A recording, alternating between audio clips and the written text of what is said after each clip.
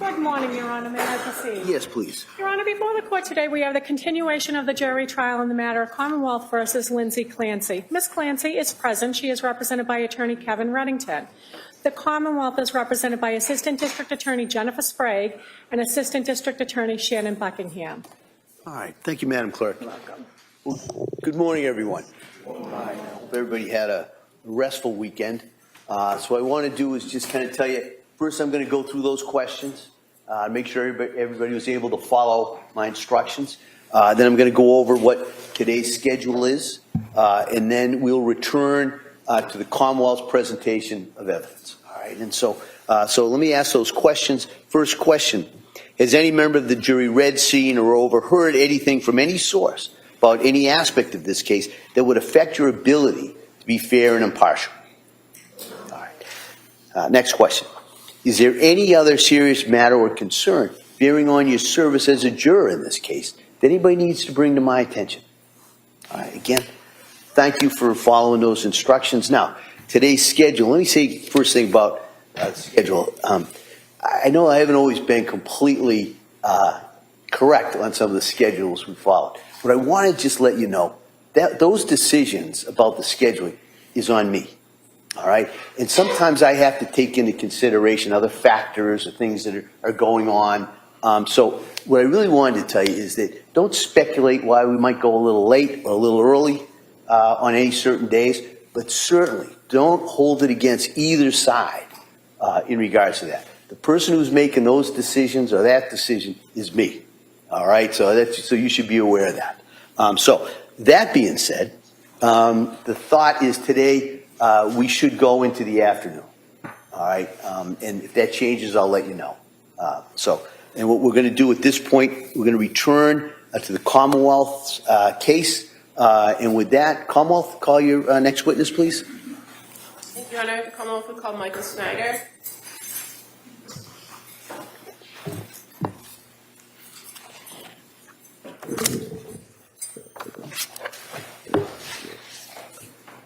While we're waiting for Dr. Snyder, could we just approach? Oh, sure, yeah. Thank you. Apologize.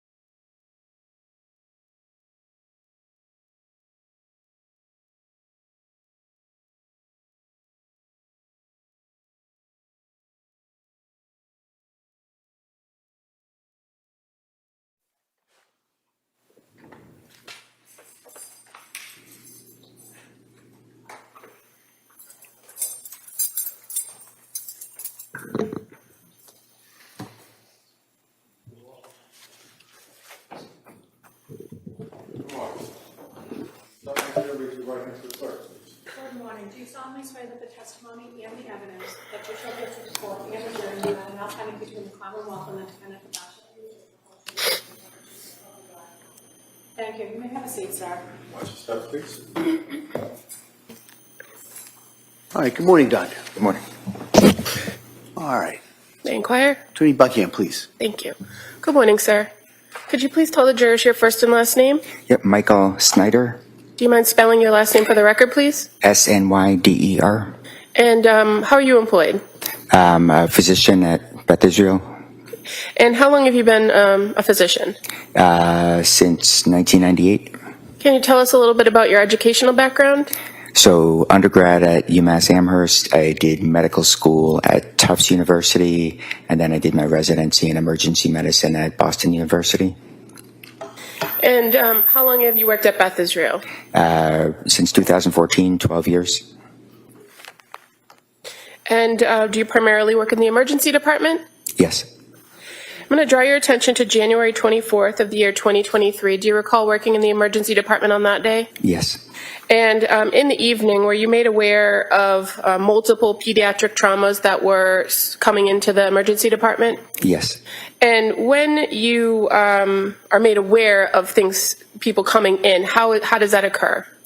So we'll typically get a call on the EMS phone that something's coming in that they want us to know about up front. And do they provide you with some basic background information about what's occurring or what occurred on scene and what's occurring during the transport? When possible, yeah. And when the emergency personnel, the EMTs or paramedics arrived at Beth Israel, there were 3 patients, correct? Correct. And you were assigned to treat 1 patient? Correct. Do you recall which patient that was? Cora? And prior to EMS arriving, did you learn more about Cora's presentation and what was occurring? Yeah, so we had heard that, all 3 were in cardiac arrest, and Cora in particular, they were still working on doing CPR and doing what we call pediatric advanced life support, so medications to try and restart the heart. And they also mentioned that they had used what we call a defibrillator to shock the heart to try to restart it, and they were still doing CPR when they were arriving. And is this information important to you as you're assessing a patient coming into the emergency department? Yeah, it's important to know, what things look like in the field, how long the patient might have been without a pulse or how long they may not have been breathing for, so we can kind of expect or know what injuries to look out for, what we can potentially reverse. And were you aware of the age of Cora? Yes. And she was 5, correct? Yes. And as far as the medications that you were aware of, what medications had been provided? So prior to coming to us, she had been given epinephrine, which is the primary medication we use in a cardiac arrest. And do you know how they had administered that medicine to her? Yeah, so she had what we call an intraosseous device in her right tibia. Sometimes it's very difficult to get an IV in, so we can go directly into the bone or the bone marrow. And were you aware of whether she had been intubated en route? So she was not intubated en route. When she arrived at the emergency department, were you there to greet the ambulance? Yes. And what happens when a patient comes in through the emergency department via ambulance? So when the patient first comes in, we immediately have our team, start to sort of take over care so there's no gap. And then we also get a sign out from the paramedics and EMTs and any other staff that had been involved in the case. And do you and your emergency room staff then perform your own initial assessment of the patient? Yes. So what do you do for that?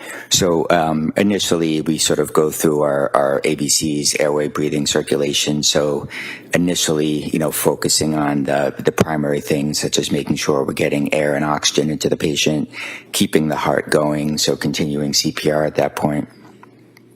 And as far as Cora went, did you observe that she was breathing? So she was not breathing on her own. How about the heart? Did you observe that her heart was beating? There was no heartbeat. How about her physical appearance? What observations did you make of her physical appearance? So initially when she had come in, some of the things we notice is sort of a blue tint to the skin, which typically, we can see when there's less oxygen or lack of oxygen. And then the other things on a quick survey is there was some areas of bruising on the neck and around the eyes, called petechia, kind of little bleeding, episodes of bleeding under the skin, and I believe a small amount of blood coming from the nose. Were you able to make observations of her hands or other parts of her body? So the hands definitely had that, what we call cyanosis or blue hue. Now, as far as the eyes, you mentioned petechiae around the face and the eyes as well as the neck. Did you notice anything else about her eyes? So the pupils were fixed and enlarged. Why is that significant to you? So oftentimes when we see it coming in, it can indicate two different things. Some of the medications like epinephrine can cause the pupils to dilate, but also if the brain is starting to become damaged or not functioning, then you start to lose initially some of the signals that would make the pupils smaller, so they'll tend to start to get enlarged or dilated if there's brain injury starting or has occurred. Now, you indicated that when Cora arrived, she was not intubated, meaning she did not have a breathing tube in. Did you and your team attempt to intubate her? Yes. And did you do that on your own or with the assistance of other parts of the emergency department or the hospital? So we had anesthesia there. After we got the phone calls of multiple patients coming in, typically we'll have all the help that we could possibly need there to be able to take care of all the patients. So I had an anesthesiologist in the room with me who put the breathing tube in. In instances where an individual might have suffered some sort of injury to their neck, does that complicate the insertion of a breathing tube? It can, yeah, because normally you might need to move or tilt the head to get a direct view where you can put a breathing tube in. But when there's a concern for neck injury, we stabilize it typically with a collar or manually. So you don't have the ability to move the head and the neck around to try and get a better view. Once a breathing tube was put in, were you and your team able to manually give breath to Cora? Yes. Now, did you then perform an assessment, a cardiac assessment of her? Yeah, so in addition to listening to the heart, feeling for a pulse, we'll also tend to use an ultrasound machine in the room where we can kind of get a direct view of heart function. And you were aware that they had defibrillated her twice in the ambulance. Why is that significant when you're treating a patient that's in cardiac arrest? So when they defibrillate a patient, it's typically the heart's or might be in a rhythm where it can't pump blood. So it might be sort of out of sync or quivering, where we may attempt to use electricity to kind of shock it back into a rhythm.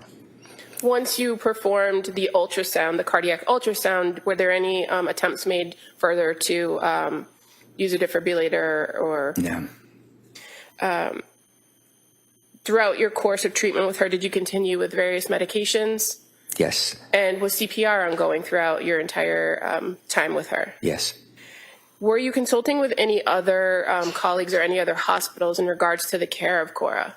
Yeah, so we actually had, in addition to all my colleagues in the emergency room, we had intensive care physicians from Children's that were on the phone with us, kind of working through any things that may have come up in the case, also expecting that they would be receiving the patients from us. Is your hospital at the Beth Israel equipped to handle this type of pediatric trauma?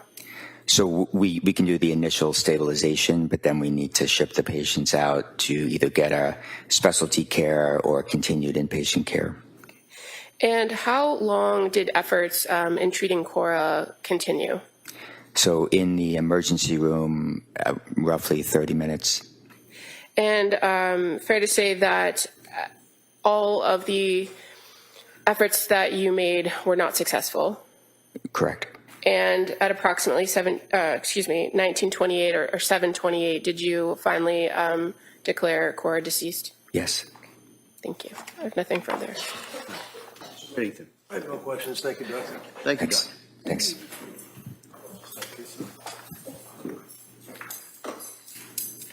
Commonwealth calls Dr. Andrew Capraro.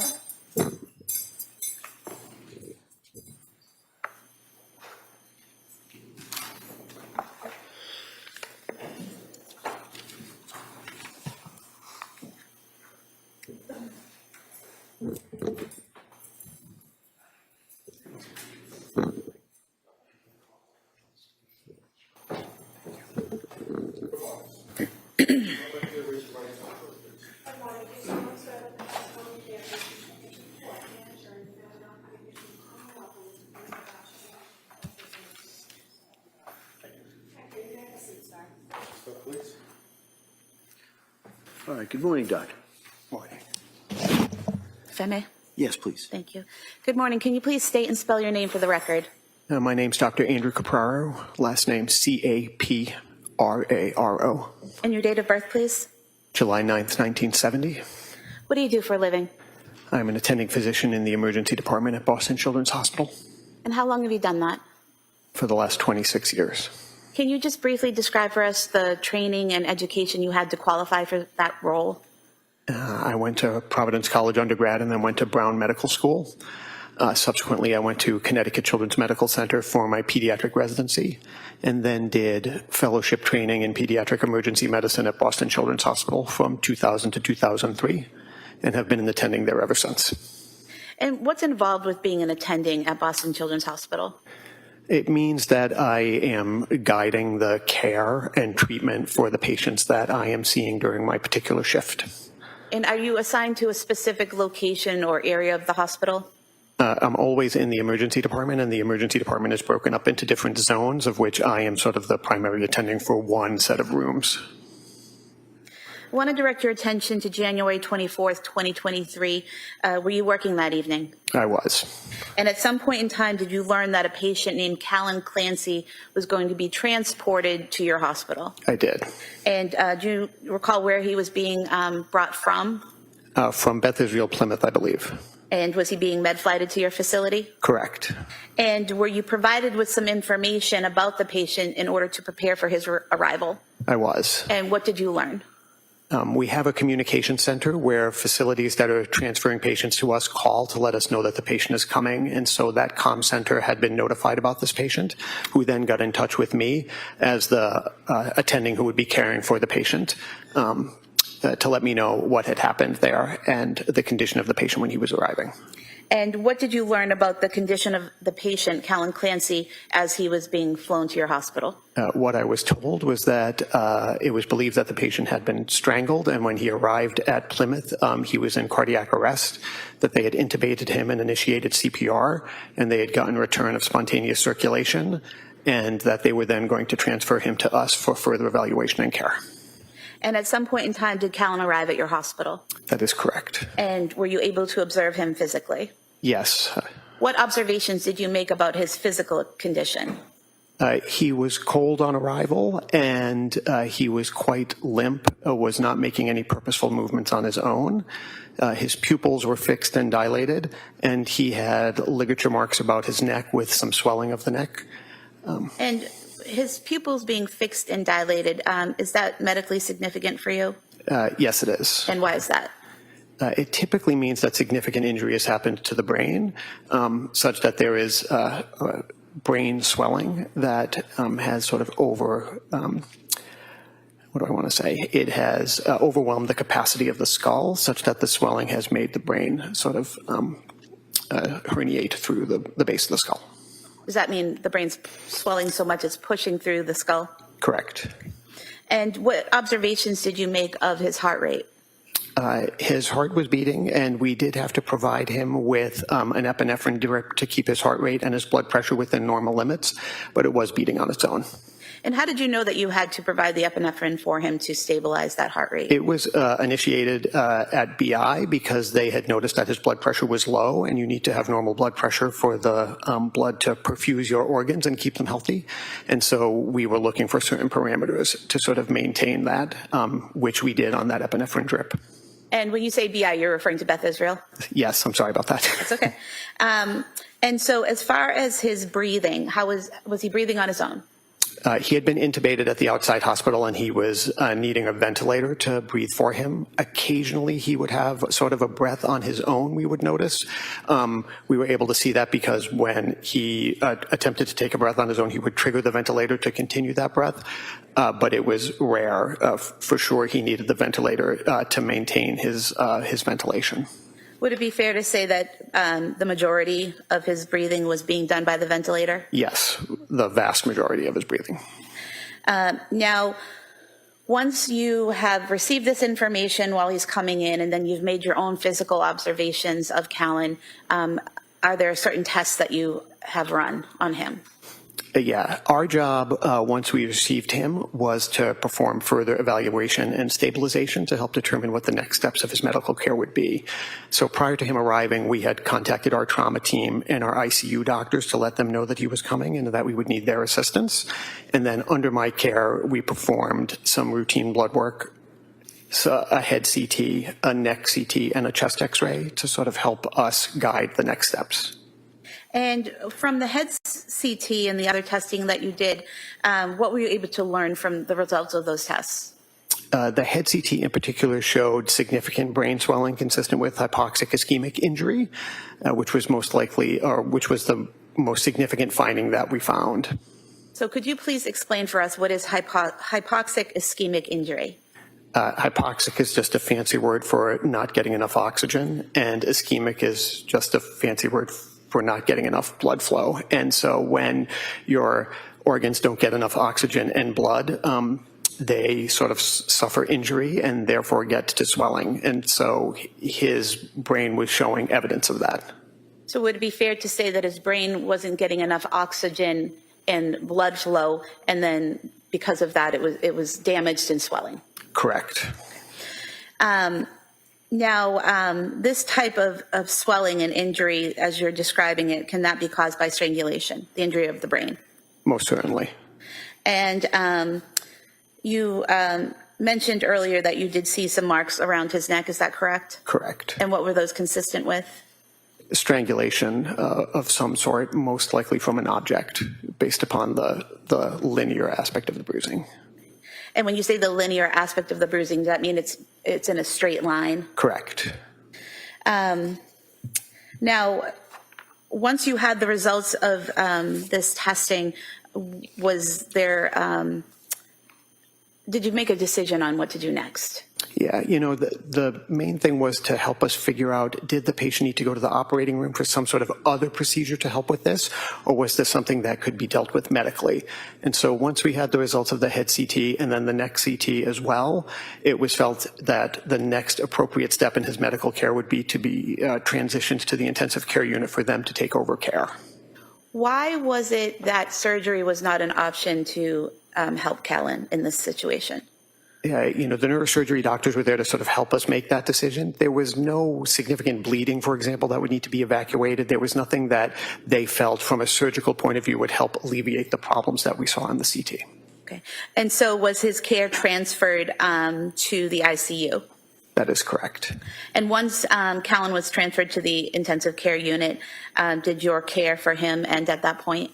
Correct. I have nothing further. Thank you. Thank you. Mr. Reddington? No questions, thank you, Oh, Doctor. thank you, Doctor. Please step down.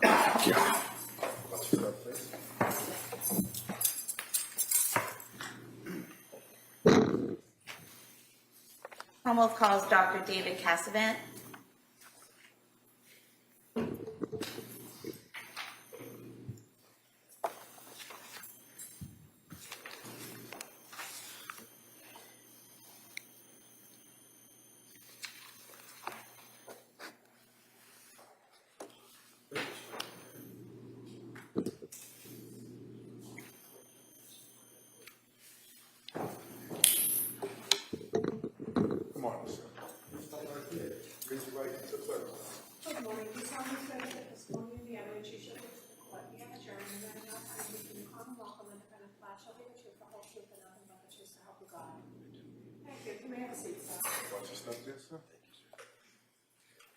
All right, good morning, Doctor. Good morning.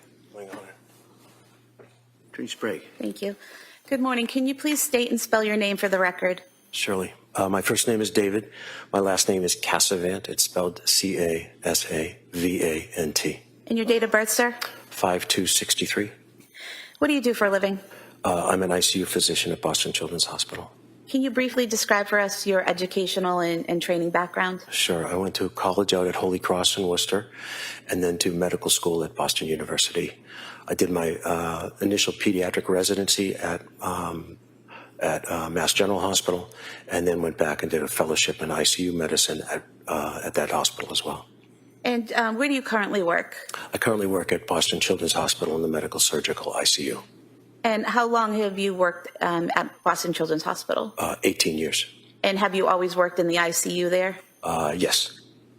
I want to direct your attention to January 26, 2023. At that point in time, did you take over the care of a patient named Callan Clancy? I did. And prior to taking over the care of Callan Clancy, did you do anything to familiarize yourself with his treatment and care? Yes, I did. One of my colleagues had taken care of him the day before in the ICU, and I spoke with her, and so I was familiar with his case. Okay. And did you also review reports and testing that had been performed while he was at the hospital? Yes, I did. Okay. And after reviewing the reports and the test results and speaking to your colleague, can you tell us what you learned from all of that?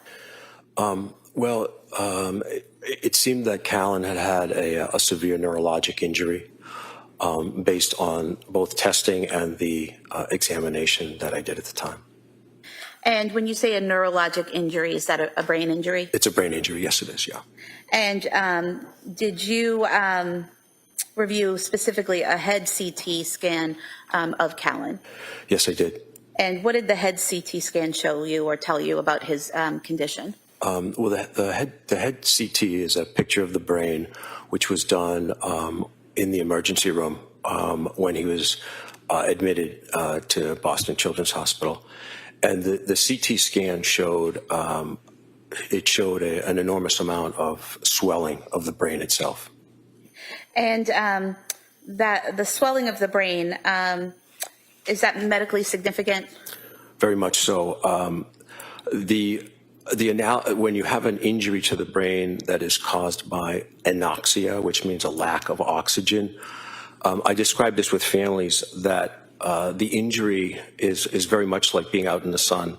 You don't notice it at the time, but swelling occurs over the course of time. And one of the things with a lack of oxygen to the brain is the injury occurs and then swelling starts to happen over the course of time, typically peaking at 48 to 72 hours. When you see swelling that happens that early in a case, as in Callan's, it means that there's been a very significant lack of oxygen and therefore injury to the brain itself. So, for example, some types of injuries that would withhold oxygen from the brain would be more mild and the swelling would occur over time. Is that correct? That's exactly correct, yes. So if a severe injury happens that withholds oxygen from the brain, that's when you see that immediate swelling like Callan had? Very much so. Sort of the comparison of a sunburn to a burn that you might get from a stove. This was a stove. It's very, very profound. Did you perform a physical examination of Callan? I did. And what did you observe? One of the first things that I noticed as I approached him was that he had a breathing tube in place, and I knew from my colleague that he was not on any sedation, which is very difficult to tolerate, having a breathing tube through the vocal cords if you're not sedated, and he was not sedated at the time. The next thing is that when I approach a patient in their bed in the ICU, we always start with a quick introduction that we're going to be coming near them in case they're asleep. And I usually start with something along the lines of, I'm Dr. Dave, I'm just going to listen to your heart.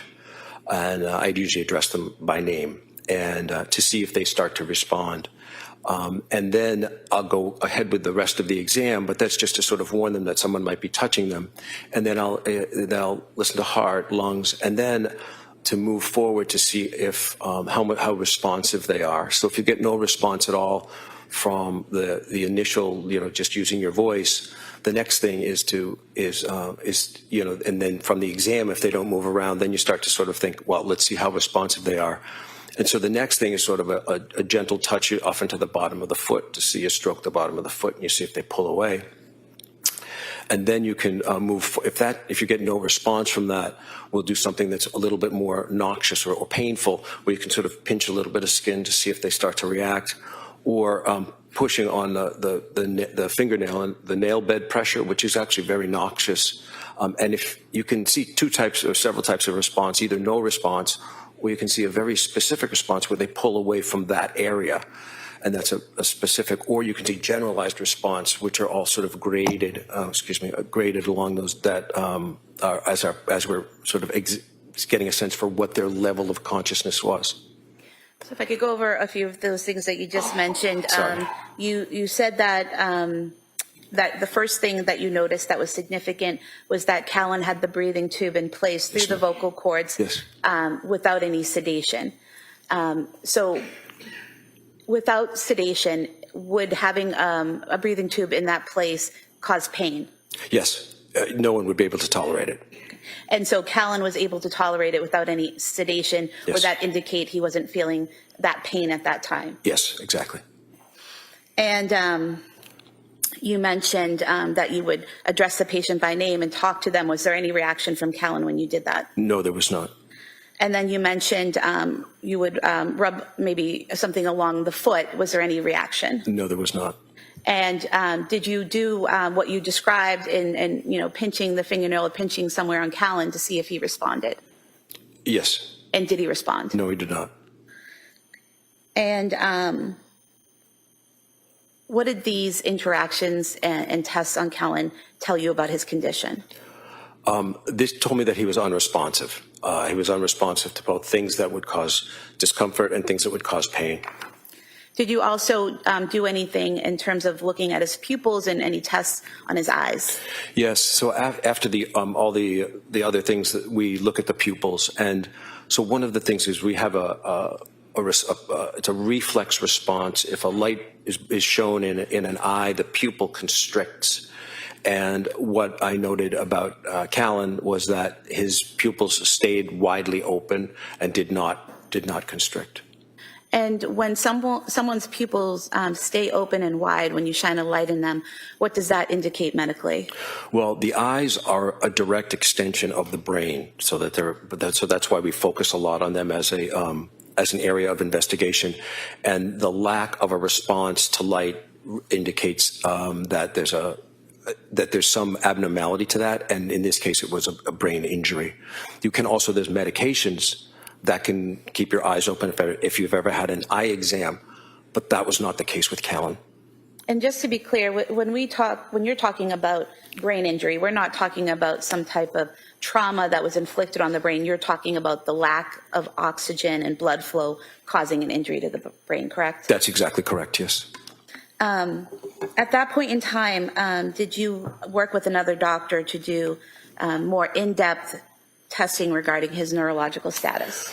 Yes. So at Children's, we have multiple teams that come together for a patient, for many patients. But for Callan, the neurology team was there from the beginning. And when in a case like this, when we see no response in an unresponsive patient, we start to get our neurology team, and one of the things we start to do is brain death testing to see if they could be what we call brain dead, meaning that the brain itself is not functioning, and that even though their heart is still beating.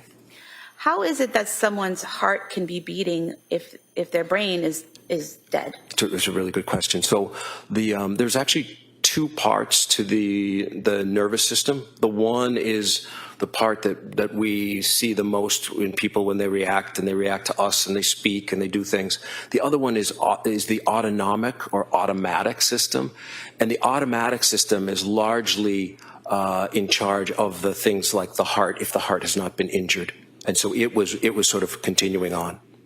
And does that give you any indication, the fact that the heart was still continuing on, about where the injuries were in the brain? Yes, it does actually. Yeah, Where would that be? Yeah, so the large part of the brain that we sort of think of as when we see the pictures of the brain, that's the cerebellum, and that's the biggest thing in humans that is most developed, and that's in charge of our consciousness, our reaction to things, whereas the brain stem, which is another part, and that's really part of the autonomic system, and that's the same in almost all vertebrates and mammals, and it's much more automatic, and so it tells me that it seemed the cerebellum, which is that part that makes us sort of the human side of what we do, that's much more sensitive to a lack of oxygen, to an anoxic injury. And it told me that that was really where that injury was in that part of the brain, much less so in the brain stem itself. So would it be fair to say that the brain stem itself that controls those automatic responses was still functioning somewhat, but the part of the brain that made Callan was not functioning? That's exactly correct, yeah. And could you describe for us the brain death testing? Sure. So the brain death testing at Boston Children's it's a very strict testing that includes some of the things that I just mentioned, but we work with our, there's a checklist that we work on with our neurologic colleagues. And we sort of go through each of what we would expect for responses from someone. And we actually then work through different of the nerve sets that we would expect them to respond to. We have it set up so that there's an ICU physician is there, and then a neurologist is there, and the neurologist and the neurology team, they're the ones who perform the brain death testing. And then the test is then repeated again 24 hours later, just to make sure that there's no piece of that is different or incongruous with a diagnosis of brain death. And while the neurologist is doing this testing, are you there present watching the testing and seeing the results as it happens? Absolutely, yeah. So we're sort of committed to being there for the whole time. And the brain death testing itself goes through some really basic things. Again, as I described earlier, the things that would be painful and do they pull away or not. The eyes, looking at the reflexes of the eyes. There's also other reflexes too. Things like if you stroke the cornea, which is the front of the eye, people blink, and that's so the blink reflex, cough, gag. There's also a reflex where they actually put cold water into an ear, and that gives people a disequilibrium. And so those are all the things that we think about. And then also too, there's some breathing components to that as well. Is one of those breathing components an apnea test? Yes, it is. Yeah. And what is an apnea test? So apnea is a word that just describes describes a lack of breathing. And how do you test that? So in a patient such as Callan, what we do, and in any patient when we're doing brain death testing, we actually disconnect them from the ventilator. And the reason that we do that is we want to see if that autonomic system in the brain will start to react as the carbon dioxide starts to increase. So our body makes carbon dioxide all the time, and the way we get rid of it is by exhaling. And where we breathe in fresh oxygen, and then we breathe out CO2. And what we do is we disconnect from the ventilator to see if, knowing that their carbon dioxide will start to rise, and the normal response for that autonomic part of the brain would be to sort of increase breathing. That's why we breathe when we sleep, because as we go to sleep, the conscious part of our brain stops, but the autonomic part kicks in, and then we breathe right through our sleep because that carbon dioxide rises. So in a patient who has brain death, would it be accurate to state that as the carbon dioxide level increases, the automatic response would be to take a breath to get more oxygen, but a patient who's brain dead won't do that? That's correct. And did you do all of these tests, or did the neurologist do all these tests on Callan while you observed? Yes, they did, yeah. And did he have any response to any of the physical tests where you were looking for a reflex or a reaction? No, he did not. No response to any. And what was his reaction or results on the apnea test? So the apnea test, again, we do all the brain testing one day, and then we wait at least 24 hours for the second one. The first, and what we expect with the carbon dioxide is that it will increase. We have it written in our, so it's all in writing for our protocol, that it will increase by 20 or get to a level of 60. A normal CO2 would be around 40. And the first time we did that, on the first day, it actually went to 59.7, not 60. And again, it was in our protocol as it has to get to 60 or increase by 20. And I actually talked to my colleagues, including neurology. I said, I know this is very close. It's 59.7, but it's not 60. I repeated that piece of the test later on that day to make sure that it was valid. And as I say, I checked with everyone to make sure that I was doing the right thing. They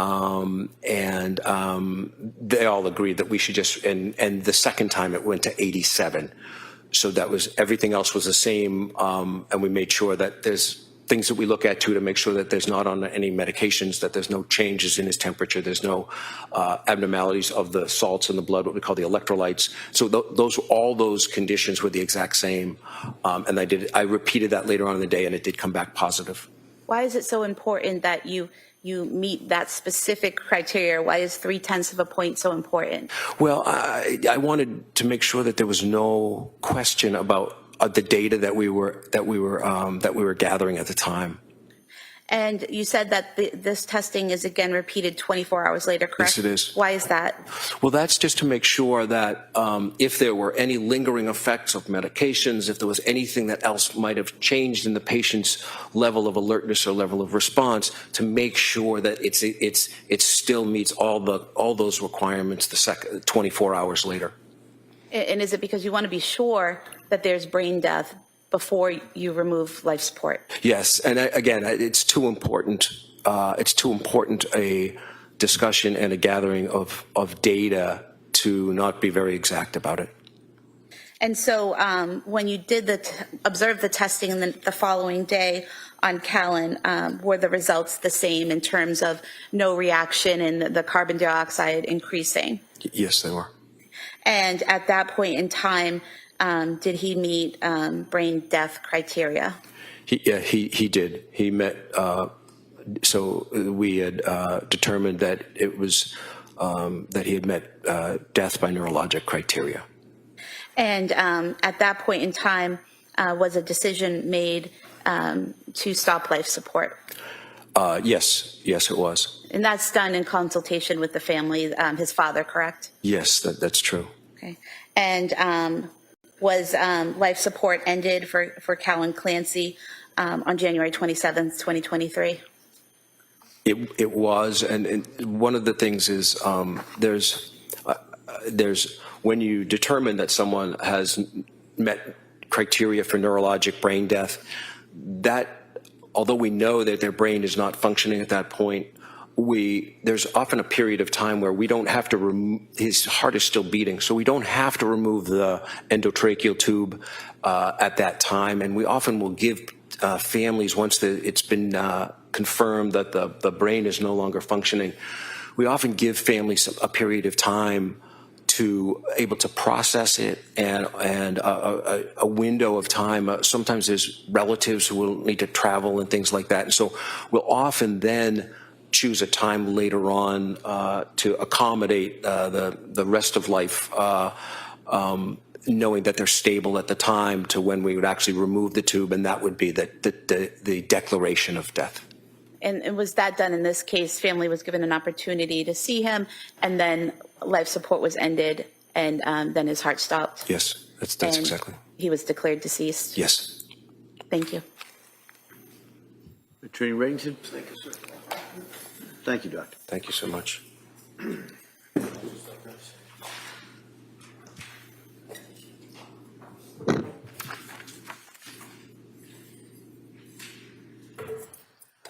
Your Honor, at this time, the Commonwealth would move to admit the Boston Children's Hospital records for Callan Clancy into evidence. There's 2 volumes.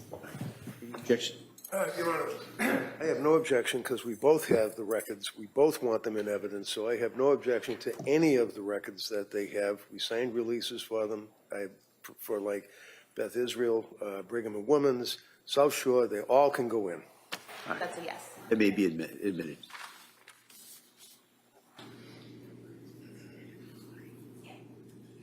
Exhibit 137.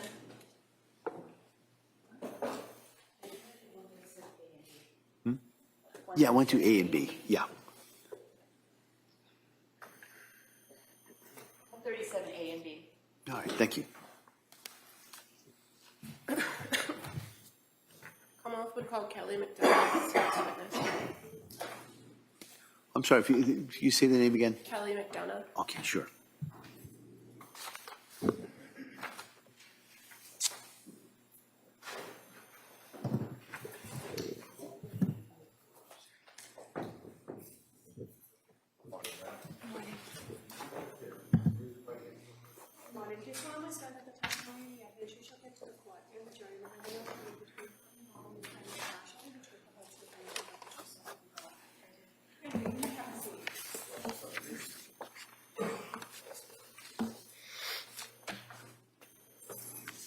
Hey, good morning. Good morning. May I inquire? Thank you. Yes, please. Good morning. Could you please tell the jurors your first and last name? Kelly McDonough, Can you spell your last name for the record? McDonough. And what do you do for a living? I'm an emergency medicine physician. And how long have you been a physician? 11 years. Can you tell us a little bit about your educational background? I went to medical school at the University of New England in Maine. I did my residency at Kent Hospital in Rhode Island. I subsequently worked at Kearney Hospital in Dorchester, and I've been at South Shore Hospital since 2021. And in what, are you primarily in the emergency department at South Shore Hospital? Correct. Have you been in any other department at South Shore Hospital? No. Are you licensed to practice in Massachusetts? Yes. I'm going to draw your attention to January 24th of 2023. Were you working in the emergency department that evening? I was. At some point, were you advised that a patient was being brought into your emergency department? I was. And were you aware of that patient being Lindsay Clancy with a date of birth of 8/11/90? Yes. And what kind of information were you given upon learning that the patient was coming here? What were you expecting to receive? I was expecting a trauma 1 response, a patient who had fallen out of a window from a height and didn't know much more than that. Okay, and so when you say trauma 1, what does that mean for you? So we have 2 designations for trauma responses, a trauma 1 and a trauma 2, and there's certain criteria for each. And there's a long list of criteria that are determined by the resource nurse who receives the EMS call. Okay, and so when we say 1 and 2, which is more serious than the other? Trauma 1. Okay. And so what do you do to prepare when a patient is coming in and you know coming in that it's likely a trauma 1 situation? So we gather in the trauma room and make sure that we have all available staff needed to take care of the patient. And what kind of staff are with you in the room, in the trauma room? So for a trauma 1 response, it would be the emergency medicine physician, it would be anesthesia, the trauma surgeons, sometimes neurosurgery will be there. And fair to say you also have a whole host of other staff, including nurses, emergency room techs, all of those people are also available to assist if you need it. Correct. Now, when this individual came in, when Lindsay Clancy came into the emergency department, were you aware from EMS that she had already come in with some sort of neurological deficits? I think that from my best recollection, we knew that she was unresponsive, found down outside of her home. Were you advised that it appeared she might have a spinal injury? Yes. And that she was not, she may have been moving her arms and her head, but not her legs? Correct. Now, when the team was assessing her in the emergency department, what types of steps do you take to perform that assessment of the patient? So there's a series of steps that we go through to assess a trauma patient that are followed every single time. ABCs, airway, breathing, circulation, and then we do a secondary survey. Okay. And in this circumstance, was the patient breathing? Yes. And when she came into the emergency department, was she breathing on her own or intubated? She's breathing on her own. At some point, did the ER staff have to intubate her? Yes. And why was that? For airway protection, there was a concern that maybe she would have a head injury and she would decompensate later. And so to protect her airway, she was intubated. Now, is that a standard protocol when there's concern for head injury? Yes. Did you see any obvious signs of a head injury when she arrived into the emergency department? No. What kinds of things would you see if somebody had an obvious head injury? You might see bleeding or lacerations or abrasions. Now, did you observe any other obvious injuries to this patient? I did. She had some superficial lacerations of her neck and wrists bilaterally. Do you recall if she came in on a backboard with a C-collar? She did. And do you remove the C-collar at some point to assess the patient for injuries? We didn't completely remove it temporarily to visualize and feel her neck and then put it right back on. Okay, and you said you did observe some injuries to her neck, correct? Yes. I'm just going to show you some photos that have been already marked, if that's okay, on the screen next to you.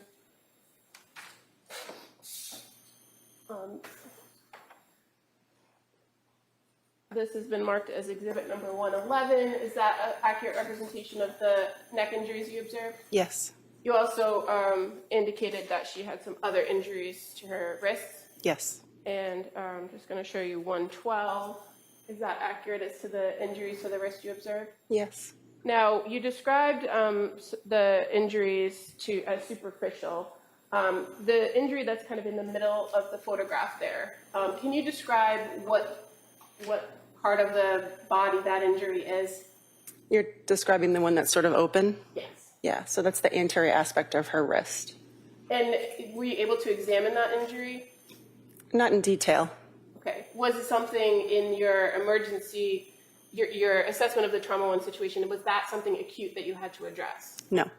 And is it fair to say that that injury goes through kind of the subcutaneous tissue of the skin? Yes. Did you observe any injuries to an artery or a vein or anything in that area? I did not. And then just showing you exhibit 113, which is the other wrist. Same thing. Did you observe anything in your assessment, your trauma 1 assessments, to say whether these were acute at the time? I assume that they're acute. Okay, but as far as treatment of them, did they require you to immediately address it No. to manage blood flow? Mm-mm. No. What was the more serious, or what was the focus of your assessment of her in the emergency department? I think the main concern was for a head injury and or a spinal cord injury. And you said that as part of the assessment team, you had a neurosurgeon available as well as a trauma surgeon, correct? There was no neurosurgeon there that day. Okay. Was there a trauma surgeon? There was. Who was that? Dr. Christina Carpio. Did you order any series of tests in order to help you assess the nature of whether there was any head injury or what the extent of the spinal injury could have been? Yes. What kinds of tests did you order? CAT scans.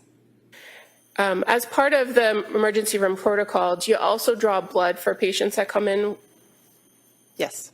And how is that usually done? It's usually done on arrival by the nursing staff.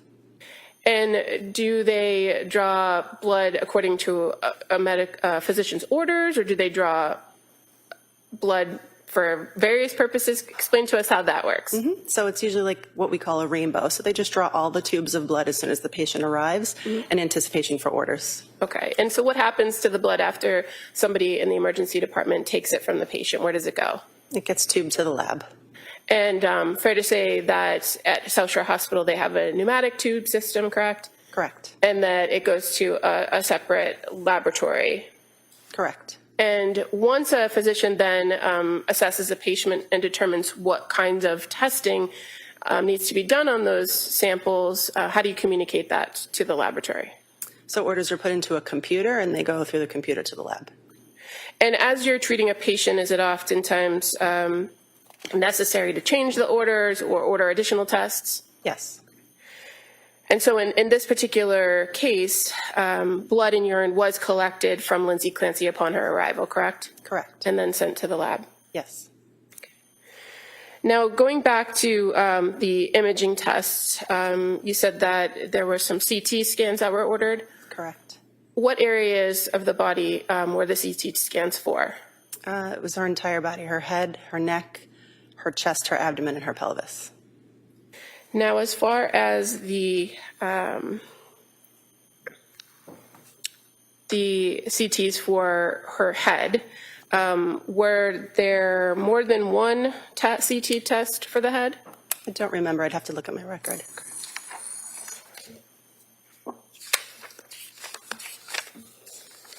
Well, what are the normal, or what are the options for CT head scans? It's usually just a CT head plane, but you could also do a CT angiogram, depending on your concern for injury. And do you recall which one you ordered here? For a trauma one, it would be a plain CT head. And why do you order that particular test? Well, we're trying to assess for skull fractures, intracranial bleeding, things like that.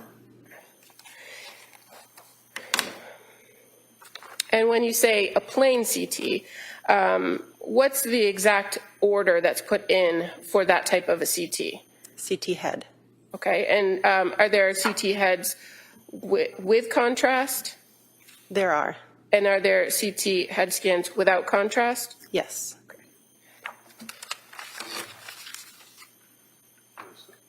And approach the witness. Just gonna show you some documents, if that's okay. Sure. I apologize, there's no series of pagination, so I'm just gonna draw your attention to this page that's black, if you could just take a look at it. Sure.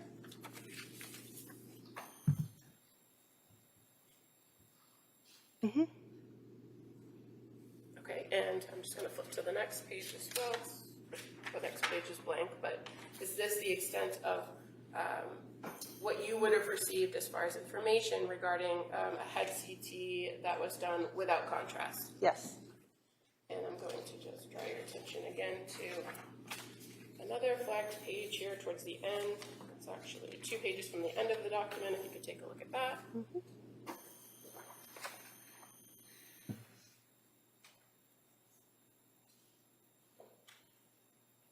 And does that reflect the report you would have received for the head CT ordered with contrast? Yes. And in addition to getting a report from imaging, you also receive some actual images, correct? Yes. And do you review those? Yes. In this particular circumstance, when it came to the patient of Lindsay Clancy, was there anything remarkable in either of those head CTs? Not that I recall. And in fact, the head CT with contrast indicated the impression was unremarkable. CTAF had no evidence intracranial aneurysm, arteriovenous malformation, or abrupt occlusion, correct? Correct. What does that mean?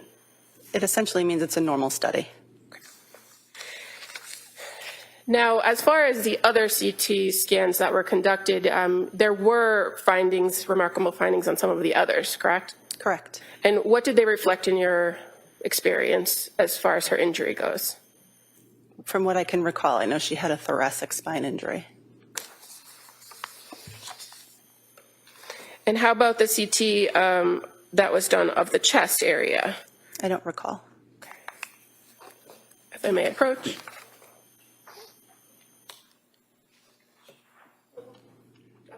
Thank you.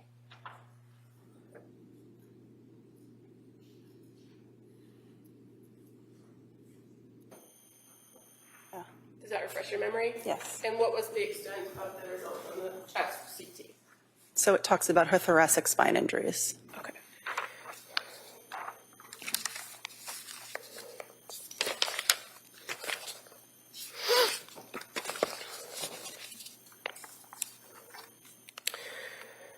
Now, after reviewing all of the images, all of the CT scans that were done here, the cervical spine, the head CTs, the thoracic spine, what was the plan for this particular patient? Was she able to be treated further at South Shore Hospital?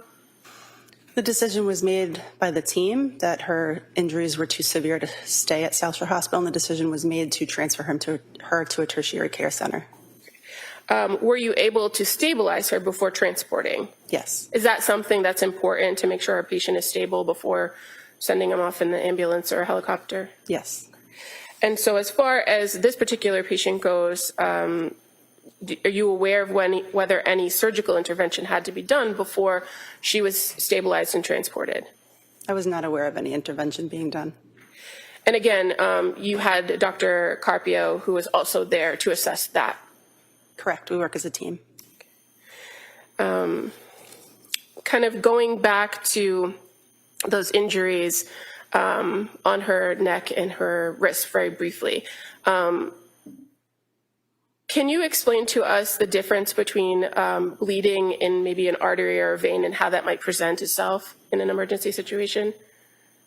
Venous bleed would be a little bit slower, darker blood, and arterial bleed would be pulsatile and bright red.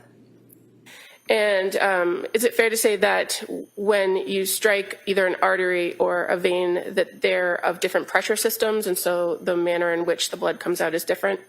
Yes. In either circumstance where an artery or a vein is struck or nicked or cut, would that be something that you'd have to stabilize for a patient in order to make sure that they don't bleed out? Yes. Was that done here? It wasn't necessary. Now, this particular patient at some point was noted to be, I think it was referred to as hypothermic. Mm-hmm. Do you recall that? Yes. Do you recall at what point in your treatment of her was that noted? Was it as she was coming into the emergency department, or did that develop while she was in the emergency department? I don't recall. What was the course of treatment for a low body temperature? We placed something called a bear hugger on them, which is a warming blanket. And can you explain to us what could cause a person's body temperature to drop to, I think it was 82.1? There are many reasons, but it could be a metabolic disarray or exposure. In this circumstance, did you know what the source of the drop in the body temperature was for Ms. Clancy? No. And do you recall how long she was in the emergency department before she was transported approximately to the Brigham? I think it was about 4 hours. At this time, Your Honor, I would move to enter into evidence a copy of the South Shore Hospital medical records for Lindsay Clancy from January 24th, 23 as the next exhibit. Is that by agreement? All right. That may be admitted. Or they may be admitted. And I would also move to enter as the next exhibit a certified copy of imaging records from the South Shore Hospital for Lindsay Clancy from January 24th, 2023. All right. It may be admitted.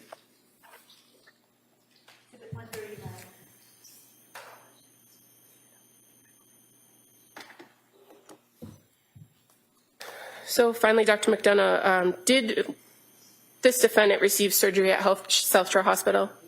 Not that I'm aware. Did you observe any cuts, abrasions, or blood on the area of her head? No. And based on your review of those findings on the CT scans, was there any noted injury from the head CTs that you could tell? No. And were you able, after using that bear hugger device, able to get her blood, her core body temperature back up to normal? I don't recall. Did you ever observe those wounds that you observed on her neck or her wrists ever start bleeding actively again? No. I have nothing further. Mr. Reddington. Right. Morning. So would you agree with me that when Lindsay was brought into the South Shore Hospital that she was unconscious?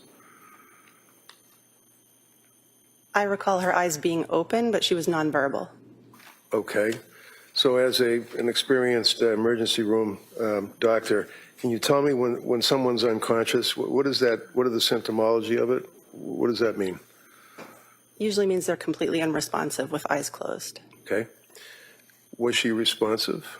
Not verbally.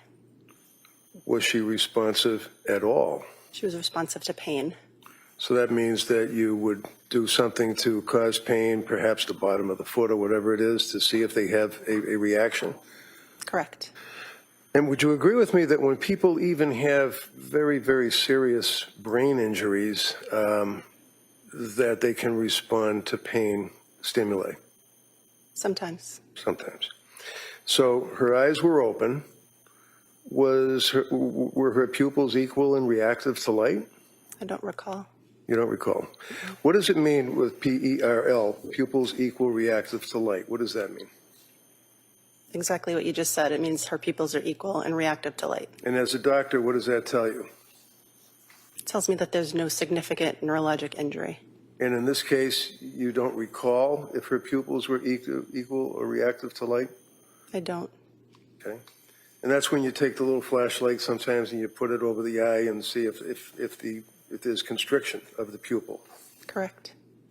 Did you do additional evaluations of her to see what her neurological function was?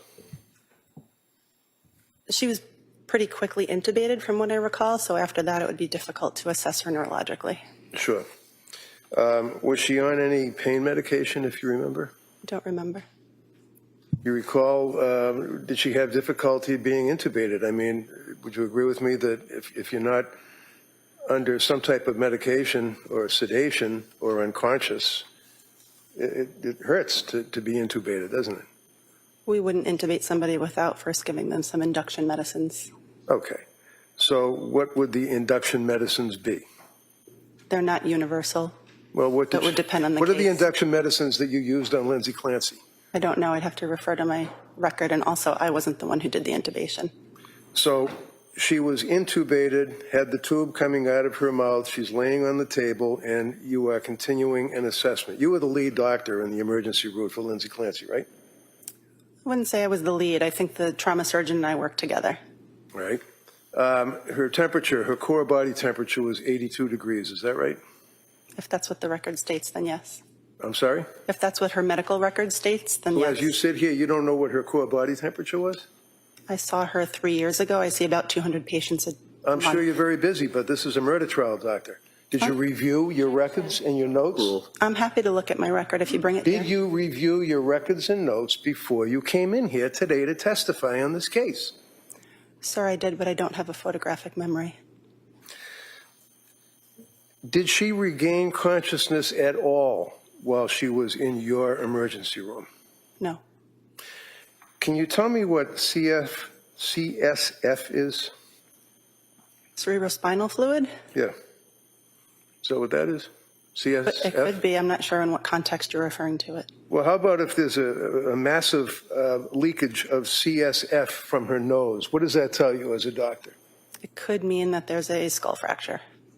Did you notice any clear fluid coming from her nose? I did not. Is that something you would look for? Yes. How quickly do you get the results of the x-rays when you're in the emergency room? Well, these were CT scans, but fairly quickly in a trauma. I'm sorry, CT scans, x-rays.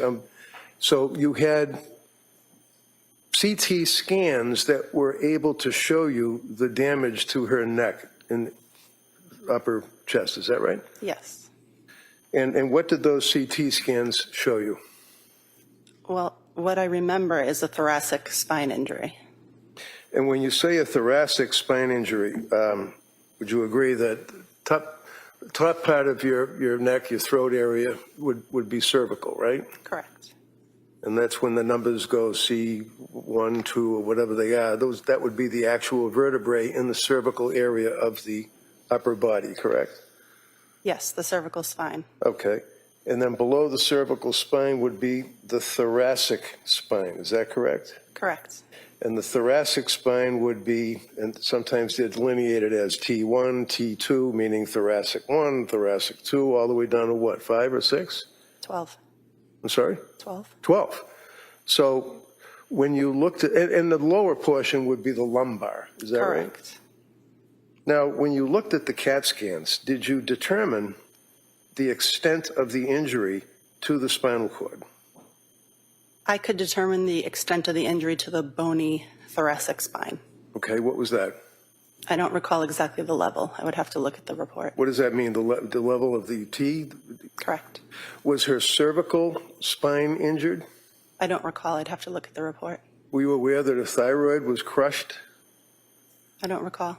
Do you know that her cervical spine vertebrae was fractured, destroyed?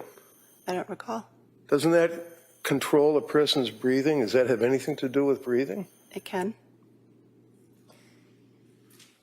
What do you remember about looking at the damage to the spinal cord depicted on the CAT scan? What sticks out most in my mind is her thoracic injury. Okay, and what was the thoracic injury? I don't recall the exact level. What does it mean by effect level? The exact level. I'm sorry. Were you aware that there was a complete transection of the spinal cord on T5 and T6? I'm sure I was aware at the time, yes. Okay. And just, can you tell me, what does it mean when it says a complete transection of the spinal cord at a particular, apparently that would be at thoracic 5 and thoracic 6, right? Mm-hmm. What does that mean with a complete transection? It means the bones are no longer one on top of the other. They're moved apart. Were you aware that there was a significant edema noted in her chest? If that's what the report says. Okay, and what is edema? Swelling. And does it also refer to fluid? It can. Did it refer to fluid in this case? I'm not sure. I would have to read the report. So in addition to the edema that was noted, was there edema noted around C7, T1, T2, T3 to T4?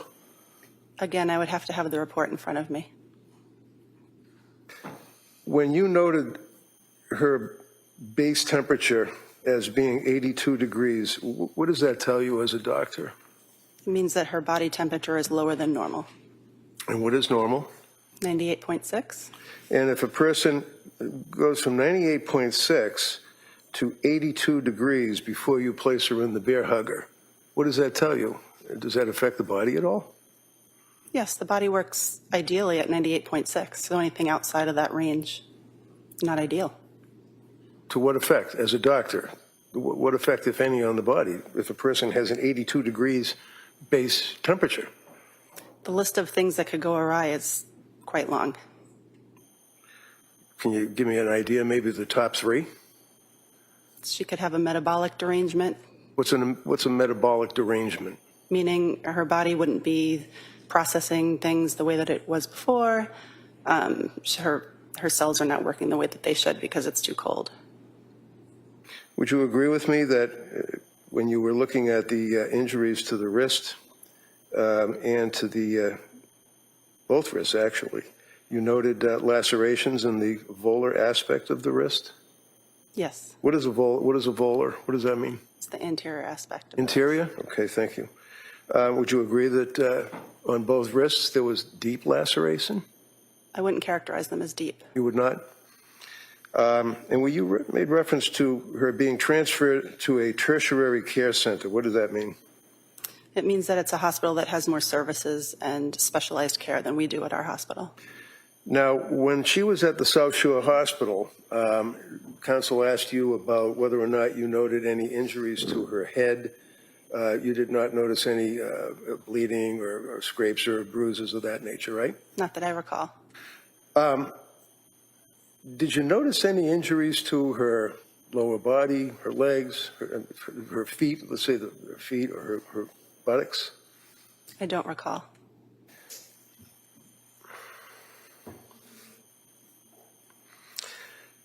At any time while she was at South Shore Hospital, did she have a cardiac arrest?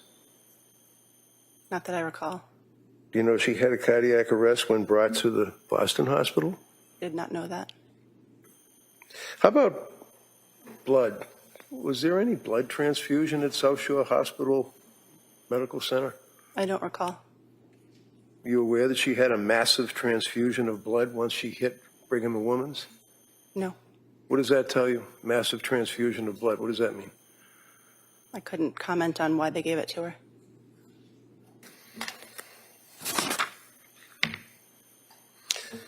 Were the police in the hospital when she was there with you? I don't recall. Was she chained to the bed by handcuffs? I don't recall.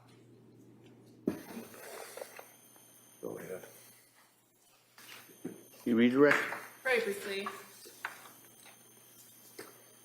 Dr. McDonough, I'm just going to give you your notes, if that's okay. Sure, thank you. I'll just take a look at it and then take your time and just look up when you're done.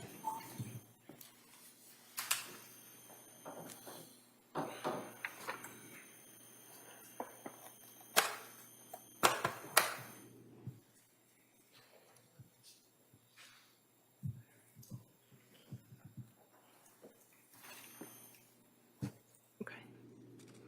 You need Do this you want back? to just flip through the rest of them to see if that's the extent of the note that you had in the record?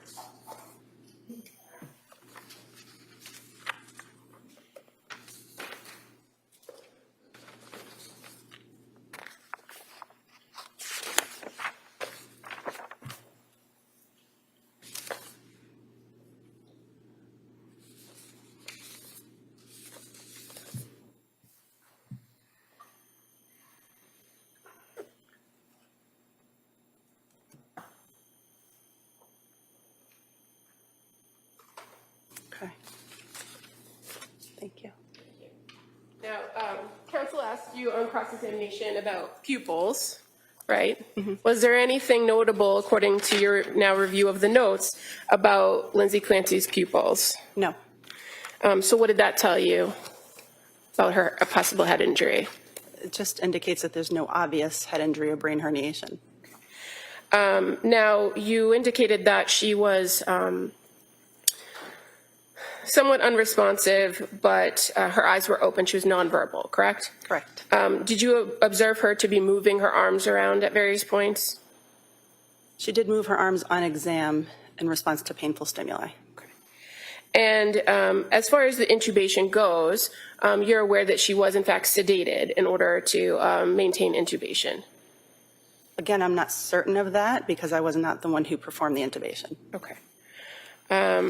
And you were asked about CSF. Having now kind of looked through your notes with your interaction with this patient, was there any note of cerebral spinal fluid, in either your assessment of them or your review of any of the CT results? I didn't see any mention of that in my physical exam.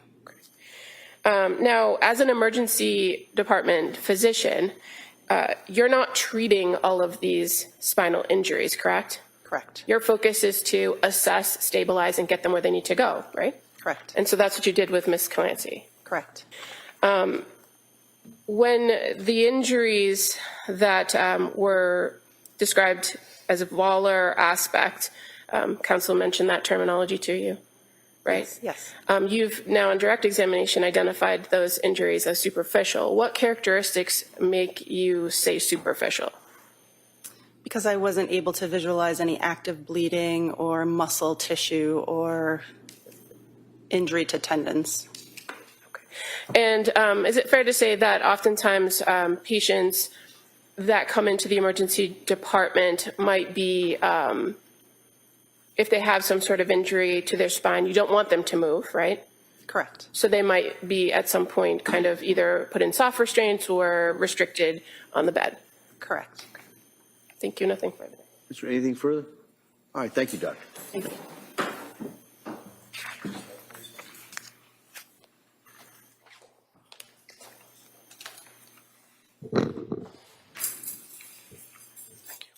The Commonwealth would call Rose Stoffers.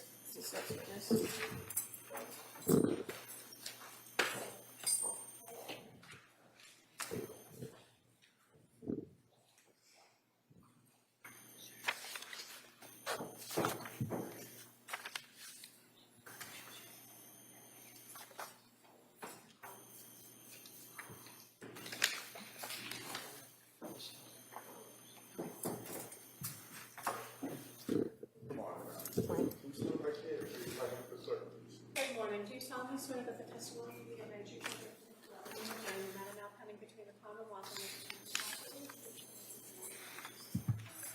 Thank you. You may have a seat. Watch your step, please. Hey, good morning. Good morning. Morning. All right, Attorney Buckingham, please. Thank you. Good morning. Good morning. Could you please tell the jurors your first and last name? Rose Stoffers, Could you spell your last name for the record? Stoffers. And what do you do for work? I'm a sergeant on the state police in the crime scene services section. And how long have you worked for the state police? Since January of 2019. Can you tell us a little bit about what the crime scene services section is of the Massachusetts State Police? Sure. So we get called to all different kinds of crime scenes. Our main job is to document the scenes with photos and videos. We can also process evidence on scene, or we collect evidence and bring it back to our lab and we process it there. We're processing for fingerprints, and then we do fingerprint analysis, try to identify any fingerprints we find on the evidence. And fair to say the state police crime scene services have labs across the state, right? Correct. And what office do you work at? Right now I work out of the Boston office. Going back to 2023, were you working out of the Lakeville office? Yes. And so fair to say that the troopers that are out of that Lakeville office do respond to a lot of scenes here in Plymouth County? Correct. I'm going to draw your attention to January 24th, 2023. Do you recall being called out to the South Shore Hospital in Weymouth on that night? Yes. And do you recall approximately what time you arrived there? I arrived at about 8:35 p.m. Were you by yourself or were you with anyone else from the unit? I was by myself. I met then Trooper Lawler there. He's from the Plymouth Detective Unit, and I also met the forensic scientist there. And can you explain to the jurors a little bit about that relationship that you as a trooper have with forensic scientists that work for the lab? The forensic scientists are civilians who work for the lab, but they will come out to scenes as well. They do mostly testing of like biological evidence that we don't do. So we work closely with them both at scenes, and they share our office in Lakeville. And fair to say that they're actually part of a different unit with the State Police Crime Lab called the Crime Scene Response Unit. Correct. But oftentimes is it the case that when you're responding to serious crime scenes like this one, that you're working in tandem with a forensic scientist from that unit? Yes, that's correct. Okay. And so in this circumstance, you indicated that Maureen Hartnett also was at the South Shore Hospital with you? Yes. When you got to the South Shore Hospital, what was the purpose for you being called out there? What were you asked to do? So my instructions were to document the defendant, any injuries that she had. Forensic scientist Hartnett was going to be taking swabs, and anytime they take swabs, we have to document the areas in which they swab. So when you got to the South Shore Hospital, do you remember where you went in the hospital? Yeah, I went to one of the trauma rooms in the emergency department. Okay. And so were you able to make observations of Lindsay Clancy? Yes. And do you see Lindsay Clancy in the courtroom? Yes. All right. Record may reflect the identification. Thank you. What were your observations of her when you saw her? She was covered in like blankets and like heating devices, and she had a neck collar on. So when I first walked in the room, I couldn't see anything on her body because she was under the blanket other than like the neck brace and her face. May I approach? You may. Show you a photograph. Is that a fair and accurate representation of how you observed Lindsay Clancy? Yes. So we'll get this as the next exhibit, please. Any objection? I have no objection to any of the photographs. All right. That may be admitted. Exhibit 140. Sergeants, first I'm just showing you now what's been marked as Exhibit 140. Can you see that from where you're sitting? Yes. And so this blanket, that's how you observed her in the trauma room? Yes. Okay. At some point, did you and other medical staff remove the blanket to document injuries? We didn't remove the blanket, but we did remove her arms out from underneath the blanket. Okay. And so were you able to do that on your own, or did you need assistance? I needed assistance. And why did you need assistance? When I first attempted to pull out her right arm, she was uncooperative and pulling it back and fighting against us a little. So did you enlist the help of the nurses to help you to remove her arm from the blanket? Yes. Were you able to make any observations of kind of the temperature in the room at the time that you got in there? Yes, it was very hot in the room. Okay. And that blanket that you observed, were you aware that blanket was to kind of bring her body temperature up? Yes. When you were able to view her arms, when you first saw them, did they have anything on them? There was a red-brown stain on her hands, and there was gauze on like her wrist area. Did you enlist the help of the medical staff to remove the gauze? Yes. And why was that? To document any injuries that might have been underneath.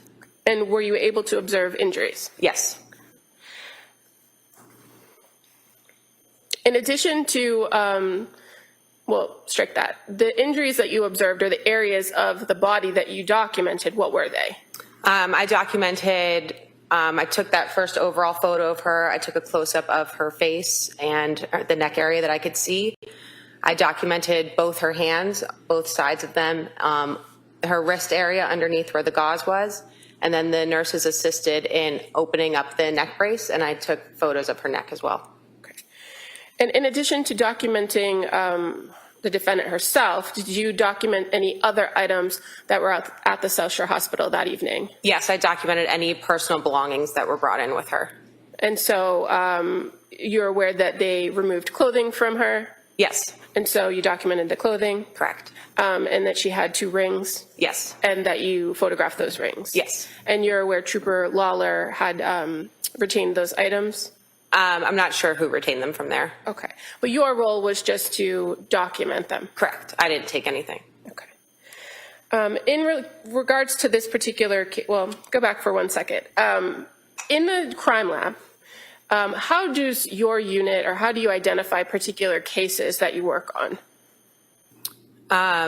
As in like being called out to something? Well, is there a way that you, once you get called out to a case and do work on a case, is there a way to track what you did with each case by some sort of case number or lab number? Yes, we have a case number associated with it. And as far as lab numbers go, you're aware that the crime lab follows pieces of evidence using the same lab number? Yes, that's correct. And does that track items that go through your system? Yes, so our lab number goes into a computer system and it tracks everything. It keeps every report written on that case. It tracks the custody logs. It tracks every piece of evidence that's been involved in the case.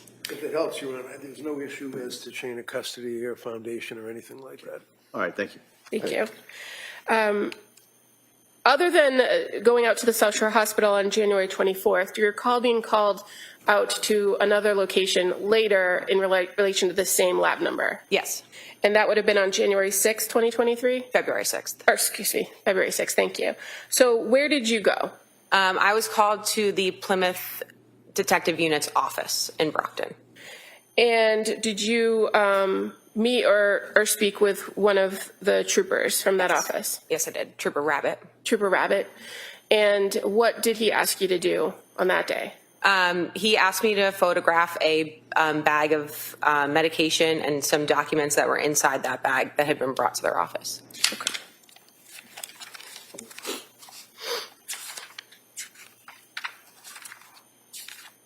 And did you do anything else with the items that Trooper Rabbit had in his possession on February 6th? No, I just photographed them and left them with them. Okay. And again, is that something that your unit sometimes is called out to do? Yes. Okay. Nothing further. Attorney Reddington? So, is it trooper or are you a chemist or? Sergeant. Sergeant, sorry. Sergeant, you had a search warrant apparently when you went into the house, I guess, with Trooper Rabbit? I didn't go into the house. Oh, so he just gave you the bag. In other words, you didn't go in the house and take pictures of any of the rooms or anything like that? No, the bag was at their office when I went to their office. Oh, okay. All right, that's all I have. Thank you. Anything further, Attorney Buckingham? No, thank you. All right, thank you, Sergeant. Thank you. Can we approach? Yeah, please.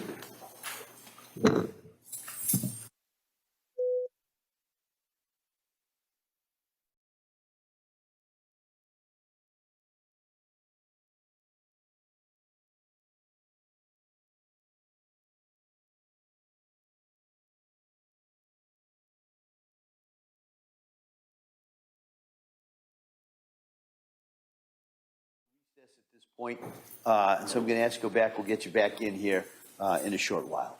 Okay, thank you. Court, all rise. Jurors, please go to the notebooks. Please among yourselves.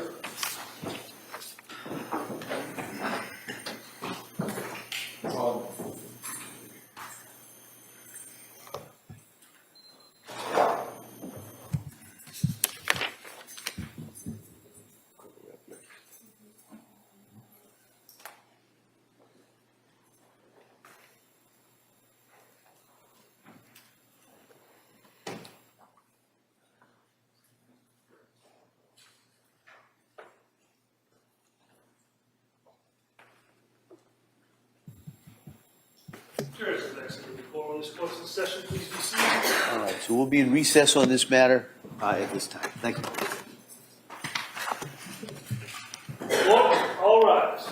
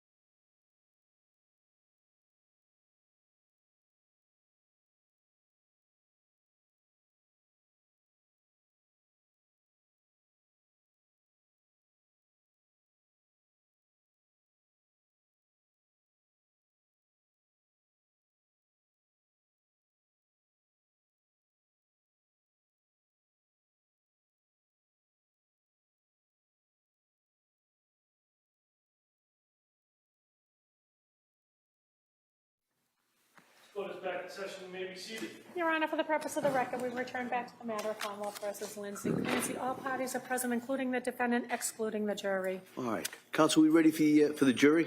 Yes, Your Honor. All right.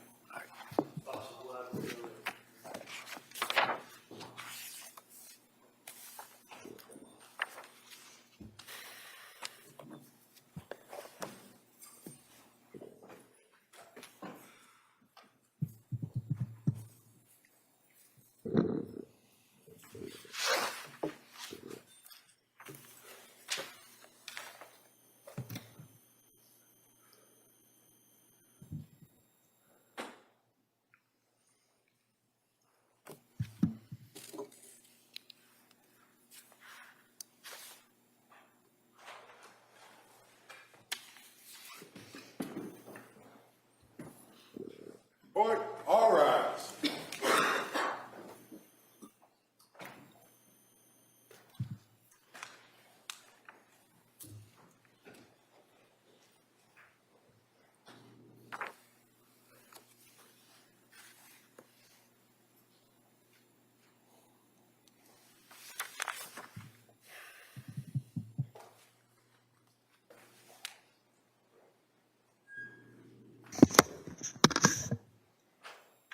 This court's now in session. You can be seated, please. Your Honor, for the purpose of the record, we return back to the trial of Commonwealth versus Lindsay Clancy. All parties are present, including the defendant and including the 18 jurors. All right, thank you. Commonwealth, call your next witness, please. Your Honor, Commonwealth would call Rochelle Amity.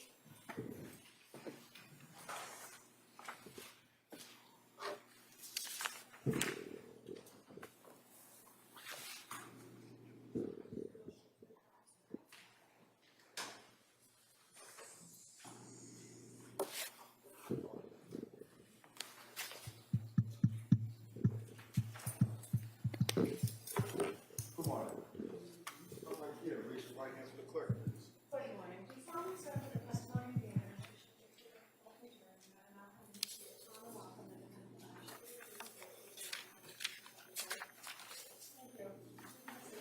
Watch your step, please.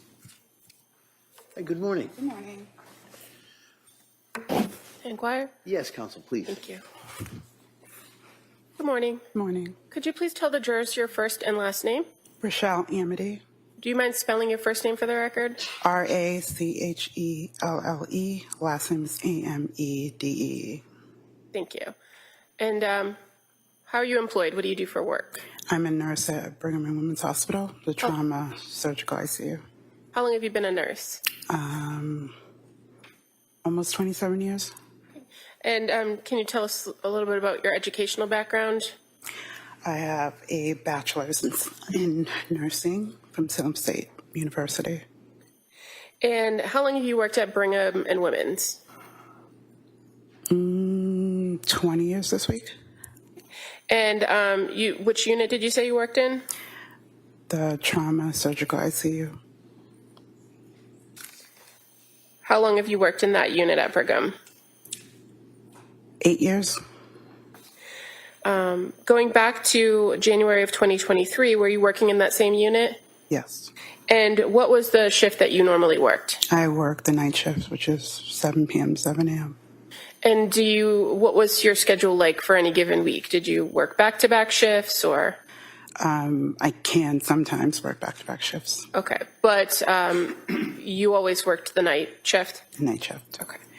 I'm going to draw your attention to a particular patient that you had some interaction with in January of 2023, and that was Lindsay Clancy. Do you recall treating her? Yes. And was she in that trauma surgical intensive care unit? Yes. Do you remember the first time you interacted with her? Yes, I got her. And would that have been on the first night she was there on January 24th? Yes. How did she come to your unit at the Brigham? She came from the emergency room, went to MRI, then came to the ICU to me. And were you aware that she had been seen at a local hospital? Yes. In Weymouth, the South Shore Hospital? South Shore. While you were treating her on that first night, were you the main nurse assigned to her care? Yes. And what were your responsibilities as the nurse assigned to her care on that first night? First night, she was intubated, came to me intubated.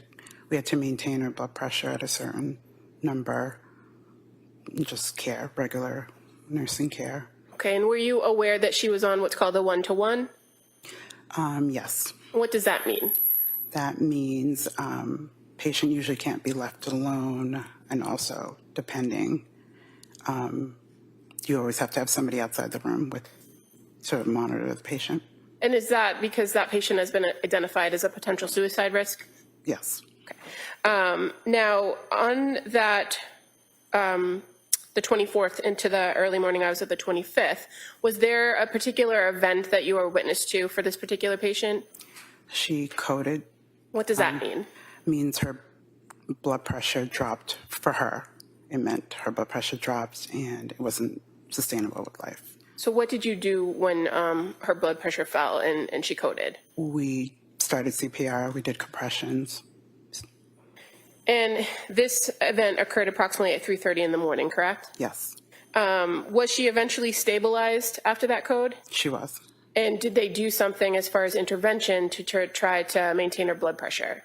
We increased her pressors. We added 2 more pressors. She was already on 2. They placed chest tubes in, started what we call a massive blood transfusion protocol. And did this all occur in the trauma surgical intensive care unit, or did she have to be taken to a different unit? No, it all occurred in her room. And other than medical staff that were treating her that particular night, did you observe anybody else present? She had 2 police officers outside the room. Okay, and so did they remain outside the room for the duration? Always outside the room, yes.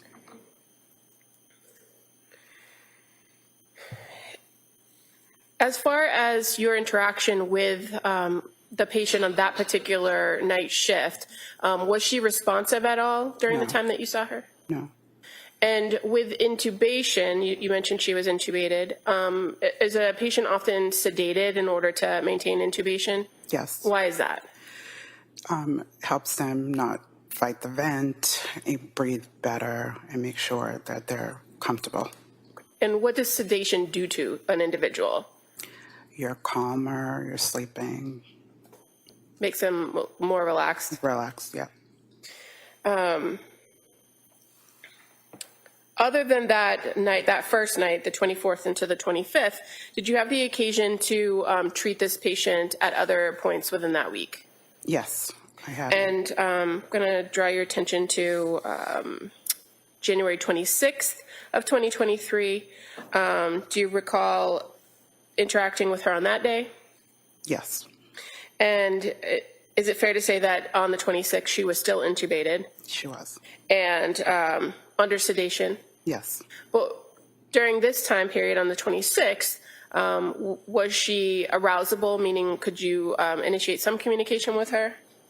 Some, yes. And were you able to kind of give her commands in order to care for her that she was able to follow? Yes. And when I say able to follow, obviously... Simple, yeah, commands. What kinds of Like, can you commands? squeeze my hand? Can you wiggle your toes? Just basic neuro check to just make sure she's alert and she's able to follow, understand what you're saying to her. And for this particular patient, you're aware that she presented with a spinal injury, correct? Correct. And so movement of the lower extremities was not something that she did? Correct. But did you observe her to move her head around and move her arms around? Yes. Now, you also had the occasion to treat her in the overnight shift of January 28th of 2023, correct? Yes. And during that time, she was also still intubated? I believe so. I'm not sure. I've had her both intubated and Okay. extubated. While she was still intubated, did you have a system that you could use to communicate with her? Yes, board. We have a whiteboard or clearboard that sometimes patients can write on. Did you observe her to utilize that whiteboard to write on it? Yes. And at this point, when she's writing on the board, her eyes are open and she's responsive. Yes. And she's able to tell you how she's feeling, correct? Yes. And fair to say she used that whiteboard to tell you she was confused and that she couldn't feel her lower extremities. Yes. And do you recall her complaining of having pain? I don't recall.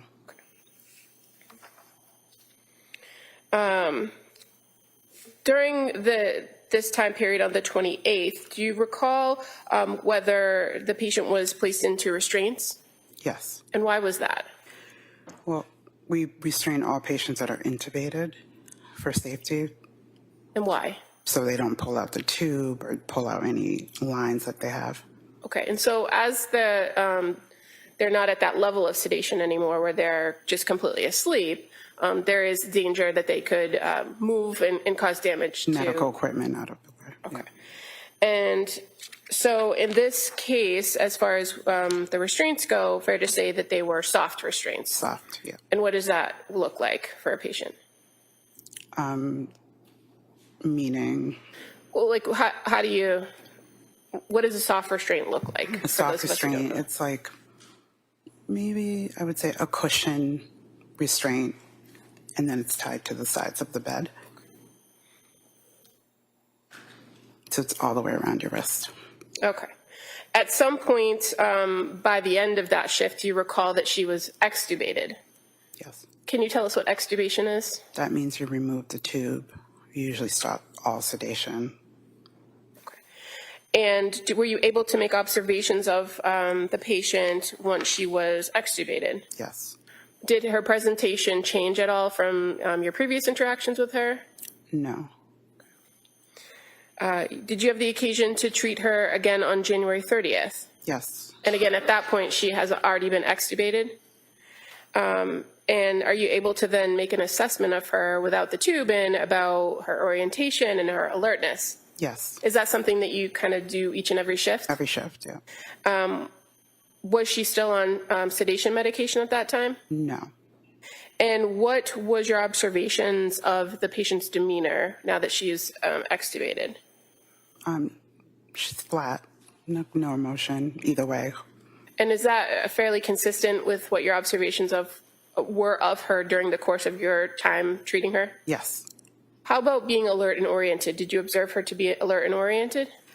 She was. And did you observe her to identify sleep as an ongoing issue? Yes. And so as part of the plan for treating her, did you address the sleep? Yes. And how did you guys address sleep? The plan was to start the first sleeping medication for her. I don't remember exactly which one, and then wait a couple hours, see if it worked, and if not, try another medication. Okay, and this actually occurred over the course of a few days, Few correct? days, yeah.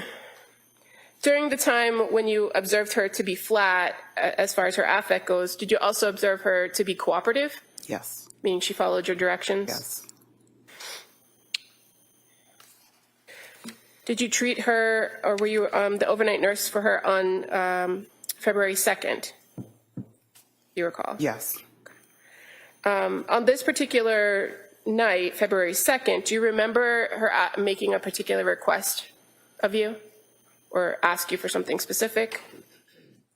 I think that was the night she wanted to reach out to her lawyer. And did you note that in your nursing notes? Yes. And why did you note that particular request? Objection. Can I see counsel?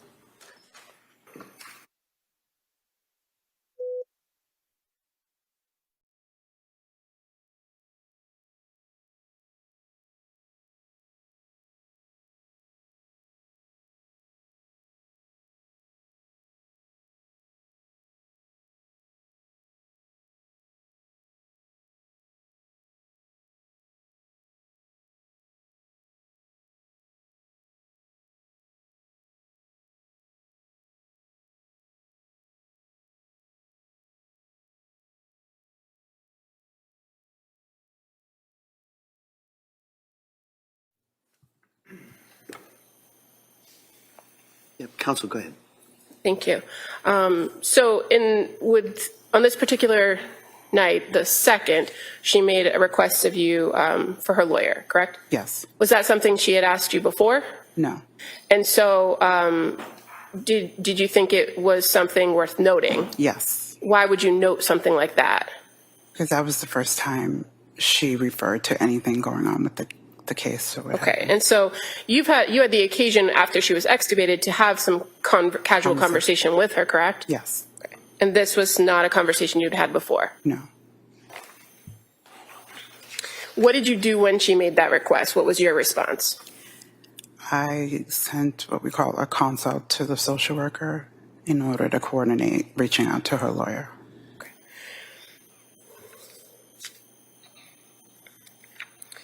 In any of the shifts that you had been caring for this particular patient, did you see anyone besides medical staff and the law enforcement that were outside of the room come in and speak with her? No. Were you aware that she was not to have visitors? Yes. I was told the first night. And is that something that you've seen before in your work as a nurse when there are police on site? Yes. Were you present at one point when some troopers came in to take photographs of her? Yes. And were you in the room when they took the photographs? Yes. Do you recall assisting them in viewing the injuries to her wrists and her neck? I don't know if I don't remember assisting. Okay, but you were present. I was present, like, in the room with her. And fair to say, your contact ended with this patient on February 3rd when she was transferred off of the trauma surgical ICU unit. Yes. So, one moment. Sure.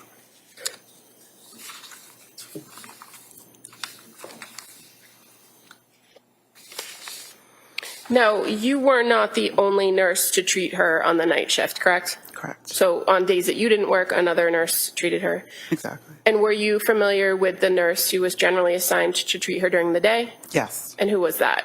Megan Collins. Megan Collins. And is it fair to say that with the law enforcement presence and this patient's particular situation, the amount of medical staff that were treating her on a regular basis was fairly limited? Correct. Meaning it was the same Yes. people all the time?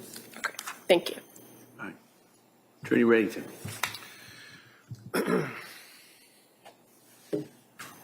Morning. Morning.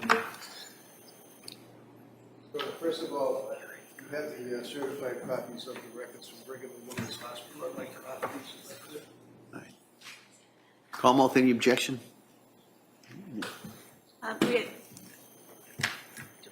I actually have those on a disc. I was going to put the disc in instead of all the paper. Why don't we put both in? Sure.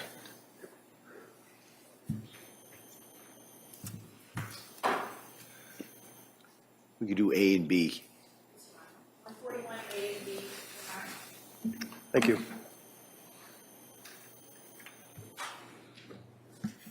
Now let's talk about a lawyer first, since that was the last that they asked you about. And correct me if I'm wrong on any of these dates or facts. She was admitted on the 24th of January. Is that correct? Yes. And do you have a memory as to approximately what time was it in the evening? Well, she got to the ICU, it was around 3. Okay. You're very soft-spoken. Sorry. If you can just keep your voice up so all the jurors can hear you. She got to the ICU around 3 a.m. Thank you. And she came by med flight? She came to me from MRI. And MRI obviously would be when you're taking the pictures. Picture, yeah. And that would be on the 24th of January in the early morning hours, correct? I think it went into the 25th. Into the 25th? I think so. Counsel asked you about the whiteboard that she would write on. And I think it was, again, if I'm wrong, correct me, was it January 28th that she used for the first time the whiteboard to communicate? Yes. And the whiteboard basically is just a whiteboard, and, Yeah. and you write on it. Erasable. And she was not able to speak because she was intubated, right? Yes. And she was in the restraints that you've described as well, right? Right. Moving forward, January 28, 29, 30, into February 1st, February 2nd.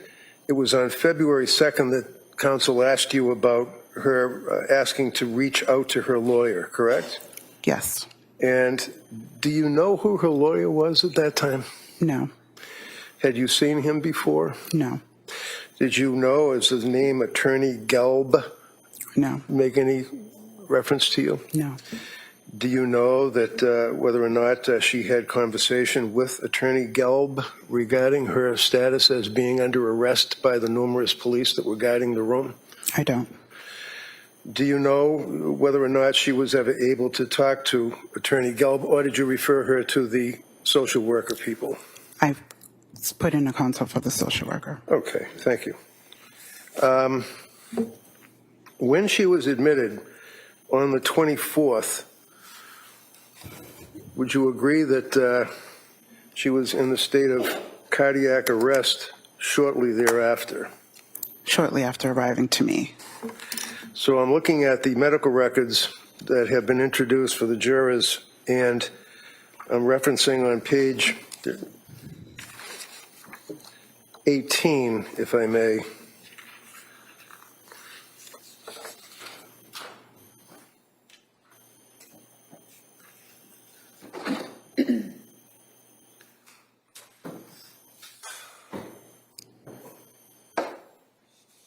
Now,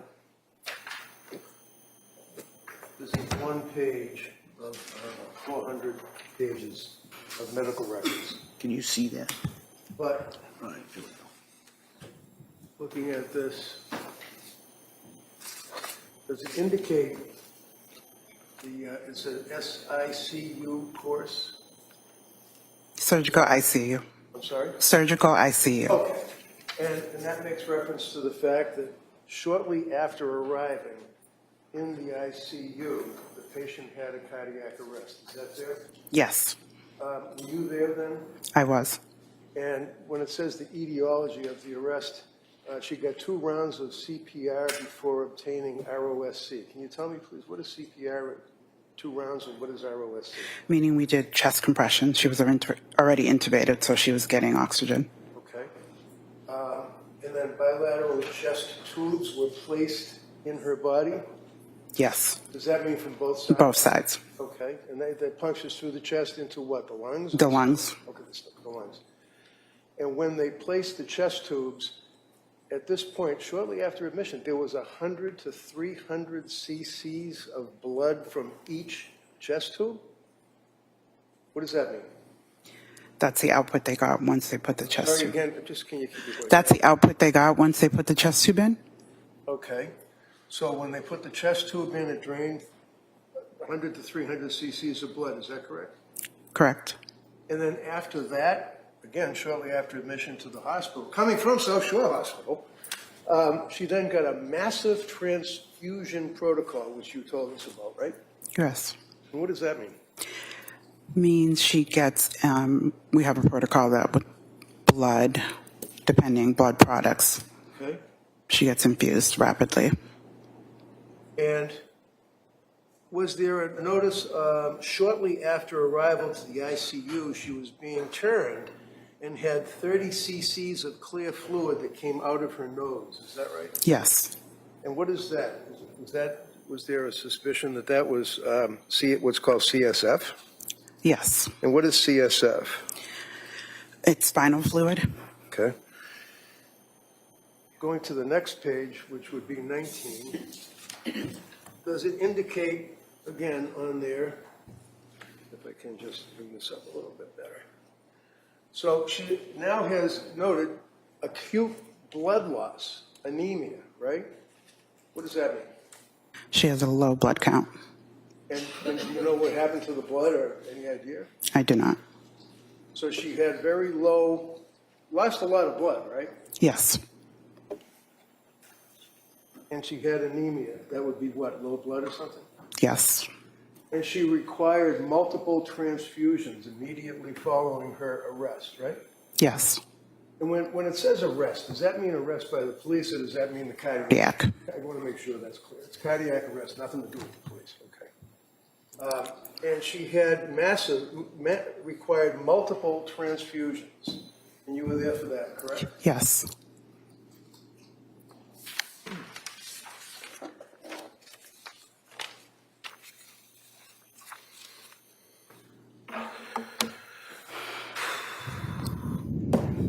Were you aware of the extent of after you had the after you had the MRIs and the CAT scans, were you aware as the lead nurse or treating nurse as to what the extent of her injuries were?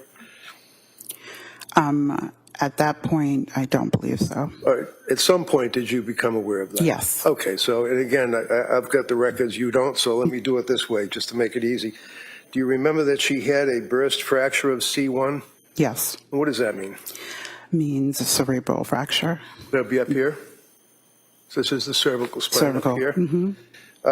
And then T5 and T6, there was a Thoracic. transection. What does that mean? Thoracic.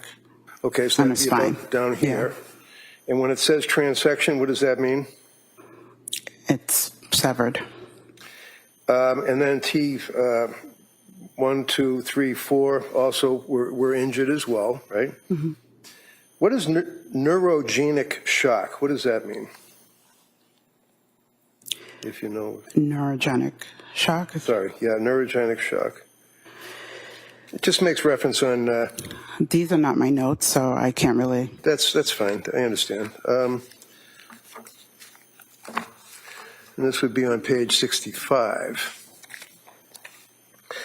Do you recall reviewing the documentation as to what's captioned present illness in the records? Did you know that she was presenting as a transfer from South Shore Hospital? Yes. Did you know that under present illness and the history would be that she's a 32-year-old female with history significant for postpartum depression? Did you know that? Yes. And did you know that after the fall with the C1 burst fracture and the complex transection of T5 and T6, she also had rib fracture, correct? Yes.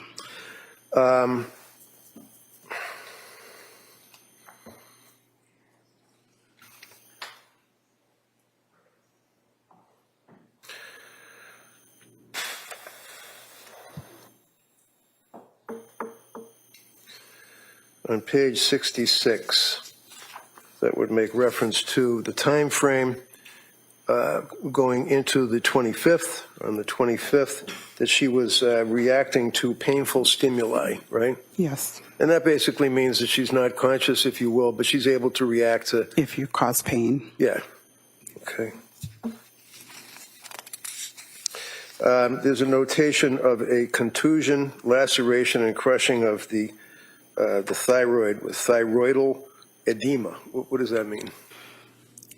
She has swelling, I'm assuming, around her thyroid. Okay, and that is. Again, this is not my scope Okay. of practice. So. Okay. On page 70, the same evening, making reference to the fact that in addition to the injuries to the spine, that she also had the rib fractures and was currently in shock. Do you remember that she was in shock? Yes, no? Yes. Okay. Would you agree, or do you recall that there's a notation that this patient is critically ill, and noting that she has postpartum psychosis on page 72? Objection. I see counsel.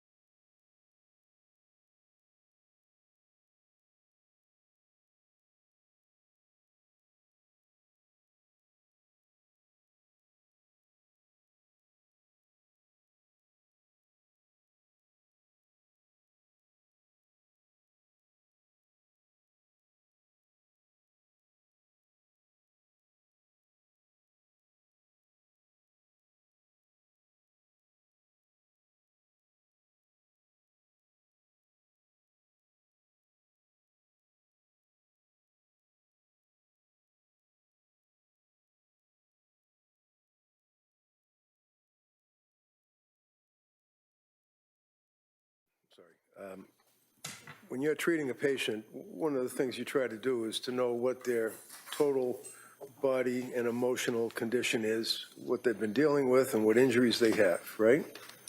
We get a rundown or history of the patient. Sure. And as it goes into the end of January, and she had been communicating on the whiteboard, you were aware at that point why she was in the hospital, right? Yes. You knew where she came from, South Shore Hospital, right? Yes. And you knew that there had been discussion about postpartum psychosis. Isn't that right? Yes. Okay. And do you recall that, and this would be on,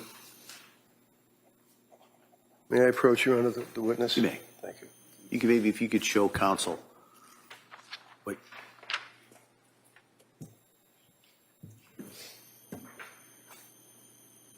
I want the date and the time. And the lawyer, legal team.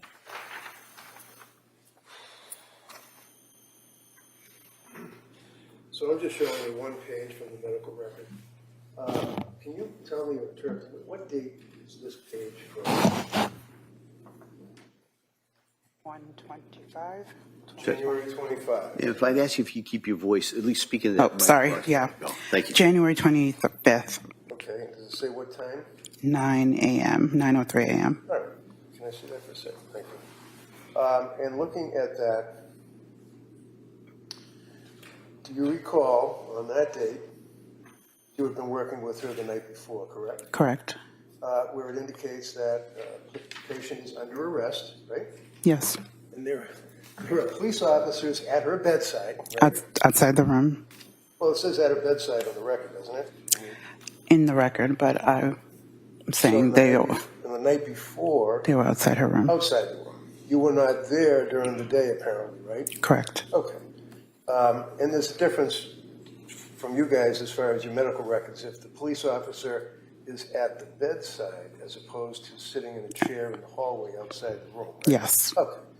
So indicating police officer at her bedside, we will involve the social work and legal teams, right? Yes. Okay.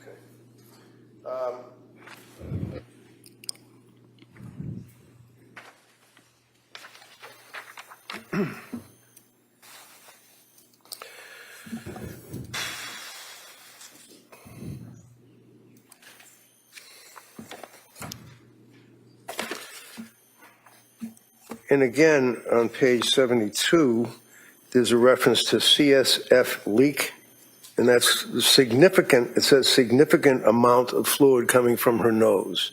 Do you have any memory of observing that in your treatment? I did. Okay. And then, of course, there was the code event that you've already described for us. There's the 100 to 300 cc's of blood coming from the tubes, and then it makes reference to, on page 74, to massive transfusion protocol. Is that like a medical term, or is that somebody Yes, describing it, or? It's a medical, it's a protocol that we have at the hospital. Okay. And on page 75, did you make reference to, or did you observe the injuries, for example, to her wrist? I observed. Yes. And would you agree with me, page 75 of the medical record, indicating if it says RUE, what does RUE mean? Do you know? Oh, right upper extremity. Right upper extremity, 3.5 centimeter deep laceration, volar aspect of wrist. Can you tell me what is the volar aspect of the wrist? I just don't know. I'm not sure what Okay, that's that's all right. referring to. That's fine. Would you agree that there was noted a 3.5 centimeter deep laceration on her wrist? I can't say because I didn't measure. This is somebody else's note, so. Well, when you looked at her, did you observe with your own eyes and your own experience that she had a deep laceration on the... She had a laceration, yes. You can't say it's deep or not? I can't say. I didn't. You want to say it was superficial? I can't say that either. So when you looked at the laceration on her wrist, you can't tell us if you would agree that it was a deep laceration. I really didn't get to assess it at the time when she arrived. So. LUE, underneath that, left upper extremity apparently, right? Yes. 2 centimeter deep laceration, again, on the volar aspect of the wrist. You did see laceration on her left wrist? Yeah, she had dressings. Okay.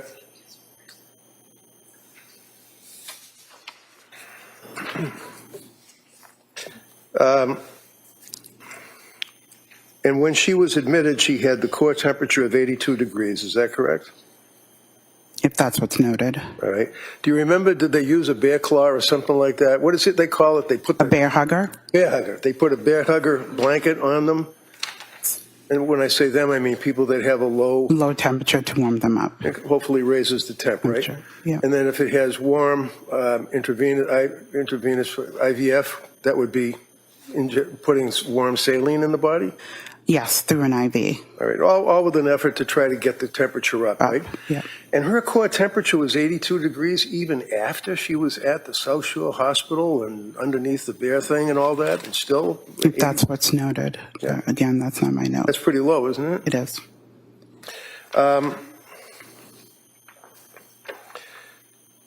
And you made reference to pressors. I'm sorry, can you tell me? Pressors, blood pressure medication to bring up the blood pressure. Okay. On January 26th, she was still intubated, is that right? Yes. And she was under sedation, right? Yes. And then you referenced January 28th, overnight shift, she was still intubated, right? Yes. And January 28th is when she first started utilizing the whiteboard, is that correct? Yes.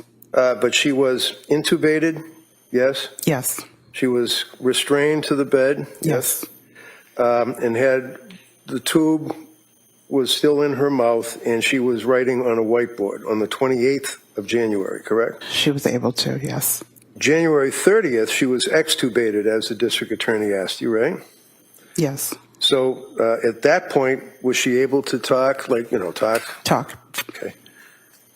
And then on February 2nd is when she used she asked about wanting to reach out to her attorney. Is that correct? Yes. But you had no knowledge as to her mother and father getting an attorney for her while she was in custody with the police all around her?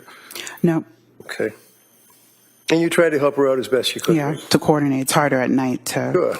So I wanted to pass it on. And finally, she was not able to have visitors per order of the police. Is that correct? Correct. Thank you very much, ma'am. Thank you. Como, redirect.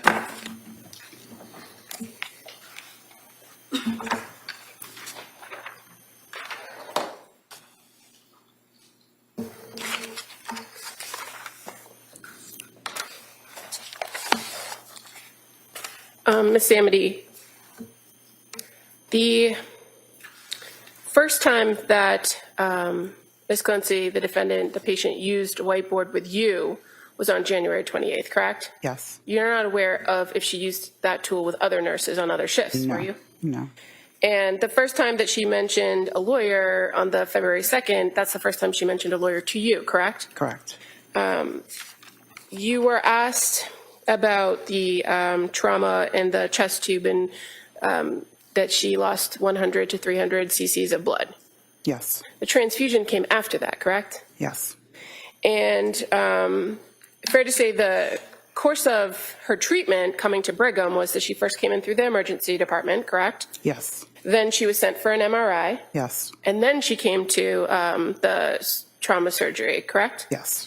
And you're aware that she had other imaging like CT scans, correct? Yes. And that especially when it came to the head CTs, she didn't have any intracranial injuries or anything that required that you be focused on her head injury, correct? Correct. So it was more a cardiac issue and keeping her stable and internal bleeding in the chest area. Yes. As far as what you're aware of from other treating physicians. You're aware Dr. Anderson was one of the trauma surgeons that was treating the patient? Yes. And he was making assessments and giving orders to you and other nurses, fair to say? Yes. And are you aware that he identified in the history that this patient actually had a history of postpartum mood symptoms, not psychosis? I would have to look at the note. I don't remember. Those aren't notes that you would have written? No. And you weren't taking a full history of the patient? Not at the time, no. Were you aware that she then subsequently was fully evaluated by the psychiatric team? I knew she saw psych, yes. And were you aware that they ultimately identified that there's an inherent uncertainty in her diagnosis? I do not remember. As far as the lacerations went, in your treatment of her, again, you treated her overnight shifts for various days, correct? Yes. Did you ever have a situation where you had to change her bandages because they were seeping? No. And are you aware that Except for the first night, but we didn't get to that because she coded. Because she coded. Yeah. And then you're aware that the next day after, another individual, a physician's assistant, actually came in and treated those lacerations. Sutured, yeah. And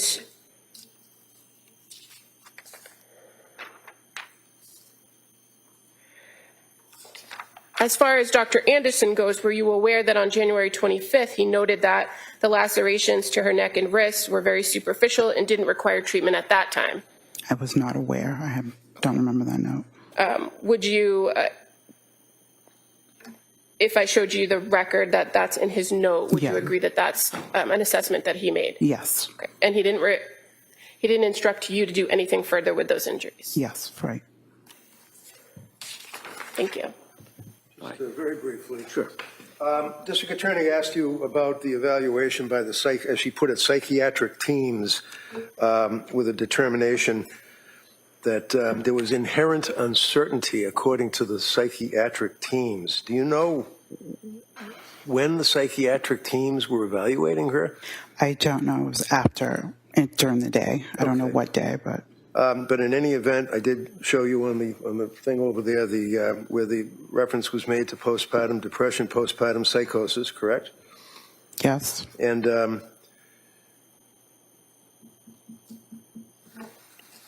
that's all I have. Thank you, ma'am. Anything further? No, thank you. All right, thank you, ma'am. Let me sit down. Thank you. Thank you.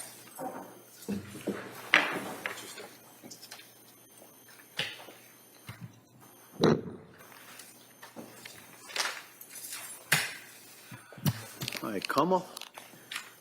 The Commonwealth would call Megan Collins.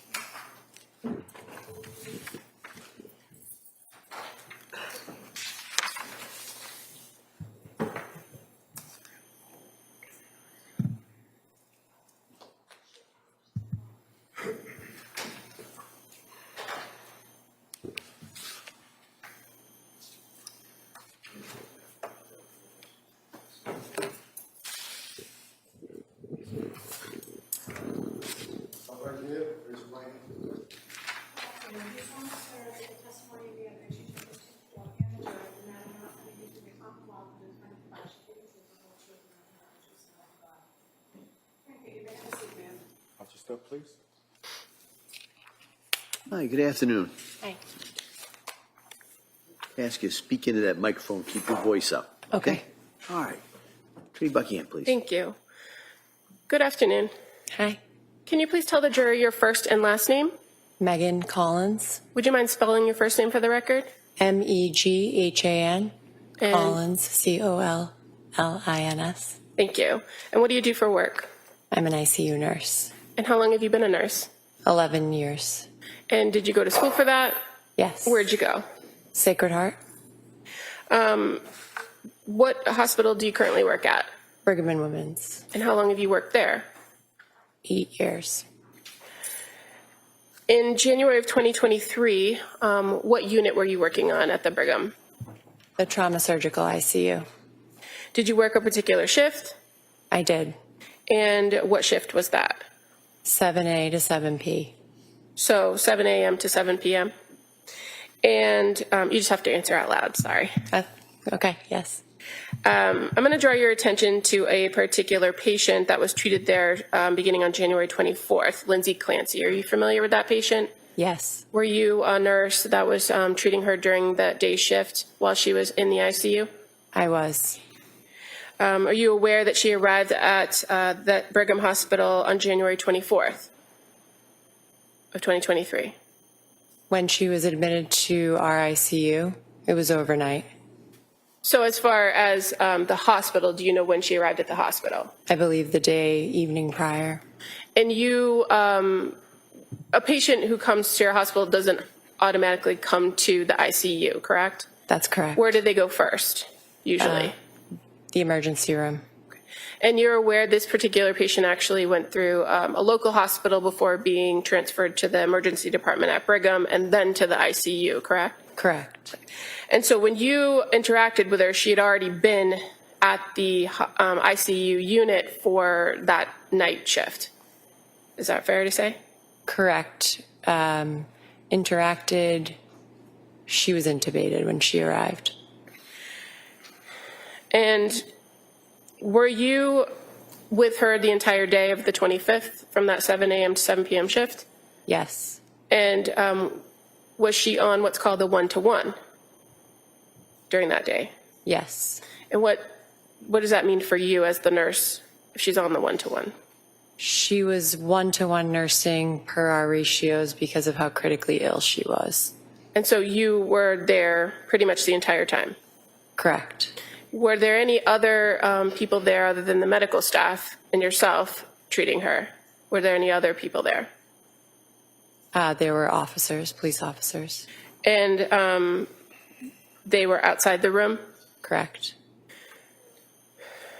Had you taken over care of this patient from another nurse on the night shift? Yes. And who was that? Rochelle? And you are familiar with Rochelle? You've worked with her before? Yes, I have. And were you advised that over the course of the night shift that this patient had coded? I was. And when you came on shift in the morning, because of what had happened overnight, were you aware that she was sent for additional CT scans? We went for CT imaging in the morning when I got there because she was not stable overnight. Okay. And you said she was intubated, correct? Correct. How about, was she responsive during that first day that you encountered her? The first shift that I had her, we were focused on her injuries and keeping her sedated. So the interactions, responses were minimal, but that was intentional as she was, again, like I said, so critically ill. And so you also said that she was sedated for the majority of that day, correct? Yes. And is that something that often happens when a person is intubated, that they're sedated? It is. What happens if an individual isn't under sedation and they're intubated? It is patient dependent, but majority of patients are not able to tolerate the breathing tube and it's uncomfortable. So we give them medications to keep them as comfortable in tolerating the breathing tube as possible. Now you mentioned treating injuries and keeping the patient stable as your primary goal, correct? Were you able to make note of some physical injuries that the patient had? Yes. And were there some obvious injuries that you could observe? Yes. To her neck and wrist area? Correct.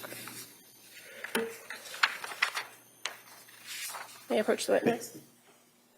Just going to show you two photographs, okay? Does that look familiar to you? Mm-hmm. Do you know Yes. that to be the patient, Lindsay Clancy? I do. And fair to say she has a breathing tube? She does. And then the second one, again, just the other side of her neck. Is that familiar to you? Yes. Are these very inaccurate representations of the neck injury that you observed for this particular patient? To the best of my memory, yes. All right, they may be admitted. 142 and 143.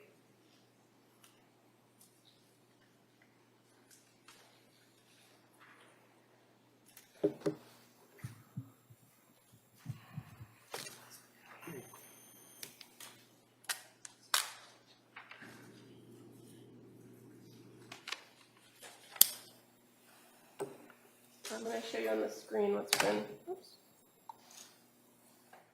marked as Exhibit 142 and 143.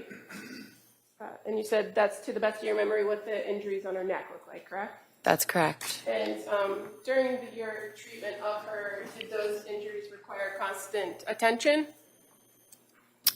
They required dressing changes. It did not require constant attention. She had multiple injuries. So fair to say she had more significant spinal injuries and other issues that you were working to stabilize her on, correct? Correct. Now, you treated her on the 25th, right? And did you treat her on the 26th? To your best of your memory? I would have to go back and look.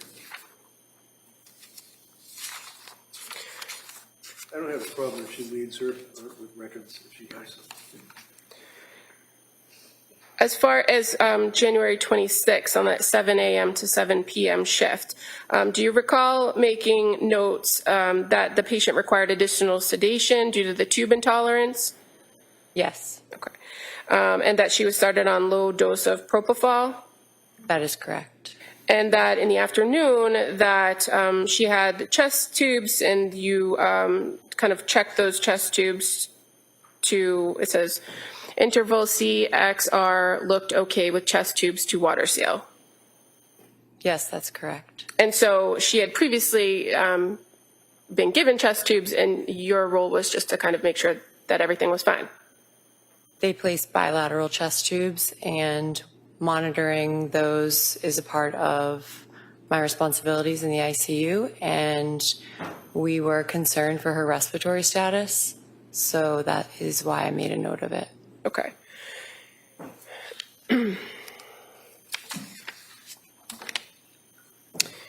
And as far as the injuries that were a part of your assessment of her, fair to say on January 29th, you also were treating her that day from 7 a.m. to 7 p.m. and you made a note where you identified injuries, right? Correct. And those injuries would have been things that were reported to you based on a doctor's review of labs and images and that kind of thing, correct? Yes. You don't make your own assessment about thoracic injuries or cervical injuries?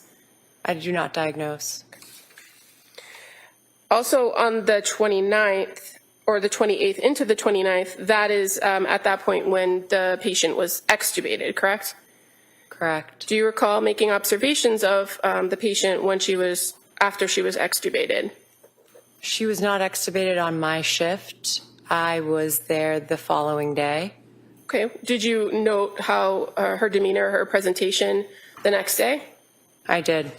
And fair to say you noted increased confusion, agitation, and picking at lines and drains, correct? That's correct. And fair to say the patient had to be restrained because of the activity? That is correct.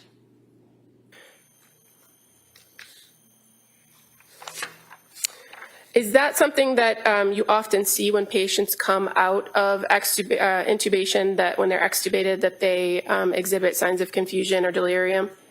Yes, it's called ICU delirium. And over the course of the next few days in your interactions with her, did you see that delirium decline or decrease? Yes, it was a multimodal approach to manage the delirium, agitation, and it did get better and it did improve. And fair to say during the time that you were treating this particular patient, there was also sleep issues that were part of the treatment plan? That is correct. And on January 29th and January 30th of 2023, were you present when the psych consult team came in to speak with the defendant? Yes, I was. Okay. What was the purpose of you being present? The purpose is we had consulted the psychiatry team to evaluate and determine capacity, and my role is as the ICU nurse is advocacy on behalf of the patient and to alert the providers if there's any changes in the mental status. Now, when they came in and you said advocate for their position, you're aware that the patient was looking to change her healthcare proxy, correct? The patient was changing her healthcare proxy. That is correct. And that there has to be an evaluation to determine whether she's of a particular mental status and medically able to make that decision on her own. Is that fair to say? Yes. Okay. And do you recall who was present other than yourself and the psych doctors, the doctors from the psychiatric unit? There was the social worker, myself, and her lawyer was present.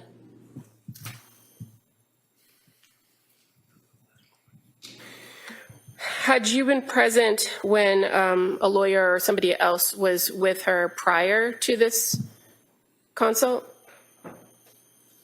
No. And fair to say, you were made aware very early on that there was a particular group of people that would be having access to this individual, correct? Can you clarify? Well, is it fair to say that the treatment team was kept small on purpose? Meaning the same people were coming in and being the nurse, day and night staff. There was limited access. Is that fair to say? It was kept to a smaller team, but that was also protection of privacy for the patient. And during the course of time when she's on the ICU, which is between the 24th to February 3rd, there's always law enforcement posted outside the room, correct? Yes, and it was because she was... Well, I'm just asking you if there were law enforcement. There was. Okay. Do you recall having to check with the nursing director and the legal team at the hospital to make sure that it was permissible to allow anyone in besides medical staff? Yes, that's standard protocol.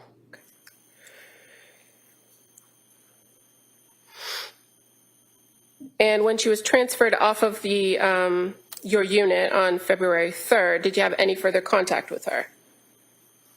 I did not. I have nothing further. Thank you. All right. Attorney Reddington. Afternoon, I think. Yeah. How many years you been a nurse? 11. And you obviously take that position as very serious, and your concern is to protect your patient. Is that right? That is. You made reference to the fact that she was changing her documents as far as healthcare proxy. Yes. Did you know anything? Did you know who she was changing it from, her husband to her mother and father, or did you know anything about the specifics? She was changing it from Patrick to her parents. Thank you. And finally, what is a DNR? DNR means do not resuscitate. Do you know what her DNR was? Her code status was full at the time that I took care of her. Do you recall that she had indicated repeatedly that she wanted a DNR, that she did not want to be resuscitated if emergency arose? I was not privy to that knowledge. Okay, but that's noted in the medical record. It would be noted in the records, right? It would be, yes. Thank you very much. Thank you. Attorney Buckingham? No, nothing further. Thank All right. you. Thank you. Please Thank sit down. you. Thank you. Commonwealth calls Dr. Shah.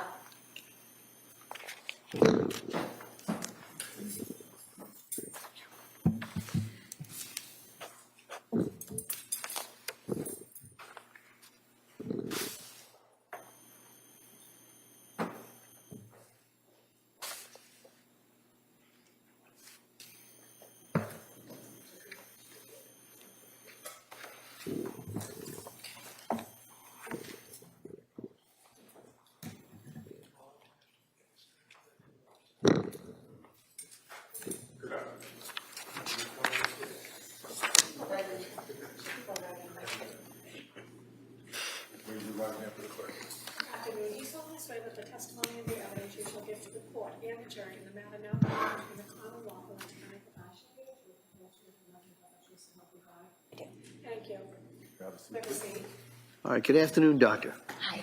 I'm going to ask you to keep your voice up and speak into that microphone, all right? Thanks, Your Honor. Thank you. Thank you, Your Honor. Good afternoon. Can you please state and spell your name for the record? Sure. My first name is Sejal, S-E-J-A-L. Last name is Shah, S-H-A-H. What's your date of birth? 5/8/81. What do you do for a living? I'm a psychiatrist. And can you briefly describe your education and training background that qualifies you to be a psychiatrist? Yeah, absolutely.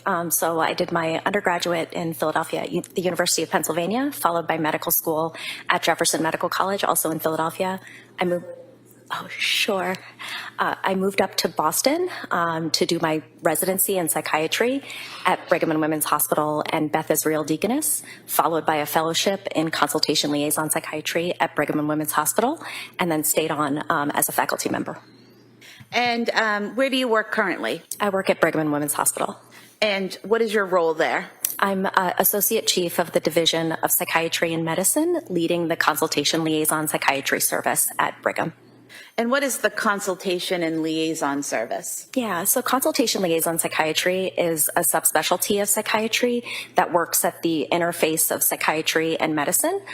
So we work both in the inpatient and outpatient settings. In this particular instance, we get called by other healthcare providers that may need help with their patients or have a question related in the psychiatric realm. And so I would see a patient that's admitted to the hospital and help provide recommendations to the physicians and the rest of the care team that's caring for that patient. So basically, say at the Brigham, if a patient's being treated there and a medical doctor is treating them and thinks that they need a consultation with a psychiatrist, your department would be called. That's correct. Okay. And how long have you been with the Brigham? 19 years. Now, I want to direct your attention to January of 2023. Did you interact with a patient named Lindsay Clancy? I did. And was that on January 29th, 2023? Yes, that was the first of a handful of times that I saw her. And why did you meet with Lindsay Clancy on January 29th, 2023? Yeah, so my team was seeing Ms. Clancy for a number of reasons, including for psychiatric safety risk assessment. She had come in reporting a suicide attempt, which is a common reason why my team would be called, is to continue to ensure that patients are safe when they're in the hospital. So we make recommendations about kind of safety status, what can we do to help keep a patient safe, but then we also make recommendations related to medications. So that's why my team was following her. So that was one of the reasons why I saw her on the 29th, is to continue that assessment. I was also called to ask I was asked a new question that day, a consult question on whether she was able to make the decision to change her healthcare proxy from her, at the time, husband to her parents. And when you consult to help determine whether someone's capable of making a decision like that, changing their healthcare proxy, are you evaluating their medical decision-making capacity? That's correct. Okay. How do you go about doing that? So there's generally 4 parts to medical decision-making capacity. The first is whether somebody's able to voice a choice and whether that choice is consistent over time. The second is whether they understand the situation under which they're making that choice. The third part is appreciation of the risks and benefits. And the fourth part is kind of being able to reason or rationalize that information to be able to come to a choice and how they came to that choice. Now, if you're doing this evaluation to determine someone's capacity to make decisions, would a traumatic brain injury factor into that evaluation? It could. When you evaluated Lindsay Clancy, was she able to voice a choice to you about who she wanted to be her healthcare proxy? Yes. And is she speaking to you or writing this down? She's speaking. So she's already been extubated at that point? That's correct. And she's speaking to you, and were you aware that Patrick Clancy was her healthcare proxy? I was told that by her primary medical team. Okay. And when you talked to Ms. Clancy, did she tell you who she wanted to take over that role? She did. And who was that? Both her parents. And you talked about that needing to be a consistent choice. How did you ensure that was a consistent choice with her? Yeah, so we waited to make the change from Patrick Clancy to her parents until the next day for a variety of reasons. We wanted to ensure that that choice was consistent over time, and especially because the day that I saw her, she had just gone through some pretty major medical events, including she had a major spine surgery, a decompression and a fusion. She had gone through some oxygen desaturation overnight, so was not breathing as well. Her heart rate was up, all of which then led to her being what we call delirious. She was confused overnight to the point where she asked her nurse, "Am I delirious?" And she was also experiencing some visual hallucinations. So that was one of the reasons why I was called in, to make sure that she was able to make that decision to change her healthcare proxy. And then in addition, the team had also voiced, concerns that she had come in after a reported suicide attempt. And so making sure that she was able to make that decision of sound mind. And so we actually waited until the next day when she could be reassessed. At that point, her delirium had cleared, and she was continuing to make that consistent choice to change her healthcare proxy to her parents. And in fact, you noted in the medical records that the hallucinations were part of an issue with oxygen. It could be. That could be one of the reasons. Delirium is usually due to a variety of different medical reasons, and oxygen desaturation could be one of them. She had also just recently had anesthesia related to surgery that she had on her spine, so that could be another reason. And then her heart rate was also actually quite elevated, so that could be another reason. Is it common for patients who are just coming off of anesthesia from surgery, who have an issue with oxygen and other medical issues that you described, to have visual hallucinations? They can. It's not that everybody does, but they can. And delirium can be quite common after surgery, and particularly anesthesia. And those hallucinations that she was having, those were resolved by the next day. They were over by the next day, correct? That's correct. And her choice to change her healthcare proxy to her parents was consistent the following day, correct? That's right. You also talked about the patient has to understand the risks and benefits of the decision, correct? That's correct. How do you make sure the patient understands that? Yeah, so one of the things we do is really ask patients to take us through their thought process of why they're making that decision and what led to them making that decision at that moment in time. So we're able to kind of see their thought process and ensure that they're understanding, what it means to remove one person and add another.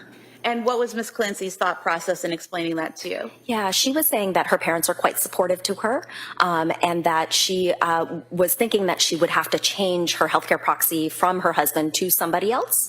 And we didn't necessarily go into the reasons as to, why she would have to change it, but she explained that she was very close with her parents. They would see each other frequently, given that they lived in close geographic proximity, and that she felt that they were very supportive to her and would have her best interests in mind should we need to invoke the healthcare proxy, or that if she couldn't make her own medical decisions. So was there a concern on her part that her husband wouldn't have her best interests in mind at that point in time? Sustained. You also talked about the patient. You have to make sure the patient's thinking about the information rationally. How do you go about doing that? Yeah, so one of the things we do is really ensure that the patient understands the situation and all of the kind of parts around it. So this comes into play much more when it's about a specific medical intervention, like an invasive medical procedure, or something like an amputation or a surgery. With a healthcare proxy, one of the things you want to make sure is that the person that they want to change their healthcare proxy to or appoint as their healthcare proxy makes sense in the context of their life. And Ms. Clancy was able to talk about how her parents were quite involved in her life. And so that's one of the things that we would assess. Okay. And then the last thing was making sure the patient understands the risk if the change doesn't happen. Mm-hmm. Did you go over that with Ms. Clancy, and how did you do that? Yeah, I did go over that with her. We talked a little bit about how it could mean that she would not have a healthcare proxy were she not to appoint her parents. And so we went through that, it's always in healthcare, we always talk about how it's great to have a healthcare proxy just in case you become unable to make medical decisions, and who would you want that to be? And during this conversation with the defendant going over all these points, did you ever have difficulty understanding her? I did not. Did she ever appear to have difficulty understanding you? So the first day when I saw her on January 29th, she described herself as feeling confused, and I definitely witnessed that as well. We went through a bedside cognitive evaluation, and she definitely made some mistakes on some of the cognitive evaluation. Therefore, I did diagnose her at that time with delirium. And then she was re-evaluated the following day, and there were no issues with her understanding, and the delirium was gone, correct? That's correct. And were you aware during this evaluation that Ms. Clancy did not have a brain injury? I'm sorry, can you repeat the question? Were you aware that Ms. Clancy did not have a brain injury at that time? One of the things that we look at is any kind of relevant medical information that might be available to us. And I noticed that her Glasgow Coma Scale, when she was transferred to Brigham and Women's Hospital, was a 10, which would indicate that she could potentially have had a moderate brain injury. But I don't recall thinking about whether, specifically whether she had a brain injury. Were you aware that a CAT scan was done, page 110 of the records, and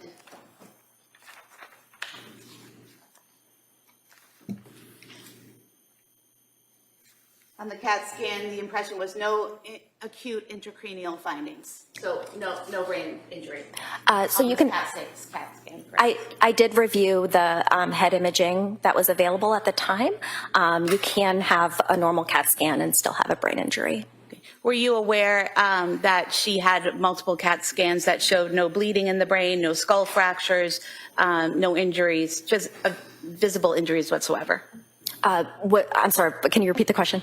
Were you aware that she had multiple CAT scans at South Shore Hospital and at Brigham and Women's that showed no skull fractures, no intracranial bleeding, no hemorrhaging, no visible damage whatsoever? Yes. Okay. And were you aware that she was evaluated at South Shore Hospital and at the Brigham, and she had no external injuries on her head either? Yes. Now,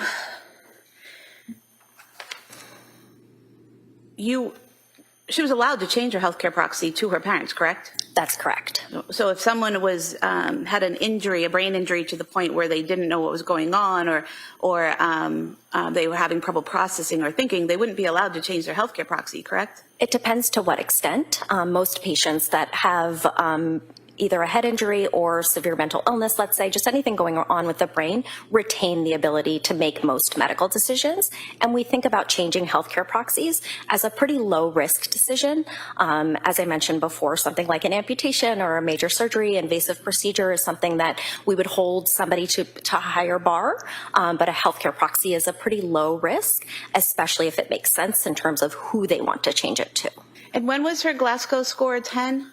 I believe it was as she was being transferred from the outside hospital to Brigham and Women's. And you're seeing her several days later, correct? Correct. And so when she was transferred from the outside hospital to Brigham, she was unconscious, correct? I believe so. Okay, so now she's conscious, correct? That's correct. And when she was transferred from the outside hospital to Brigham, she wasn't communicating or speaking or opening her eyes on her own, correct? That's what the report said. I was not there at that time, but the notes that I read, that's correct. So when you're speaking to her a couple days later, she's opening her eyes, she's communicating, she's responsive, she's interacting, correct? Yes. So it's fair to say that her Glasgow score would be higher than the 10 when you were speaking to her, correct? Yes.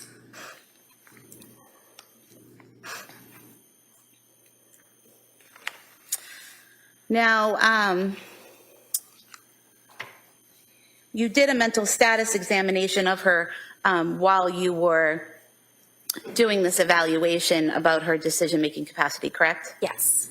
And it's fair to say under mood you listed okay? Yes. That you listed her thought process as organized, goal-directed. Is that correct? Yes.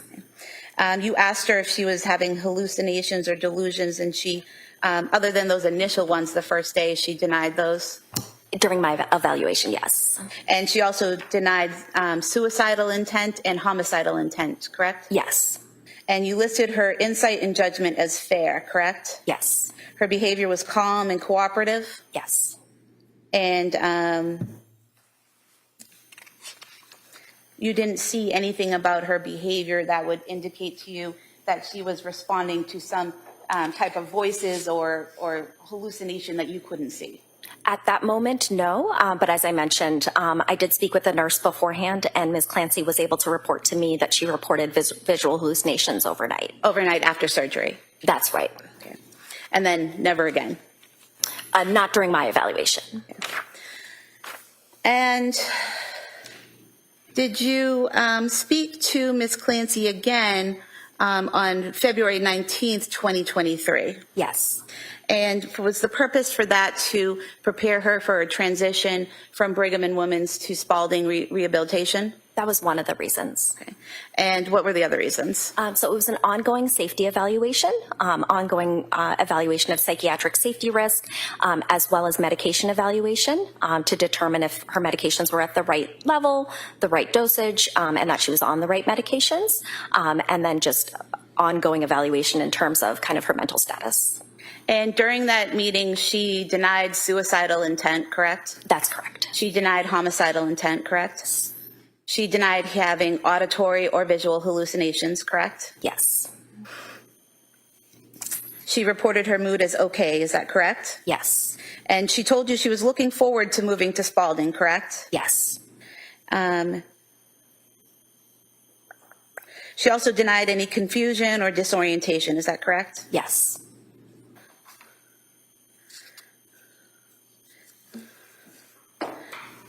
And again, you described her mood as okay on that day? Yes. And you described her as future-oriented on that day? Yes. And then you spoke to her again on February 21st, 2023, is that correct? Yes.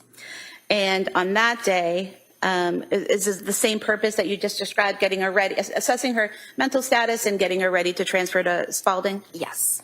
Okay. And during that time, you wrote that the patient reported feeling down about her current situation, her paralysis, and the events leading up to her hospitalization. Is that correct? Yes. And you also noted that she said her thoughts about what she had done were not constant throughout the day, correct? Correct. So she wasn't thinking about killing her children throughout the day, every day, correct? Correct. And she said she had no suicidal intent, no homicidal intent, correct? Correct. No auditory or visual hallucinations, correct? Correct. You also write no PI. What does PI stand for? Paranoid ideation. And there was none of that either. Correct. You also made a note, notes low mood today in the context of her physical and legal situation, but does not currently meet criteria for major depressive episode. Is that correct? Yes. So her focus seemed to be on her physical and legal situation, but being hopeful about moving on to Spalding. Okay. Could I see counsel?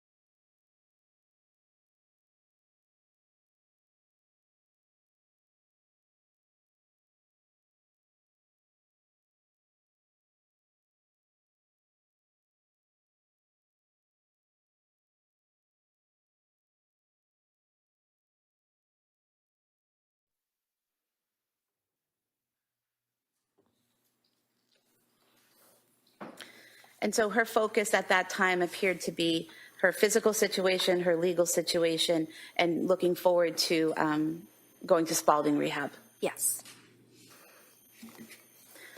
And then your last visit with her was February 22nd, 2023, correct? Yes. And again, she indicated she was hopeful about treatment at Spalding. Yes.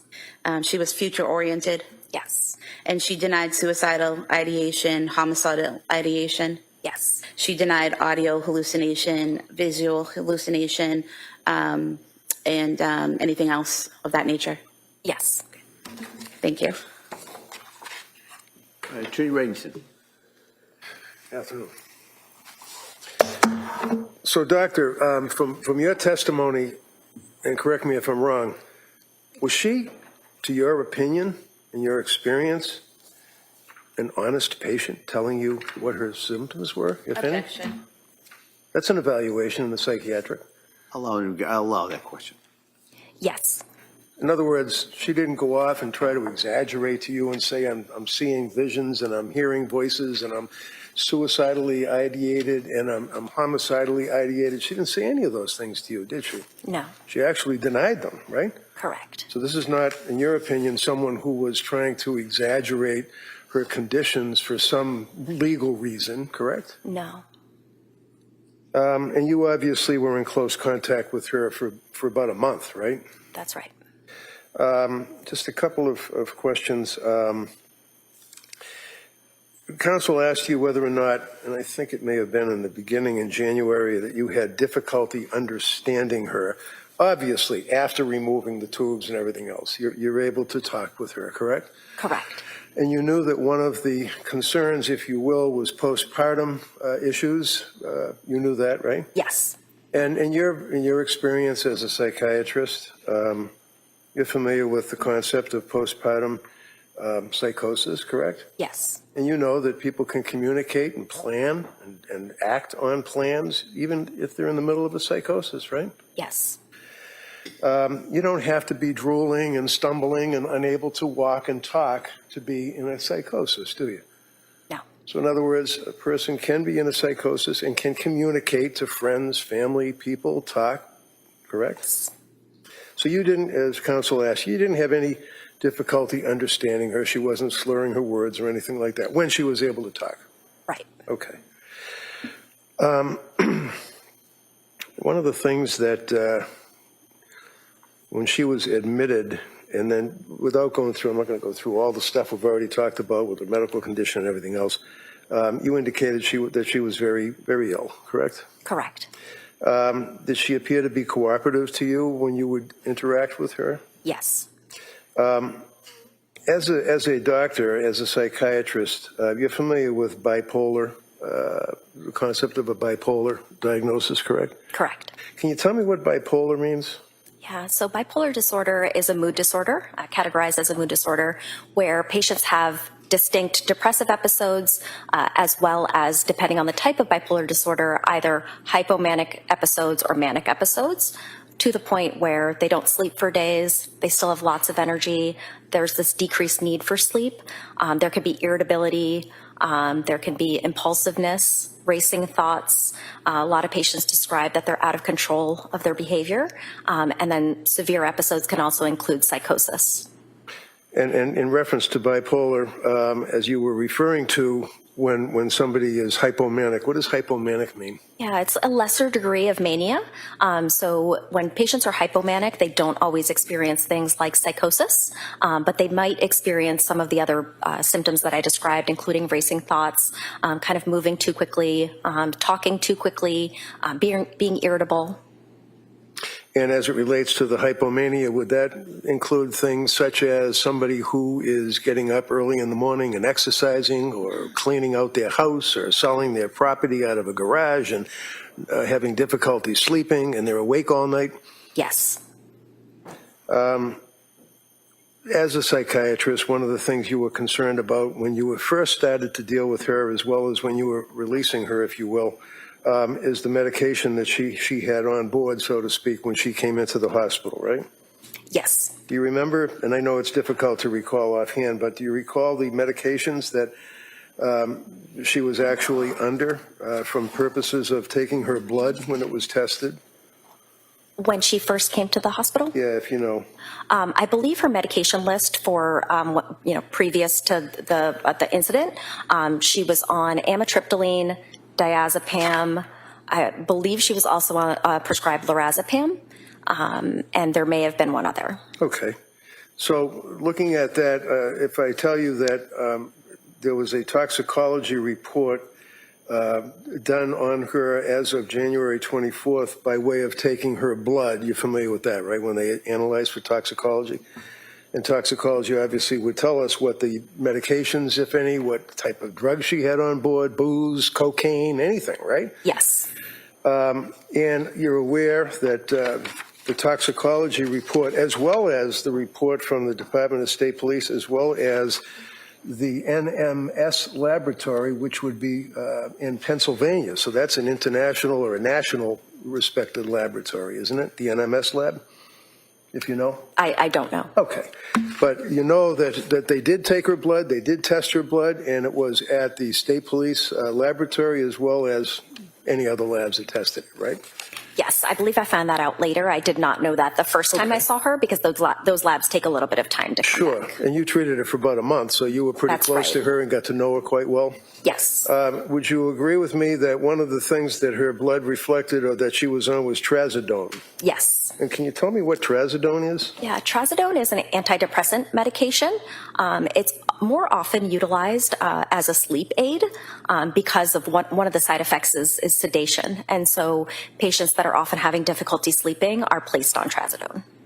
And is trazodone, does that share some of the qualities of what are referred to as SSRIs, even though it's not an SSRI, it shares similar qualities? Yes. Can you tell me what SSRI means? Yeah, so that's a selective serotonin reuptake inhibitor, and it's a class of medications that are antidepressants. And the SSRIs, that would also include Zoloft, for example? Correct. Would also include Prozac, for example? Yes. Are you, as a psychiatrist, aware that Zoloft and or SSRI Prozac should not be prescribed to a patient who has bipolar? Yeah, it can be prescribed. Oftentimes it's prescribed together with another medication that can be protective because patients with bipolar disorder may be experiencing depression. And so they may be prescribed an antidepressant, but along with another medication that what we call protective. And in reference to the SSRIs, the selective serotonin reuptake inhibitor, what does that mean? Selective serotonin reuptake inhibitor, what does that mean? Yeah, so oftentimes in depression, patients are kind of lacking serotonin in the spaces in their brain that helps. Can I interrupt you? What is serotonin? Yeah, serotonin is a neurotransmitter, so it's a hormone in the brain that works on the brain. It works in other areas in the body as well, but for these purposes, it works in the brain at nerve endings throughout the body. And that neurotransmitter helps with things like mood regulation. For patients with depression, they're often lacking kind of that ability to have enough serotonin in those spaces. And so a selective serotonin reuptake inhibitor prevents serotonin being kind of sucked back into the cell. So it allows for serotonin to be more available. And what is an SSAI? What does that mean? Antagonist, selective serotonin antagonist. So those are medications that kind of do the opposite. Okay. And you knew, as a psychiatrist, at least looking at her history, you knew that she had been seeing psychiatrists immediately prior to her suicide attempt, correct? Correct. And you knew that she had been prescribed a number of drugs by these various psychiatrists, correct? Correct. And to your knowledge, was she prescribed diazepam? Yes. Valium? Was she prescribed buspirone, otherwise known as Vanspar? Yes. How about Wellbutrin? Yes. And what is Wellbutrin? Is that an antidepressant? It is an antidepressant. Hydroxyzine. What is hydroxyzine? It can be used for a number of reasons, but for psychiatric purposes, it's often used as an anti-anxiety medication. And Klonopin. Yes. Is hydroxyzine, is that a, strike that, Klonopin, that's a benzodiazepam, right? That's correct. And then lamotrigine. Yep, lamotrigine. Sorry. Yes. What type of medication is that? Is that a mood stabilizer? It is, yeah. It's also an anti-seizure medication, but in the psychiatric realm, it's used as a mood stabilizer. And then we talked about Prozac, that's an SSRI, correct? Correct. And what's Remeron? Also an antidepressant. So in addition to all of the drugs that I had mentioned, she was also prescribed Remeron, correct? Correct. She was also prescribed Seroquel or quetiapine.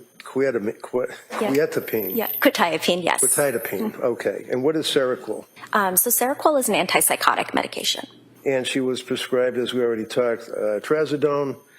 Was she also prescribed amitriptyline? Yes. What is amitriptyline? Amitriptyline Sertraline is one of the older antidepressants. It's a tricyclic antidepressant that can often be used to help with sleep, but also mood. And Ambien, correct? Correct. And Zolpidem. Yep, Zolpidem is the generic name of Ambien. Oh, okay. Some of these drugs, they also have what's called a suicide warning or a black box warning. Isn't that right? Yes. Can you tell me what that means? Yeah. So in studies that have been done, some of them show that especially after starting an antidepressant, it can increase someone's risk of suicidality. Many of those studies showed that it was mostly in adolescents and young adults, but it can happen in adults as well. And Celexa was also a drug. Is that an SSRI too? It is. And all of these drugs that we just went through were all prescribed from September, end of September till January. Yes, September 2022. 4 month period. Yes. It's an awful lot of drugs to be prescribed in 4 months, isn't it? Sustained. Thank you. Thank you. Commonwealth redirect? Yes. Doctor, all those drugs that defense counsel just listed, you're aware she wasn't on all of those drugs at the same time, correct? Correct. And did you know that many of those drugs she took a very small amount of? Some she didn't take any pills at all? I was not aware of that. For Buspar, which is one of the ones he mentioned, were you aware the first prescription she only took 2 pills out of that bottle? I was not aware. Were you aware the second prescription a month or so later for Buspar, she took 0 pills out of that bottle? I was not aware.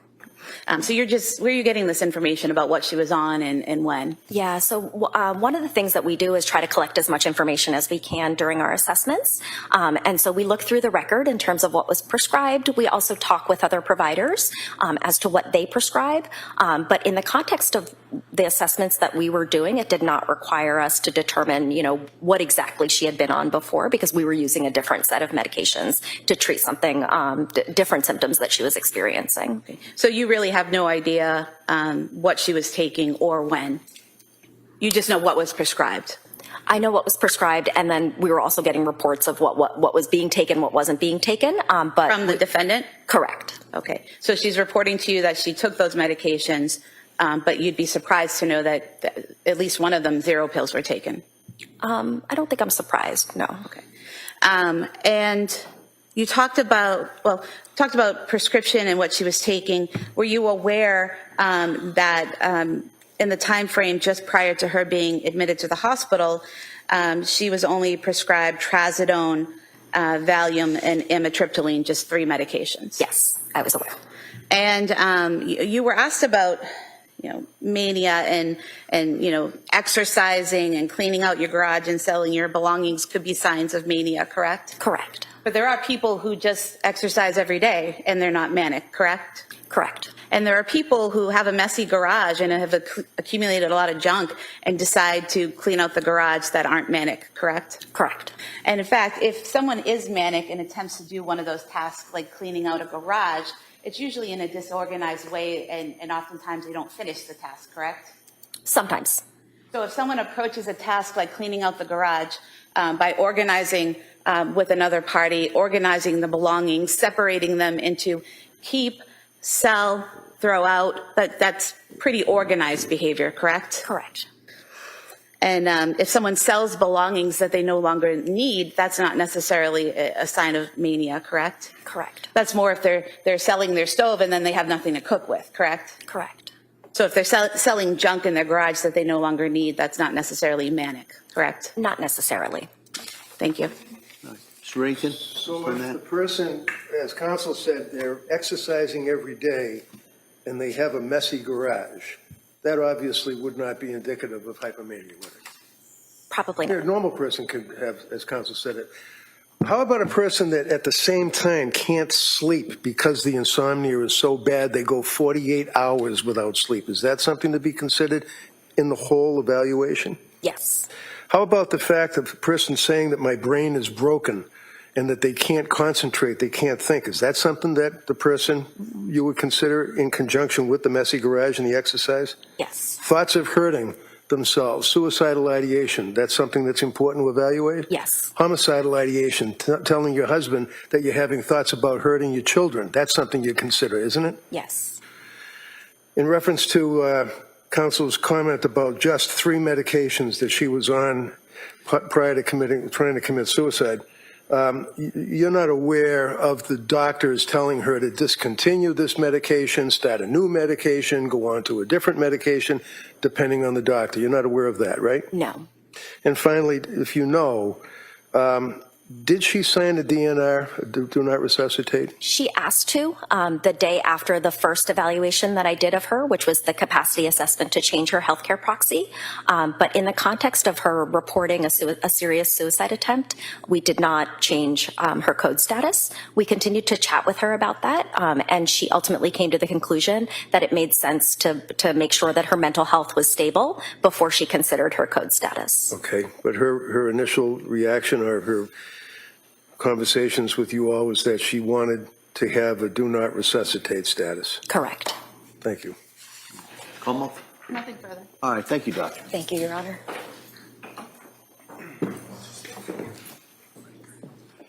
All right, members of the jury, we're going to take the afternoon recess at this point. So I'm going to ask you to go back to the jury room, and then we'll come back here approximately 2 o'clock. Okay? Court, all rise. Sure, so the notebooks, take on the chairs, please.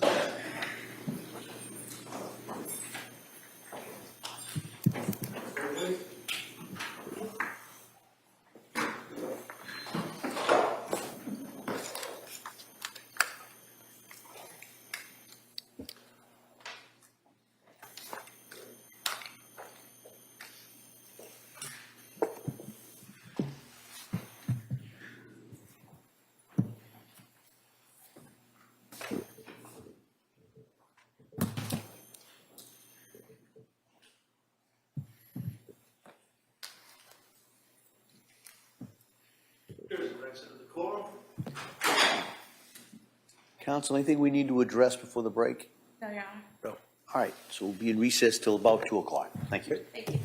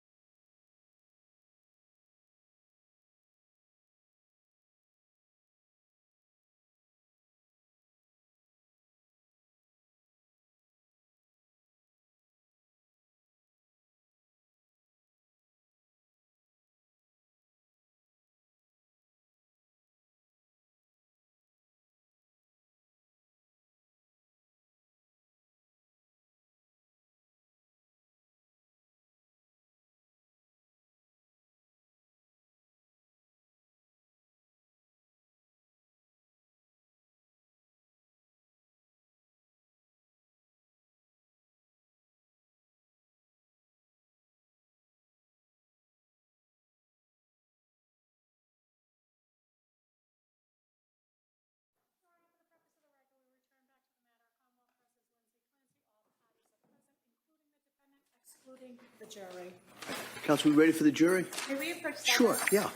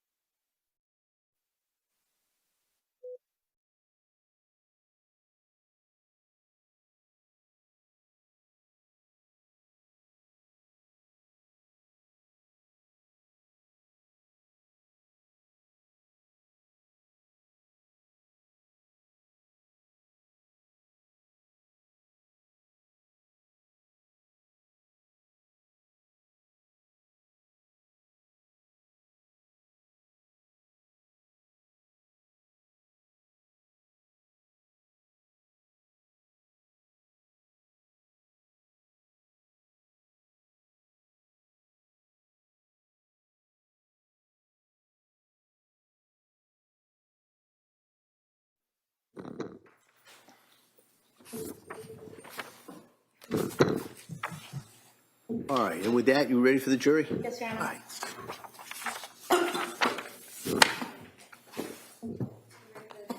Yes.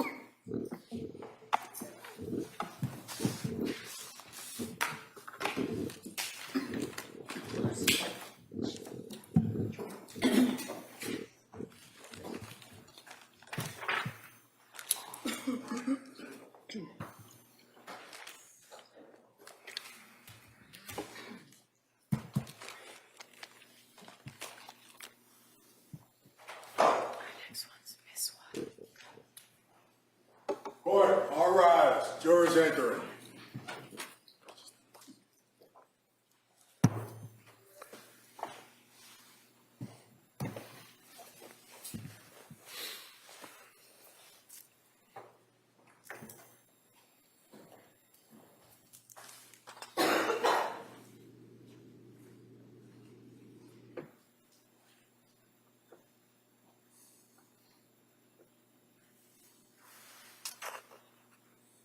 This court's now in session. Please be seated.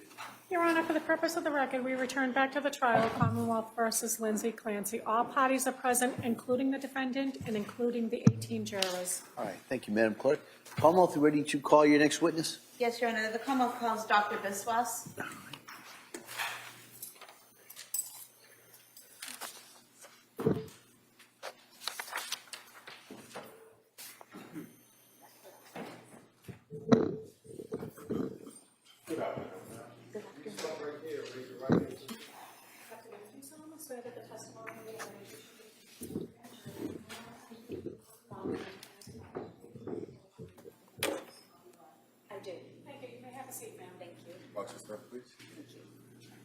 All right, good afternoon, Doctor. Good afternoon. All right. Commonwealth, please. Thank you, Your Honor. Good afternoon. Can you please state and spell your first and last name? Yes, my name is Jillam Biswas. My first name is spelled Jhilam, last name spelled Biswas. And your date of birth? Date of birth is 9/12/1982.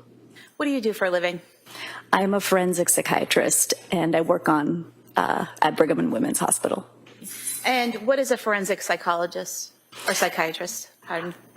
Well, I'm a forensic psychiatrist by specialty training, and we work in the courts often doing forensic evaluations of individuals, but I'm also an adult psychiatrist, and I work at Brigham and Women's Hospital as an adult psychiatrist on the consult liaison unit. And can you just briefly describe your education and training background that qualifies you for this work? Sure. I grew up in the South Shore. I went to Dartmouth College, and then I went to medical school at UMass Chan Medical School. I then did my psychiatry residency at Harvard Longwood, which consists of Brigham and Women's, Beth Israel, Boston Children's at the time. And after that, I did subspecialty training after my psychiatry residency in forensic psychiatry, again at UMass Chan Medical School. And focusing in on January of 2023, were you working at the Brigham and Women's Hospital? I was. And specifically on January 25th, 2023, did you interact with a patient there named Lindsay Clancy? I did on January 26th. 26th, okay. And in what capacity did you interact with her? As a forensic psychiatrist or as a member of the staff at Brigham and Women's? I interacted with her as a member of the staff, the psychiatry staff at Brigham and Women's Hospital. And did you have a particular role that day on January 26, 2023? Yes, I was on the consult liaison service, which is the psychiatry service that's called by medical and surgical specialties to help evaluate and provide psychiatric recommendations. And did you meet with Ms. Clancy on that day, on the 26th? I did. And was that around 2:14 p.m. that you had that interaction? I think it was somewhere between 2 and 3 o'clock, yes. And when you met with Lindsay Clancy, was that in her hospital room in the ICU? It was. And was she intubated at the time? She was. And was she awake? She was awake. And was she oriented? So she was intubated, so it was difficult for her to really answer a range of questions. And so she gestured to me to be able to write.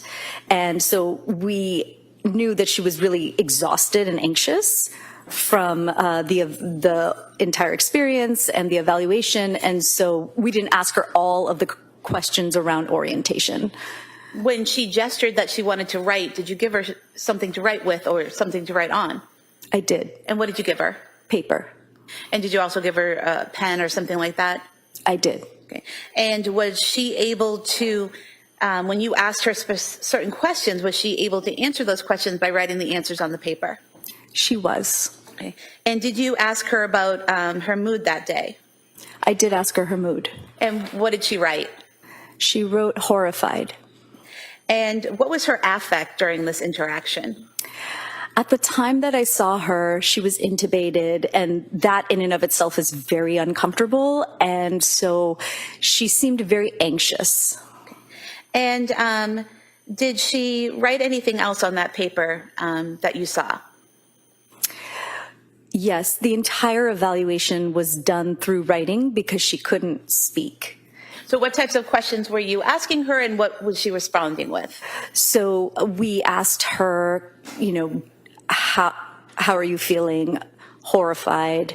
And then she wrote down, do I have an attorney? And I said with my team that at this time, we're just getting to know you and getting to know the case, and we're not sure exactly, what is happening. And we asked her, do you have questions for us? And she asked, is my body broken? Are my legs straight? And she then asked about, can she have visitors? And, where her family is. And when you are asking her questions, what is the goal of the questions that you're asking her? What are you trying to address or assess? It depends. Psychiatrists are called for all kinds of issues that happen in the hospital. In this situation, we were asked around, diagnostic clarity, that there was a likely suicide event that occurred. Can you evaluate her for safety at this time before she goes into surgery?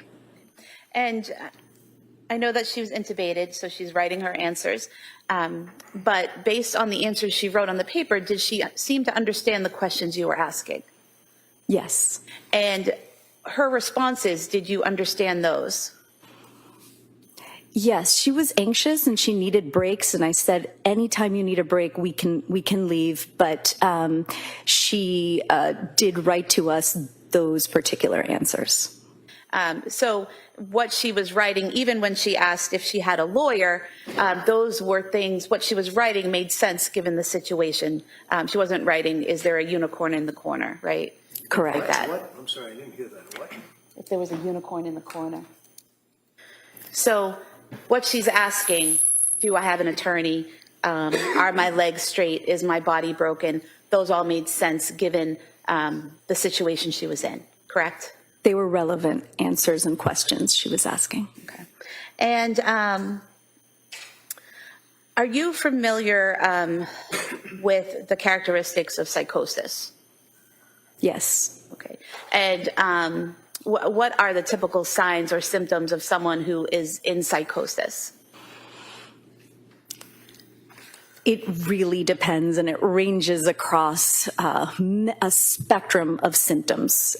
So we have a whole category of different types of symptoms that we look at for psychosis, and they are different for everyone. But, they can be what we call negative symptoms, which are more internal, isolating, not responding, not reacting very much. And then we have symptoms like positive symptoms, that's what we call them in psychiatry, but they're a little bit more outward focused, where objectively you can see what those symptoms are, like being paranoid, darting your eyes around, responding to internal stimuli, which means you're responding to voices, and, being within a delusion. So there's all kinds of symptoms, and they look different for each and every person. In your conversation with Ms. Clancy, did you notice any internal or external signs of psychosis? At the time, I documented that I did not note those. Okay. And did you also note that, she was, her thinking was linear, goal-oriented, thoughtful, and she didn't appear to be responding to internal stimuli?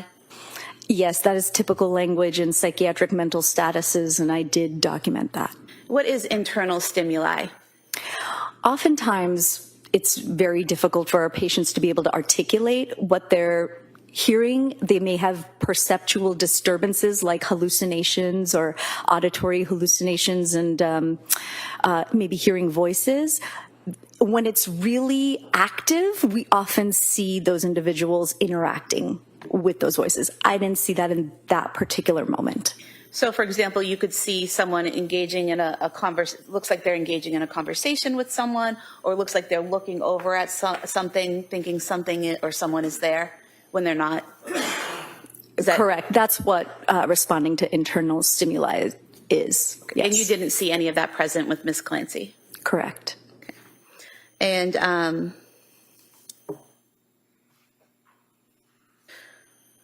would it be fair that some of the obvious signs of psychosis would be someone whose thoughts are disorganized, that their thinking isn't linear, that they're not making sense, things like word salad, where they're just throwing in words, making sentences that don't make sense?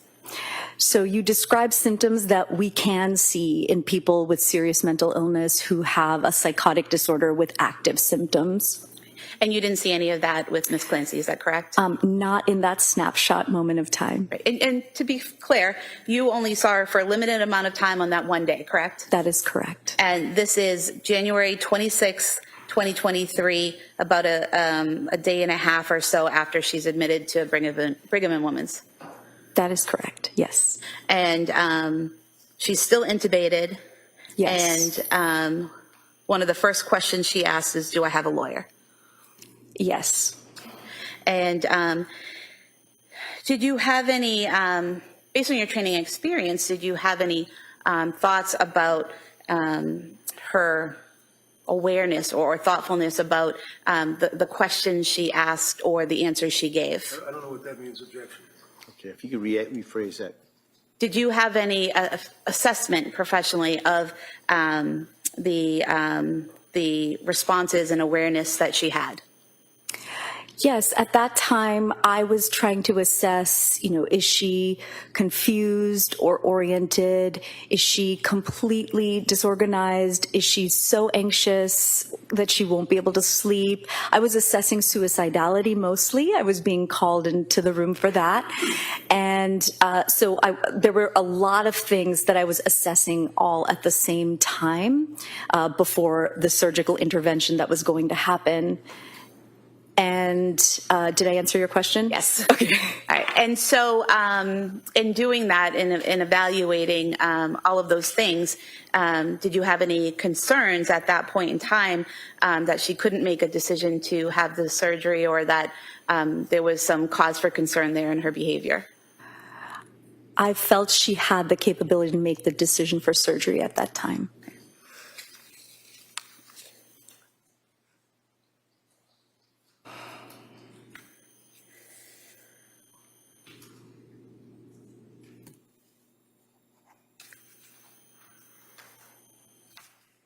I have no further questions. Thank you. Thank you. Mr.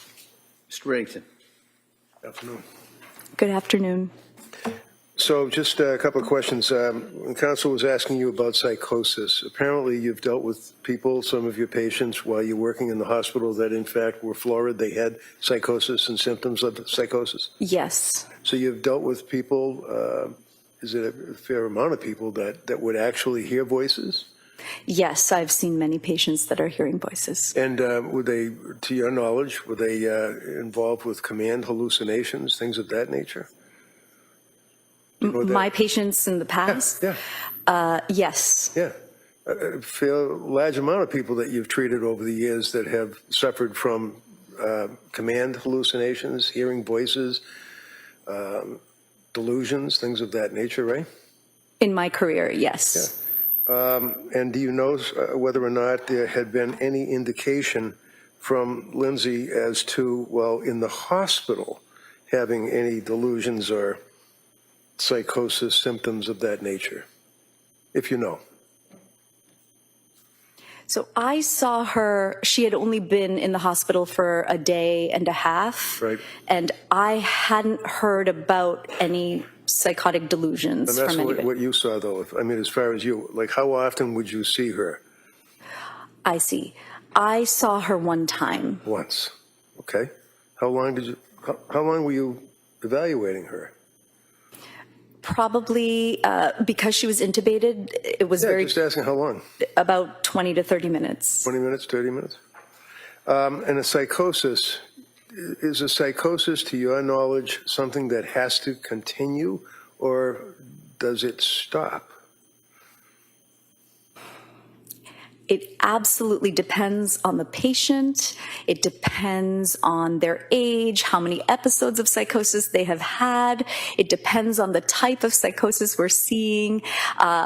For some people, they can have moments of clarity, absolutely, and for some, it can be more continuous. It really depends on the patient and their illness. Okay.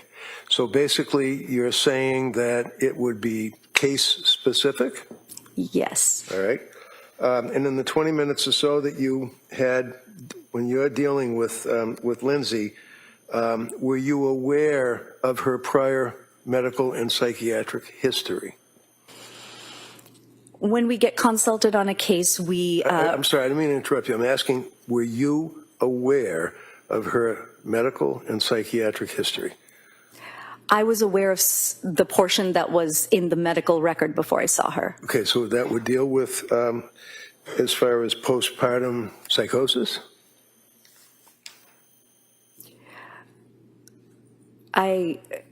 Could you ask that question again? When you looked at the medical record and when you were involved evaluating her on behalf of the hospital, because you weren't a psychiatrist that her mother or father had retained and asked to go see her, right?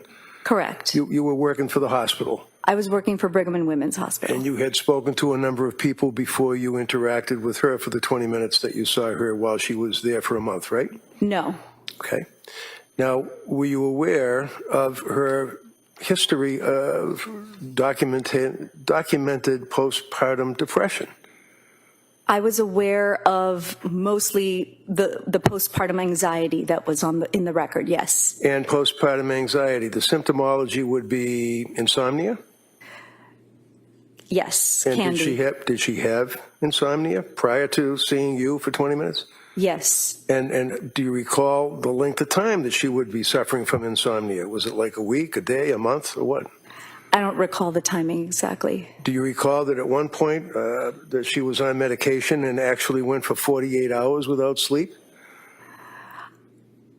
I don't recall that exactly from the record, that number. Do you recall, in addition to the insomnia, that she was concerned as asking you if, in fact, her brain was broken? She asked me is my body broken. Okay. Did you see in the records that she was concerned about the effect of the drugs and whether or not her brain was broken, quote unquote? I did not see that language in the records. How about acting on command hallucinations, conversations or statements to the effect that she was having thoughts of suicidal ideation? You knew that, right? I did know about the suicidal ideation, yes. How many times did she express to people that she would tell people that she had been concentrating on committing suicide? If you know. I don't recall the number of times. So in any event, you know that she was insomnia, you know that there was a significant period of time that she was suffering from insomnia, you knew that she was expressing suicidal ideation. How about homicidal ideation? Did she express that? Not from my review of the records. Okay, would that be indicative of a person that could be in psychosis expressing concerns about homicidal ideation? Objection. No, overrule, allow it. Sorry, I don't know that question. Could you repeat that question? Sure. Is that one of the factors that one would be concerned about as a psychiatrist if a person was expressing homicidal ideation? I would be concerned about that as a psychiatrist. And in fact, in this case, you knew at least about the suicidal ideation that she had been expressing, right? Yes. But you didn't know about any homicidal ideation she was expressing, right? From the records or prior from... to coming to see you for 20 minutes? I knew that there was an event that had occurred and that... 3 children died. That's the event you're referring to, right? Yes. Okay. Right. Next question. Now, as far as the period of time that she was involved with... By the way, what's hypomania? Hypomania is sort of the gradual increase towards mania, the symptoms that we see in somebody who might have bipolar disorder.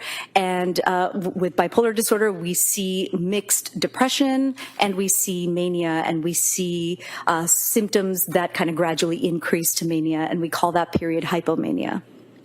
Did she exhibit, to your knowledge from the medical records, any periods of hypomania? Excessive cleaning, exercise, or activities, being awake at night, things of that nature? At that moment, on January 26th, I don't remember reading about that. Okay. Do you have any memory of reading about it at all, other than that moment? As a treating physician, a doctor, psychiatrist? I don't remember. So what is your purpose at the hospital? I mean, you're not treating the person for any illness that they have as far as their mental condition, right? You're not treating them. We are. Oh, you are? Yes. So you're concerned about, obviously, their symptomology, if any, that they present at the time that you're looking at them and talking to them, or in this case, she couldn't talk, but... She couldn't talk and she was going into surgery, and we had recommended suicidal precautions. We had recommended trauma-informed care so that she was getting the care that she needed. She was going to go into surgery. And then after that, we were going to continue to follow her and assess her and make sure that we were evaluating her appropriately and making recommendations to the surgical team for the care that she needed. You all set? Objection. Yeah. Next. So when you're dealing with this person that's going into surgery, did you know what type of surgery she was going in for? At the time, we knew that she was going into surgery for her spine. Did you know what happened with her spine? I knew that she had injuries to her spine. Did you know that there was a transection injury, that her spine was basically exploded in T5, T6? Other thoracic vertebrae fractured, including the cervical vertebrae up by her throat? You knew all that? We were reading about it. It was all actively happening at that time. Was she in pain? Yes, I'm Yes. sure she was. Was she on medication? Yeah, she was on a few medications related to pain and blood pressure. So she's brought into the hospital. You knew from reviewing her records as a psychiatrist that in fact she coded the day before, right? I don't recall her coding the day before I saw her. I do recall from the records that she had a coding event after, I think on the 27th or 28th. Okay, so you were not involved with her when she coded. Did you know that she had any events of that nature right after she was brought from the South Shore Hospital? I don't know what you're referring to. You know what a code is, right? Yes. Did she almost die before you saw her? I think it was after. Okay. How about perfusion, blood in the body and tubes being inserted into her chest? Did you know that from looking at the records? I think that happened after, but I don't recall because I don't have the records on me. Okay. So did you know that she had massive transfusions? Not at the... On this jury that it was after she saw you that she coded, had transfusions, had double tubes put into her both sides of her lungs? It's your testimony that it was after she saw you? You don't know, do you? My understanding is the surgery happened after I saw her. Oh, the surgery did. I'm asking you about the massive transfusions. I'm asking you about the tubes being inserted so that the 300 milligrams or whatever it is of blood can be perfused or taken out of her chest cavity. I'm asking about whether or not you knew that she had coded. I'm not asking about the surgery. Obviously, that took place after you saw her, right? Objection asked and answered. No, overruled. Because that's why you were talking to her, right? To see if she could make an informed consent to a surgery, I guess. No, I was called for the suicidal ideation. Okay, I'm sorry. I thought you said that you wanted to talk to her about the surgery as well. No. The suicidal ideation continues to this day, does it not? Objection.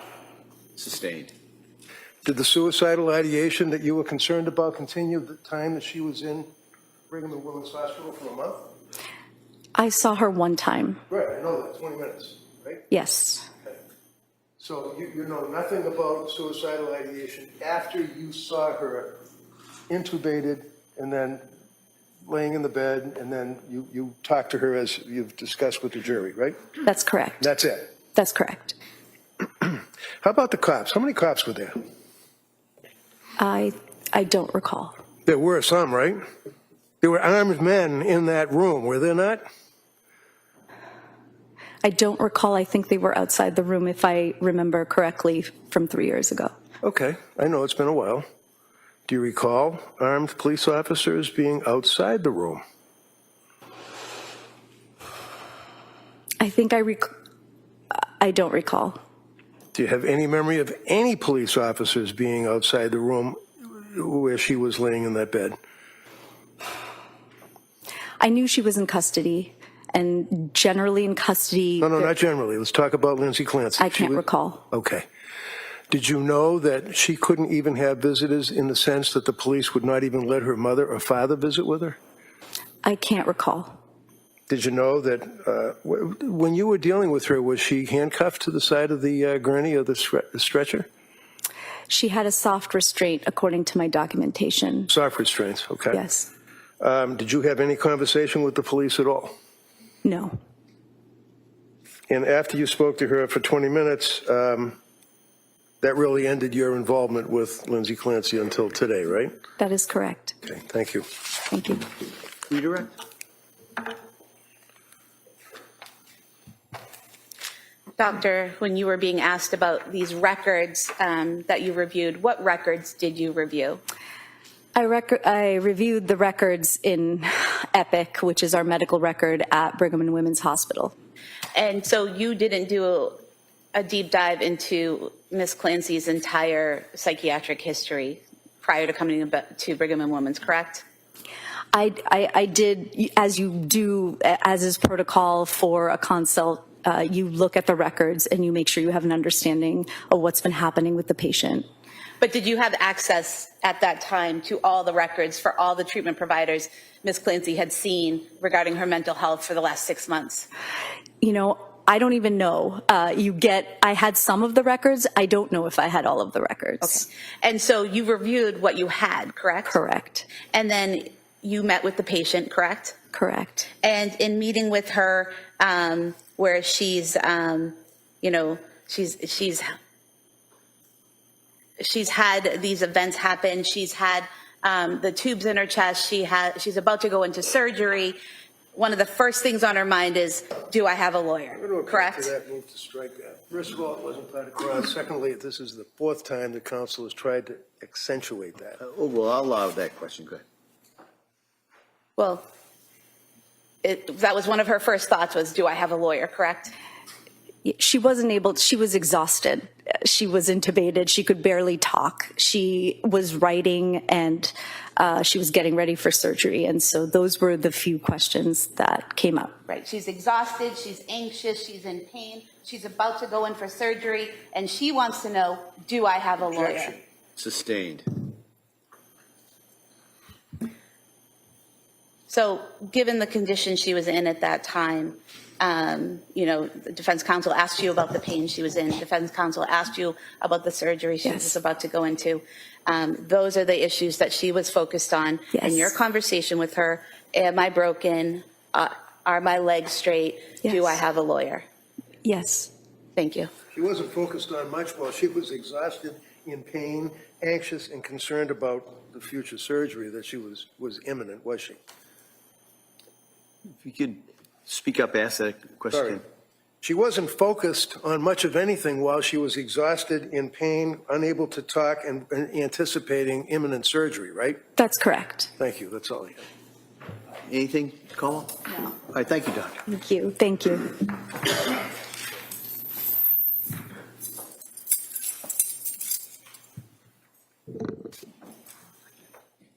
All right. Kamal? The Commonwealth would call Robert Flynn as its next witness, please.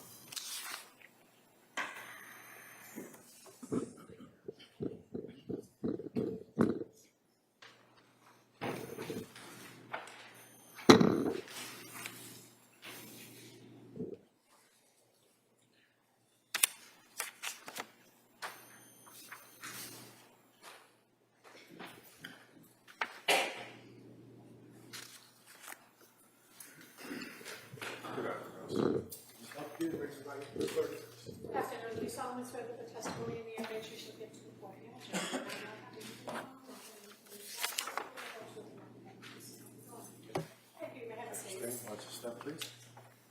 All right, good afternoon, sir. Good afternoon, Your Honor. Yeah, Attorney Buckingham, please. Thank you. Good afternoon. Could you please tell the jurors your first and last name Robert Flynn, Flynn, and how are you employed, sir? from the Duxbury Police Department. What is your current rank or assignment there? Currently, I am a patrol sergeant. How long have you been with the Duxbury Police? About 7.5 years. Going back to January of 2023, what was your assignment then? I was assigned to the Detective Bureau. So if I draw your attention to January 24th of 2023, were you working that day or were you called in? Both. I worked the 8 a.m. to 4 p.m. shift, and I was called in later after my shift. Okay, so you became aware of an incident that occurred in the town of Duxbury approximately 6 p.m. that evening? Yes, ma'am. And so when you come back in after working that day shift, where do you go or where are you directed to go? I was contacted by Sergeant Detective Jamali, who informed me to respond to 47 Summer Street.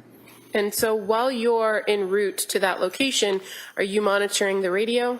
Yes, ma'am. And are you monitoring communications with other Duxbury officers? Yes, ma'am. I had a department-issued vehicle that I took home, and I responded to it in that vehicle, and I had scan on, which is getting all surrounding agencies, including fire, Pembroke, Kingston, Marshfield. And while you were en route and had that radio on, could you hear officers screaming and it being chaotic? Yes, ma'am.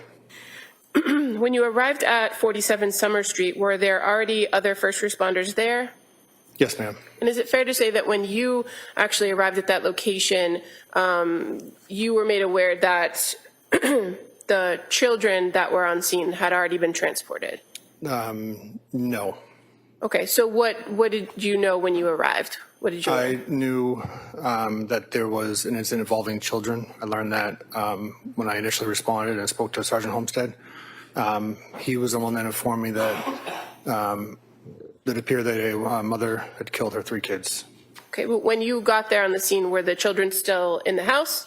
So I was under the impression that they were still in the house because most incidents I've had involving a sudden death at a house, the fire department declares them on scene and it becomes a police matter, and we help with the investigation. Okay, and that was your understanding based on the information that you had, correct? But did you come to learn that the children had been transported? Yes, ma'am. And how about the individual, the person, the fourth person, if you will, on scene? Were you advised that there was a woman who had been transported from the scene as well? Yes, ma'am. And as a result of kind of the nature of what you believed you were coming into, did you call for extra help? Within our own department or? With an outside department? Yes, yes. So the Massachusetts State Police has jurisdiction over any death investigation in town of Duxbury and other communities. So we are to notify investigators of the state police. And as a detective at the Duxbury Police, you're familiar with that relationship with the state police, that oftentimes when a death investigation occurs, that you work in connection with the state police detectives unit of that jurisdiction to conduct an investigation, correct? Yes, ma'am. And so in this instance, when you went there, you believed that the children had already passed, so you made that phone call to the detectives unit, correct? That's correct. And certainly, sometime thereafter, you were advised of the children's passing and that this was a death investigation, correct? That's correct. Once the children had been removed from the scene and the defendant had been removed to the scene, did you and your other officers from the Duxbury Police Department do anything to secure the scene? Yeah, so once we gathered more information and I notified the Massachusetts State Police, we decided to conduct a security sweep of the house. This is to make sure that there was no further suspects or further victims or any other people in the house that we may have missed. In regards to this security sweep, what is the goal? You just described it to kind of identify if there are other people, but as far as your observations and your contact within the house, you try to minimize your contact within the house in those instances? Yes, I'm not searching for any type of evidence. I just have different observations that I obviously notice. And what areas of the house did you go into prior to the arrival of the state police? I entered with three of us, Sergeant Patrikas, who's from the Kingston Police Department, and it was Lieutenant Weiler at the time. So we all kind of went into our own separate rooms and separate ways throughout the house. But I think ultimately all three of us went to all three floors of the home. Okay, and so talking first about the main floor of the house, did you go into the kitchen area? Yes, I did. And did you make any observations in that kitchen area? I observed, it was clear to me that there was young children living there. There was some paintings on the wall. I noticed a takeout food bag. The only word I remember from that is it being Mediterranean, written on the receipt. Okay. And if I may approach with a picture.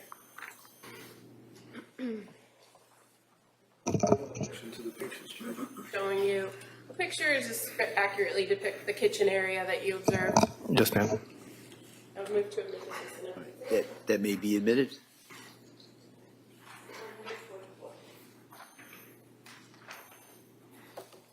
Just kind of showing you on the screen what's now been marked as Exhibit 44. This is the kitchen at 47 Summer Street, and in the middle of the photograph is a takeout bag, correct? Yes, ma'am. And you're aware that in the background here of the photograph where there's a kitchen table, there's kind of a door next to it. Yes, ma'am. And then there's, on the other opposite side, there's a slider door, correct? Correct. And in addition to making those general observations about the kitchen area, did you go in other areas of the main floor of the house? Yes, I did. And in the living room area, I'll show you what's been marked already as Exhibit 25. Is that familiar to you as well? Yes, ma'am. And again, upon your kind of sweep of this house, what stood out to you about the living room area? There appeared a young child lived there, and there was food on the couch, like a snack. And in this photograph, can you see a couple bowls, a bowl here on the bottom of the photo and a bowl further up on the couch? Yes, ma'am. Now, in that main area of the house, you didn't find any other individuals, correct? Negative. And had you been made aware that the husband, Patrick Clancy, had been on scene and he had also been transported from the area? Patrick Clancy was on scene when I was there. Okay. At some point, did he go in an ambulance? Yes. Now, in that second floor of the house, or well, let me ask you, what's the next area of the house that you recall going through in this sweep? Into the basement. Now, were you advised that things had occurred in the basement? I think so. I'm not really. Okay. And fair to say, this was still, upon your arrival, a pretty chaotic scene. Correct. There was a lot of firefighters around, a lot of equipment going around. Correct. Okay. In that basement, did you do a full sweep of every room in the basement? Like I said, 3 of us combined, made sure that we at least hit every part that a human or something could be in. So, yes. Okay, but as far as you yourself, fair to say you just kind of went in on the left side? Yes, I went into the left. And did you see a lot of the firefighters' equipment still left behind? Yes. A lot of medical supplies? Yes, ma'am. Now, going up to now the second floor, did you go to the second floor of the home? The top floor? Yes. Yes.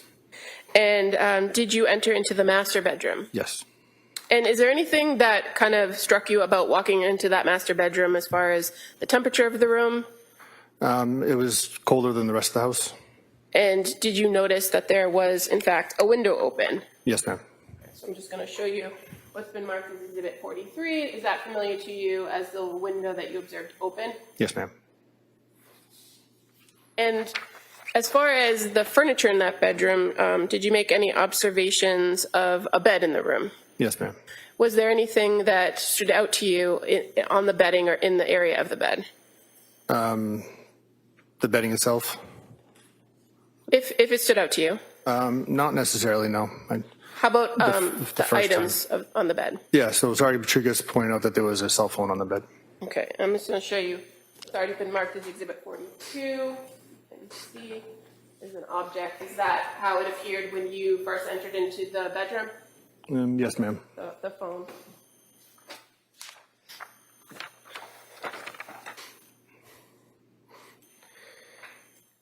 At some point, were you able to go out to the backyard of the home? Yes, ma'am. So after leaving the upstairs, we went back through the kitchen, and that's what we talked about earlier, and went out through the back slider. And were you able to make observations of the backyard area? Yes, we came up to a porch and took a left, which would have been the back right side of the house. And there was some matted down snow and some other medical equipment, which we believed was the window that Lindsay Clancy came out of. And from that area or that vantage point in the backyard where you were, could you see into other areas of the house? Yes. And what areas of the house could you see into?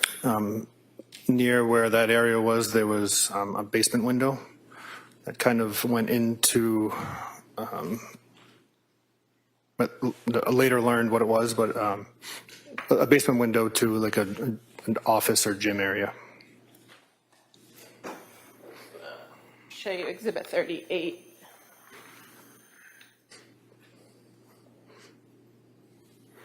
Is that familiar as the backyard view?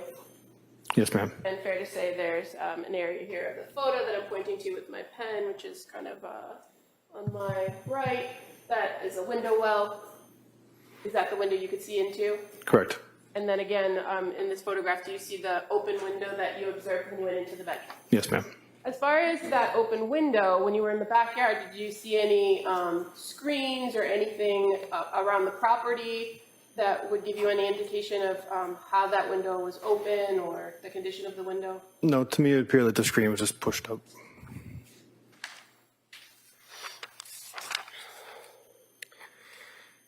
Now again, as you and the 3 other investigators did that sweep of the house, you didn't touch or move anything, correct? Negative.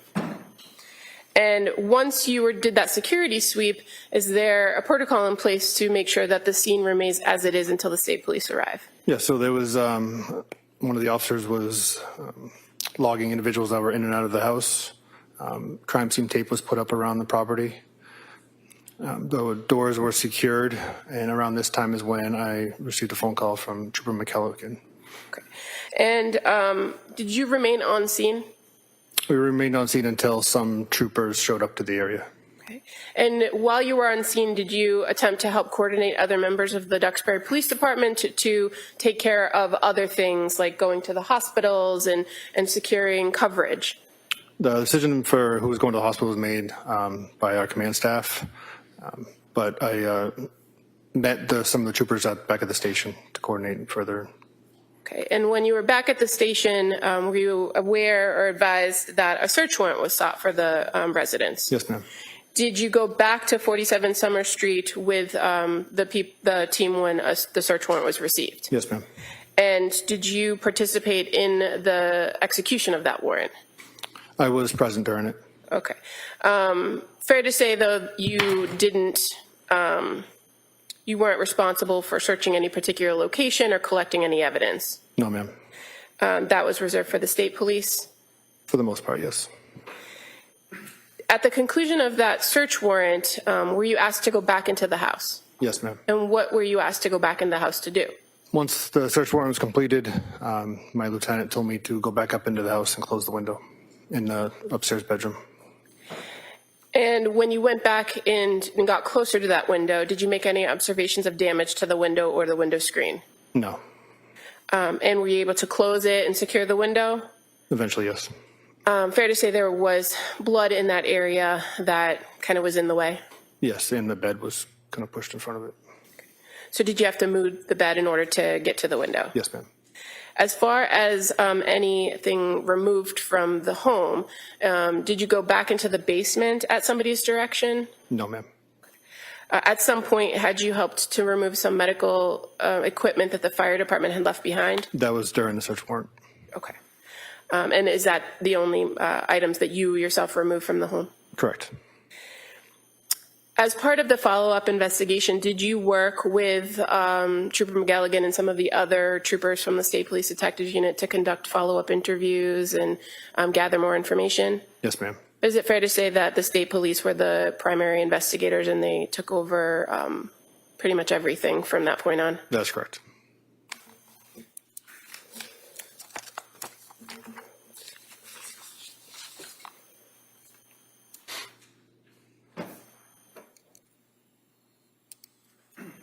I have nothing further. Thank you. All right. Mr. Reddington. I have no questions. Thank you, sir. All right, thank you, sir. Thank you, Your Honor.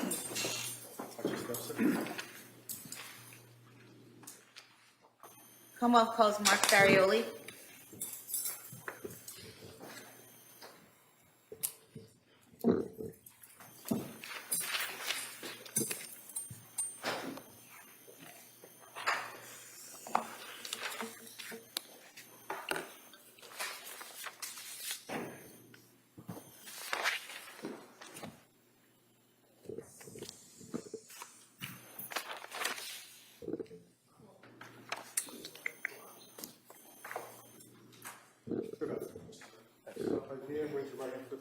Good afternoon. Do you solemnly swear that the testimony you give which you shall give to the Commonwealth and not an open to the Commonwealth and the defendant flash and the truth, the whole truth, and nothing but the truth, so help you God?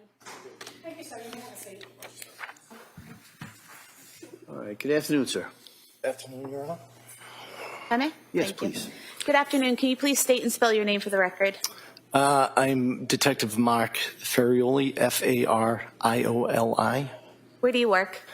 The Massachusetts State Police, How long have you been a state trooper? since 2005.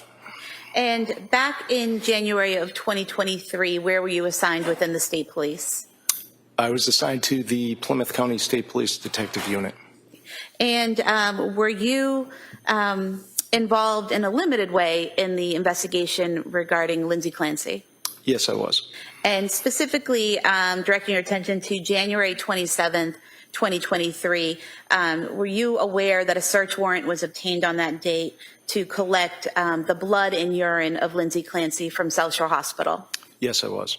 And then directing your attention to January 31st, 2023 at 10:25 in the morning, did you go to the South Shore Hospital to collect the blood and urine of Lindsay Clancy? Yes, I did. And where did you collect that from?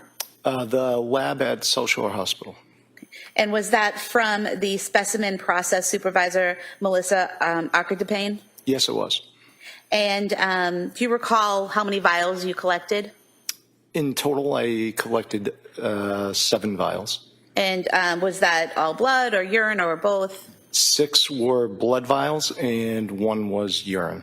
And once you collected those vials, where did you bring them? I brought them directly to the Massachusetts State Lab in Lakeville. And did you drop those off at the state lab at approximately 11:15 a.m. on January 31st, 2023? Yes, I did. And do you recall who you gave the vials of blood and urine belonging to Lindsay Clancy to at the lab? Leah O'Connell. Thank you. Mr. Reddington?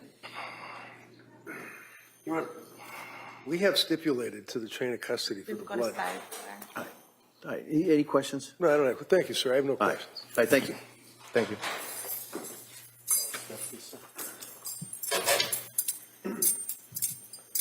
Leah O'Connell. Thank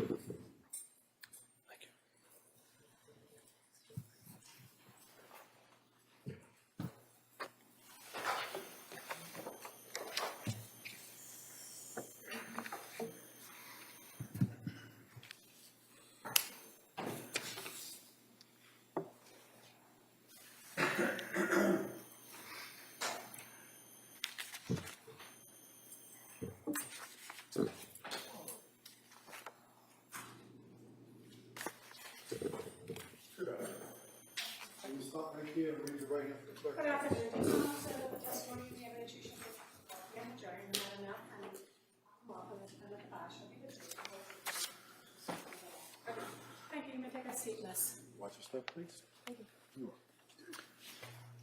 Hi, good afternoon. Good afternoon, sir. Hi.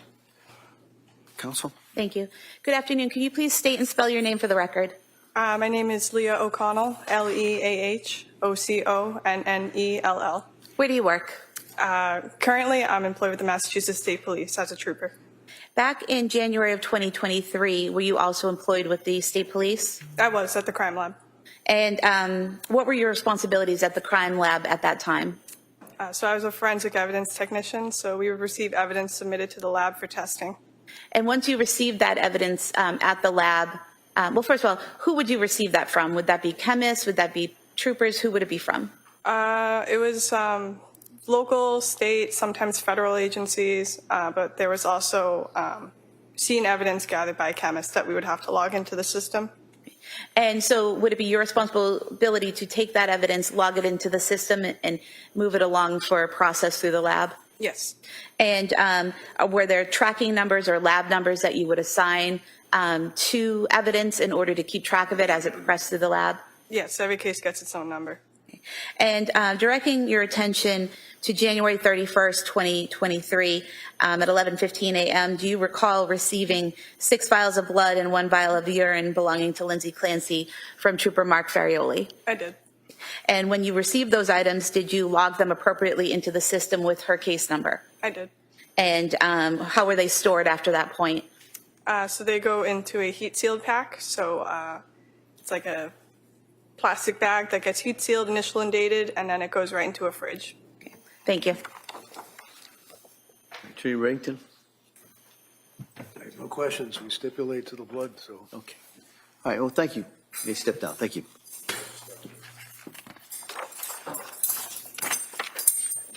Commonwealth calls John Santos.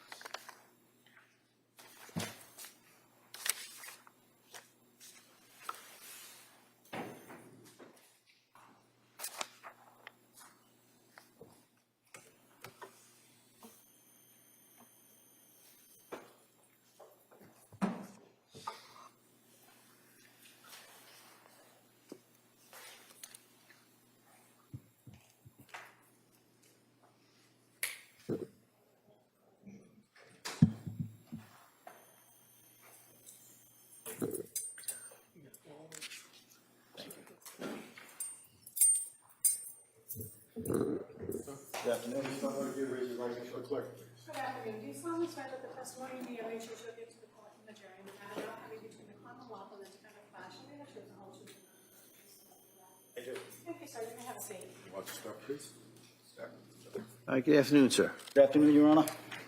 Tree Sprague, please. Thank you. Good afternoon. Can you please state and spell your name for the record? Good afternoon. My name is John Santos, JOHN-SANTOS. Where do you work? The Massachusetts State Police. And what department are you currently in? I'm assigned to the Division of Investigative Services. And back in January of 2023, what was your assignment? I was assigned to the State Police Detective Unit in Plymouth County. And were you, specifically on January 24th, 2023, were you part of a search warrant team at 47 Summer Street in Duxbury? Yes, I was. And what was your role in terms of where you were assigned to search within the home? I searched multiple locations to include the basement, the kitchen area, and then the master bedroom on the second floor. Okay. And specifically directing your attention to the kitchen area, did you search a cabinet in the kitchen above and to the right of the stove? Yes, I did.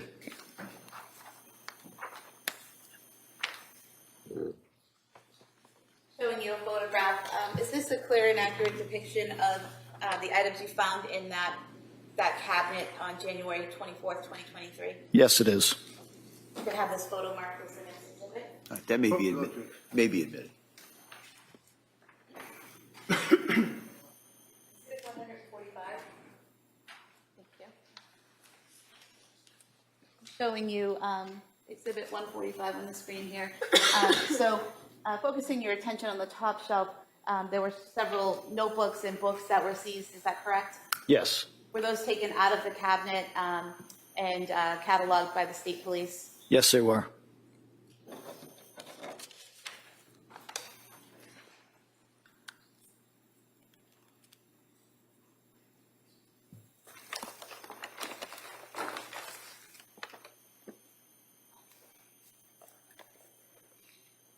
Show you 5 items. If you could just look through these and let me know if these were the items that were taken. We'll stipulate that those are the items that were in her kitchen. Okay. If I could have these marked as the next 5 exhibits, please. Do you want that 5 separate, 5A through? 5 separate, Okay. please.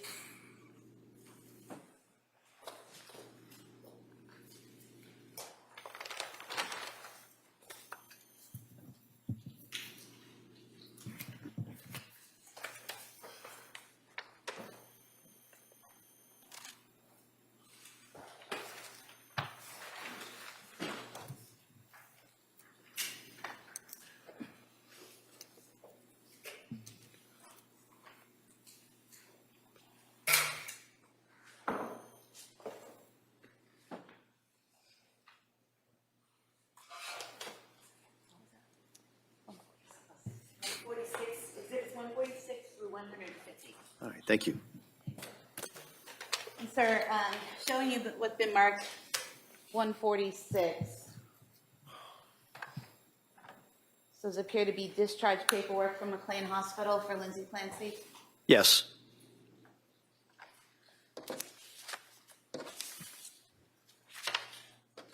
And this discharge paperwork on the 3rd page included a list of medications, is that correct? Yes.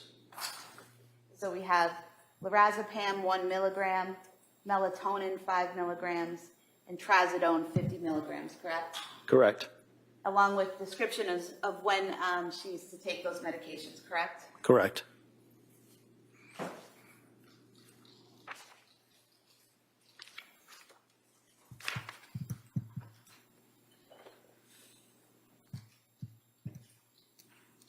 There's also instructions on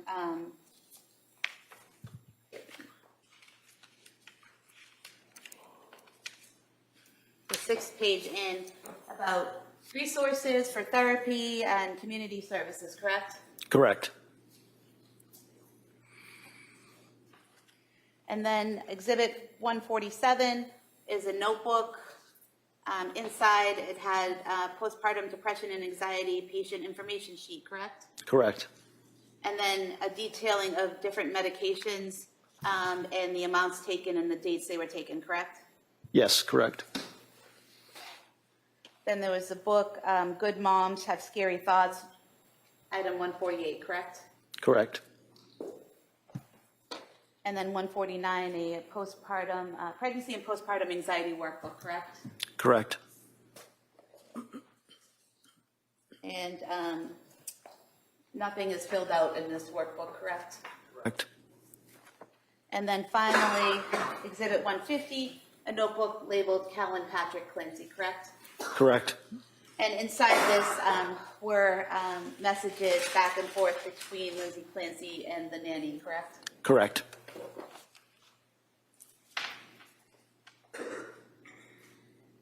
Now, you mentioned that you searched several rooms in the home, correct? Yes, correct. How do you divide that up? How is it decided who's going to search where when you're doing a search like this in a home? It's somewhat fluid. We try not to send too many people in one room at a time because we end up tripping over each other to a certain extent. So usually it's kind of as we go along because we don't have an idea of what the layout of the house is before we get there, so it's difficult to plan that. So the supervisors who are overseeing the search will direct different troopers or investigators to search different rooms. And so you said you searched the kitchen area, correct? Yes. Were you present when prescription medication was found in the kitchen, or had you already moved on? I don't recall the medication being found while I was there. And when you search a room, are you the only one searching, or are there other team members searching different parts of the room, kind of a divide and conquer? Exactly, that's how it is. We divide and search different sections of the room. Okay. And you said you went to the basement area. Do you remember what side of the basement you searched? I was in the office portion of the basement. Okay. And had anyone already been in that room, or were you the first to go in, or did you know? I believe somebody had already been in that room when I made my way down there. I don't recall who was in there, but I don't think I was the first person to make my way in that room. And you didn't collect anything in that room, correct? I did collect some items okay. in the office, yes. What items did you collect in the office? There was, I believe, 2 laptop computers and a external hard drive. And so you collected those items from the office. And when you do a search warrant, is there one trooper assigned to keep track of everything that's found, where it's found, who found it? Yes, there is. Okay. And so do you recall who that person was in this case? I don't recall, no. But when you do find something, is it you bring it to that person and they kind of log it and then you move on and keep looking for other things? Normally, the evidence officer would come down. We assign them and label them the evidence officer for each search warrant. They would come down to the area where the item was being recovered from, and we'd also have crime scene services photo the item in place as well before it was collected. So the evidence officer would come to us. Okay, so for example, with the laptops, photos would be taken of them in the office, and then they would be logged, and then they'd be taken out of the office. Exactly. And is that what happened with the books and the notebooks that we discussed earlier? Yes. And you said that you then went up at some point to the main bedroom, the master bedroom? Yes. And what did you do inside the master bedroom? I assisted with searching the master bedroom. I don't believe I recovered anything within there. Do you recall ever looking in the nightstand drawer or anywhere near the nightstand by the open window? I don't believe I did, no. Okay. And is there any reason why you wouldn't have gone into that drawer or looked in that drawer? Somebody else was probably already searching that area, would be my guess. What area did you search in the bedroom? I believe there was a closet. When you walk into the bedroom, I believe there was like a closet area to the left. I was in that area. And then I made my way at some point, to the left side of the bed as well. And did you find anything in the bedroom of note? No. Now, when you're doing a search warrant, right when an investigation happens, how do you know what to look for? Well, it depends on what you're investigating. this case specifically, we knew the facts what we knew at that time. So, I mean, when I noticed those notebooks in the cabinet, certainly I thought that information was pertinent to this investigation based on what we knew. But every investigation is a little bit different. The facts are different. So, Yeah. I mean, clearly you want to look for items that relate to the suspect, victims, or any associates of them, and it might relate to the incident that's being investigated. When the search was being done in the home at 47 Summer Street that night, did officers already know that Ms. Clancy had crushed up pills and taken them with lemonade? No. Had you learned from Patrick Clancy, the husband, that Ms. Clancy had been prescribed some medication? I did, yes. Okay. And were you aware at some point that medication was found in the kitchen? Yes. Okay. I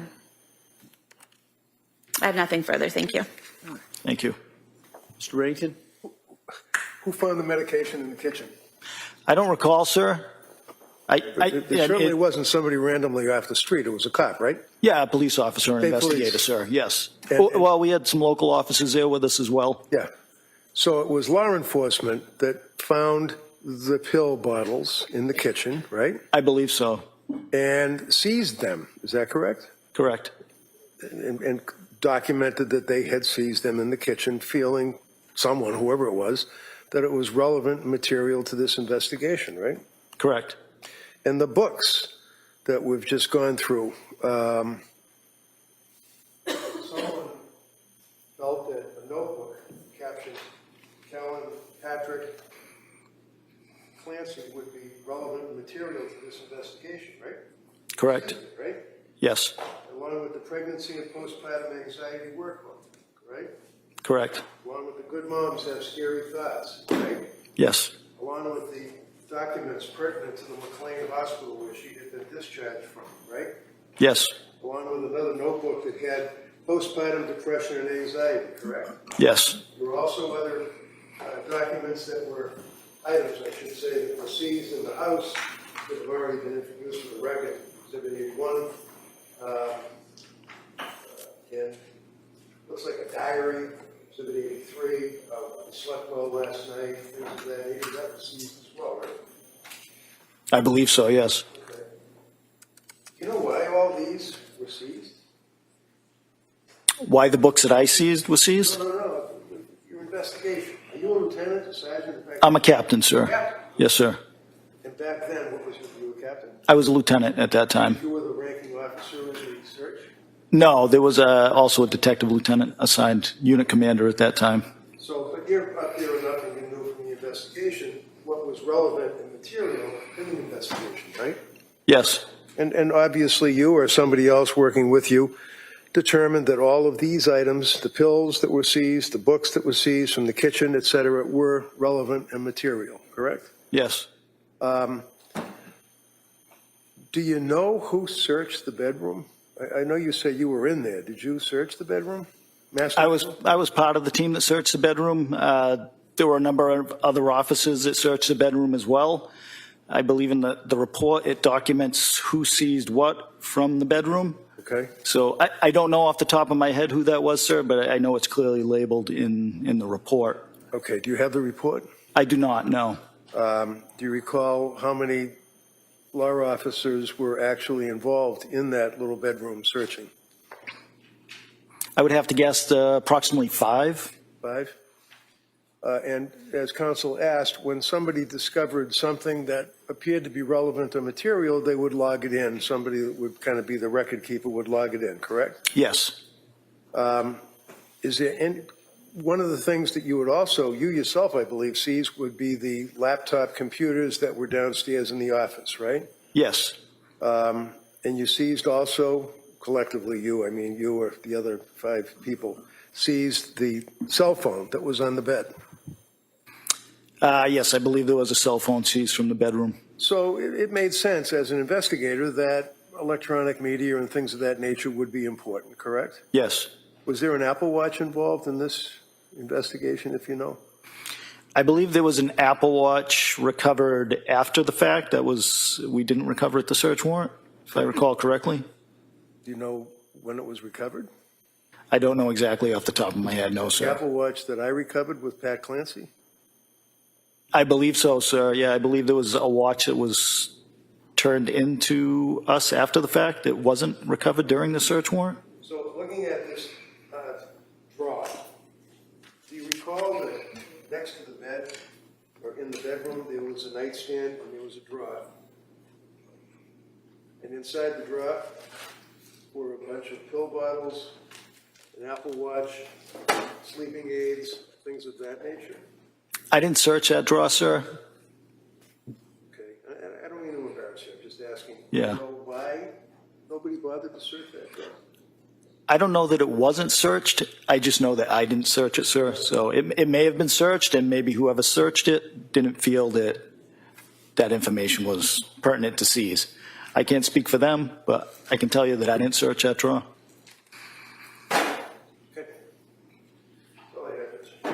Redirect. No, Your Honor. All right, thank you, sir. Thank you, Your Honor.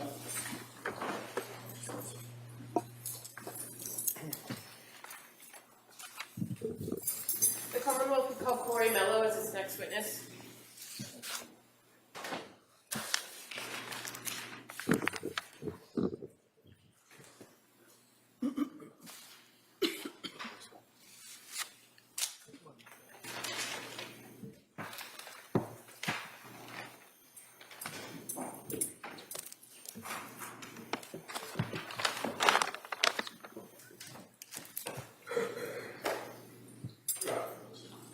Stop right there, raise your right hand to the clerk, please.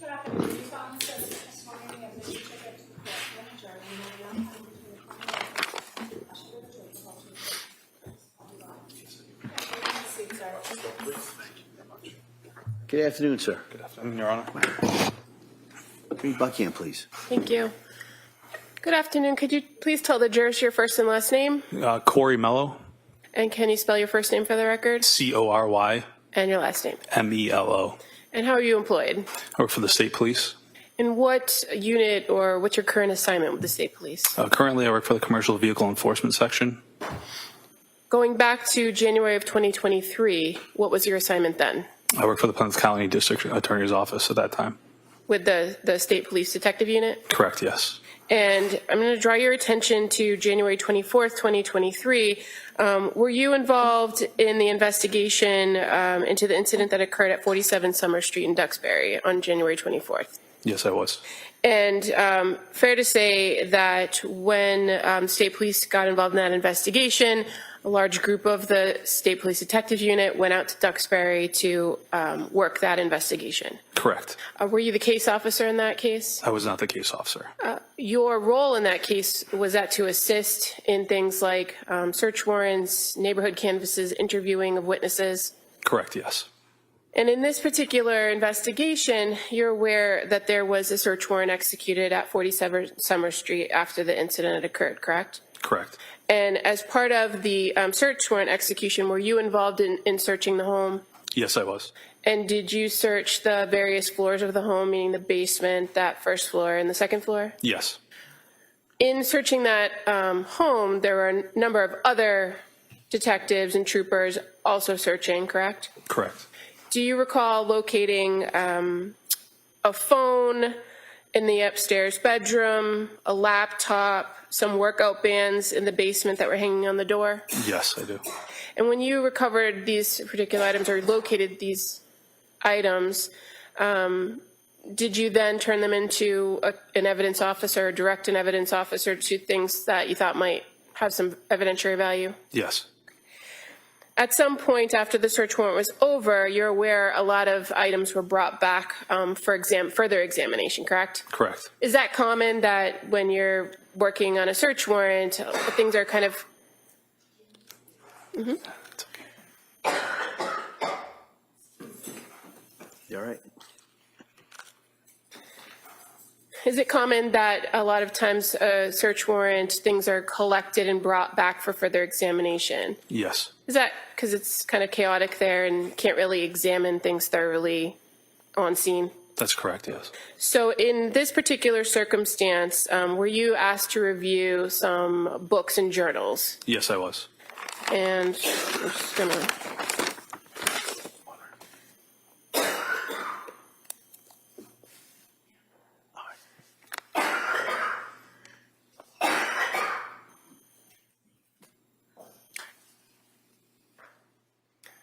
If I may approach the witness. Sure. I'm just showing you an item. Is that familiar to you? Yes, it is. You didn't locate this on that night, did you? No, I did not. But you had the opportunity to review the contents of it at a later date? Correct. I would move to admit this Brown journal. No objection. All right, that may be admitted.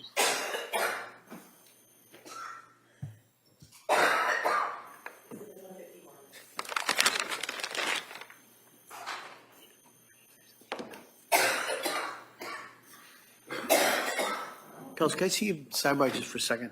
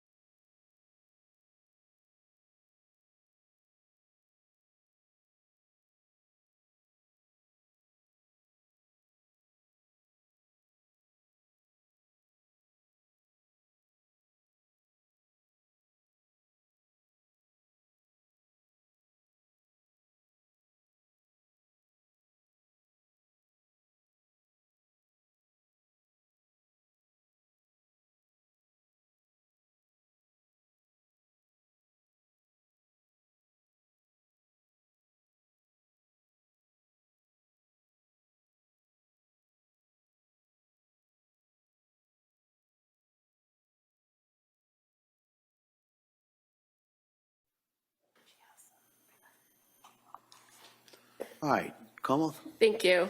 Trooper Mello, just in relation to now what's been marked as Exhibit 151, the Brown Journal, and just noting that when the journal opens to the first page, there's no dates on it, correct? Correct.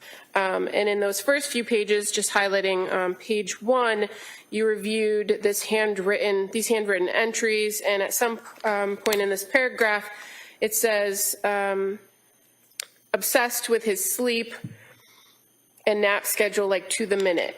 It says, hearing him cry for 1+ hours and not intervening just about killed me. I even said the words, I want to die to Pat while he was crying. After that, I became obsessed with his sleep and nap schedule like to the minute. That's one of the entries you reviewed and noted. Yes. Page 2 says, I also feel like I did it wrong because I did it when he was overtired, so it made it harder. Now I have horrible insomnia and anxiety. You recall reviewing that in the journal? Correct, yes. Page 4 of the journal says, why else I feel guilty? He's not really hitting his milestones. Again, that's a page that's not dated in this journal, correct? Correct. Page 8.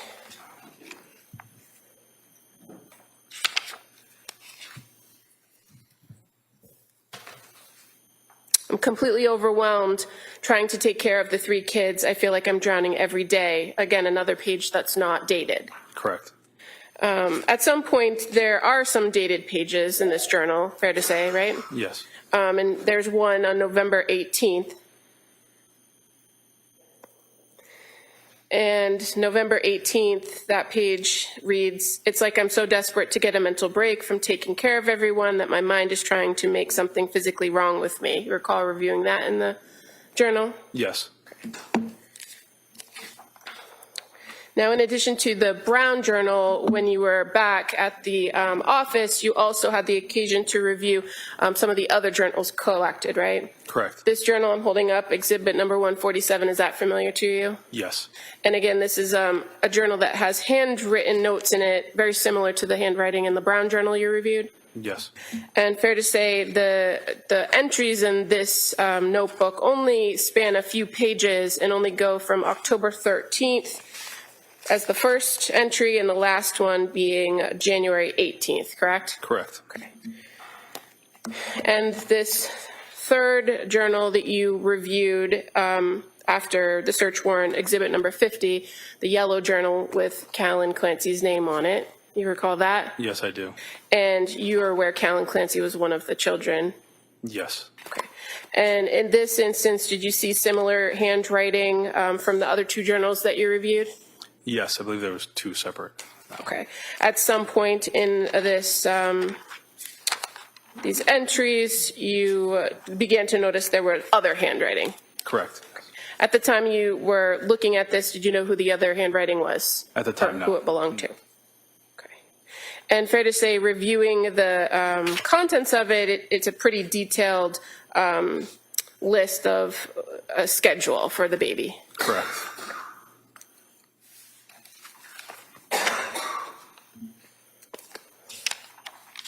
I have nothing further.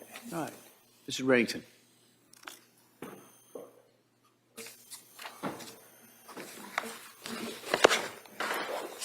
So one of the things that the district attorney did was read to you certain entries from what is referred to in your report as the Tree of Life Artisan Journal, correct? Correct. And when you refer in the report to the Tree of Life Artisan Journal, is that this here? What do you call a Tree of Life? Is there a diagram, a picture of the tree on it? Should have a tree on it, yes. But in any event, you would recall that that particular diary or notebook set forth on a number of pages her feelings dealing with her children. Is that fair? It's fair to say, yes, sir. And you wrote in your report on page 19 of 63, counsel asked you first about her stating that she had horrible PTSD from sleep training Callan, hearing him cry for 1 hour plus and not intervening just about killed me. I even said the words, "I want to die" to Pat while he was crying. He would be the baby, right? Correct. And this is her saying that not being able to go to her child because they were trying to do sleep training, she indicated that it was just about killing her, correct?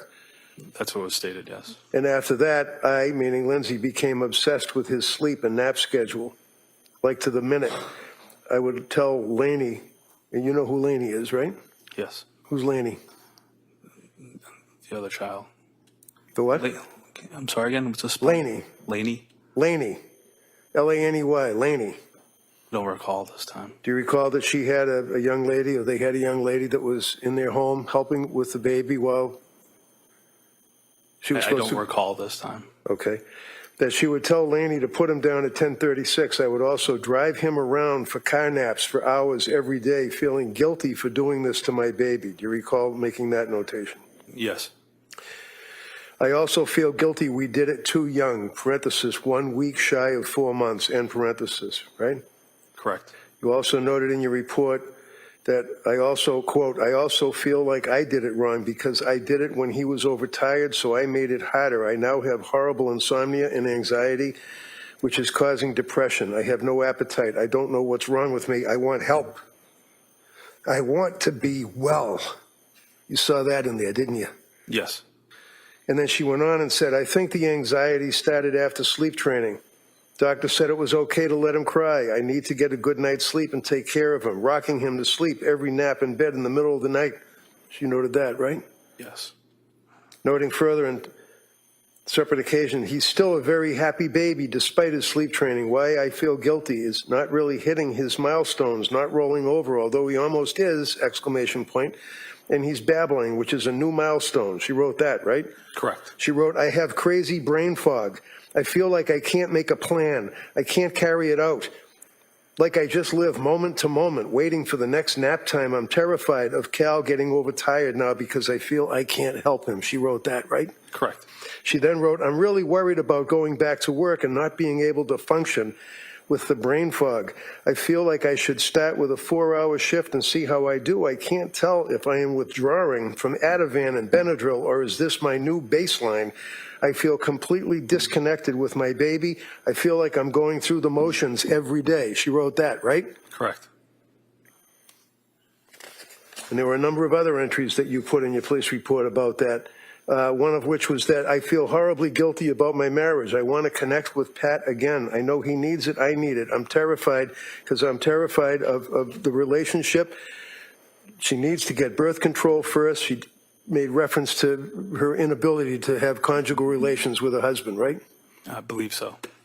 She indicated further on into her travels, I am completely overwhelmed trying to take care of the kids. I'm drowning every day. I feel guilty that I'm spending my family's money and not making any. I feel like I spend way too much. She wrote that, right? Correct. I'm terrified of Callan getting sick. He's a sick baby. A sick baby is miserable. He's sick now with a double ear infection. Clearly has a bellyache.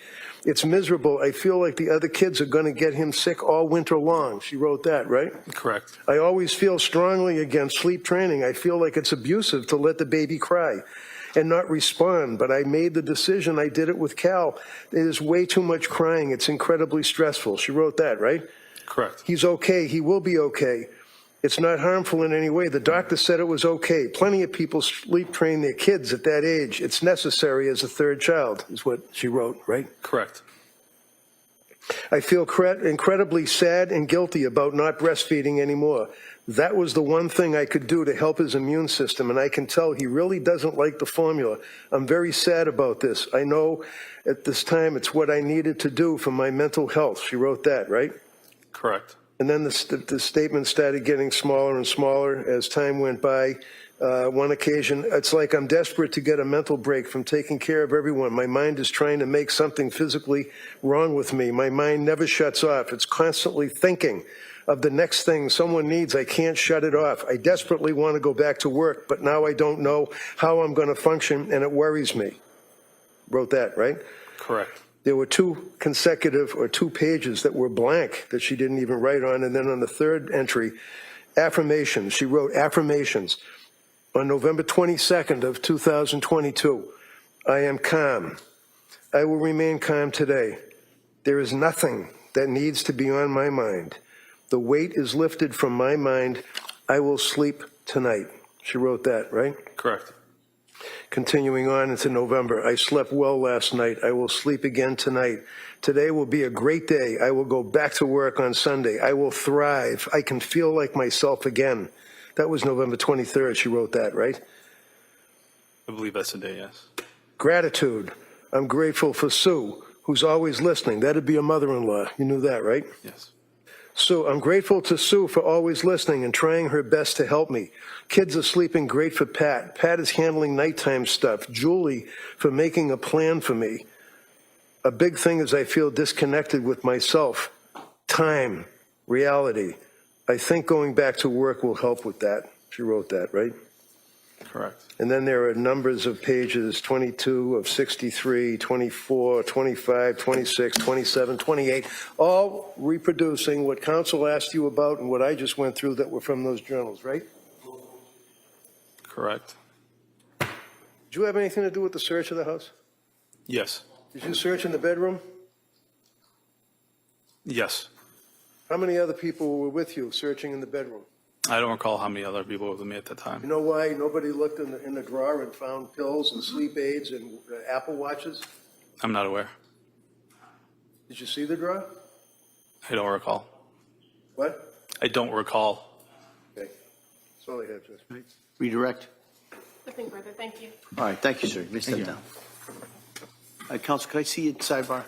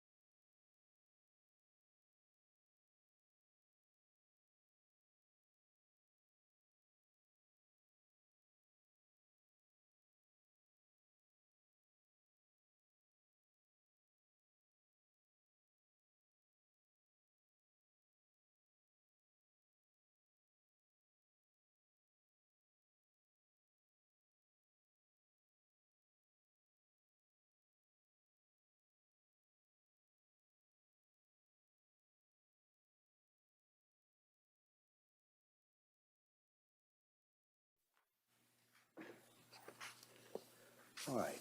So, members of the jury, we're going to break at this point till tomorrow. All right. And talking to counsel, my expectation is we'd have a similar schedule tomorrow. The hope would be we'll go in the morning and it should go into the afternoon. But just to give you that's the best estimate that we have. All right. And so I'm going to excuse you till tomorrow. Remember, I'm going to ask you those questions. Don't listen to anything. Don't talk about this. Don't take any road trips or do any research on this. Put this out of your head as best you can till tomorrow morning. Hopefully the rain has stopped, and we'll see everybody tomorrow. Thank you so much for all your work here today. Thank you. Court, all rise. Jurors, please close your notebooks, place them on your chairs. Follow me.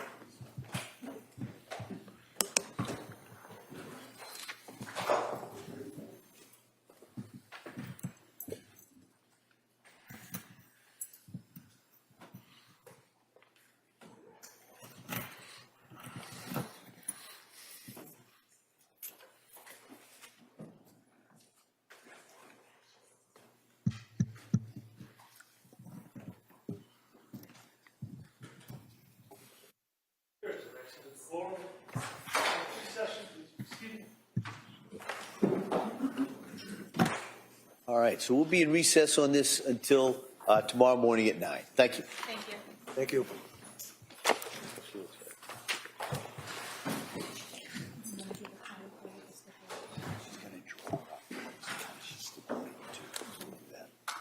Court, all rise.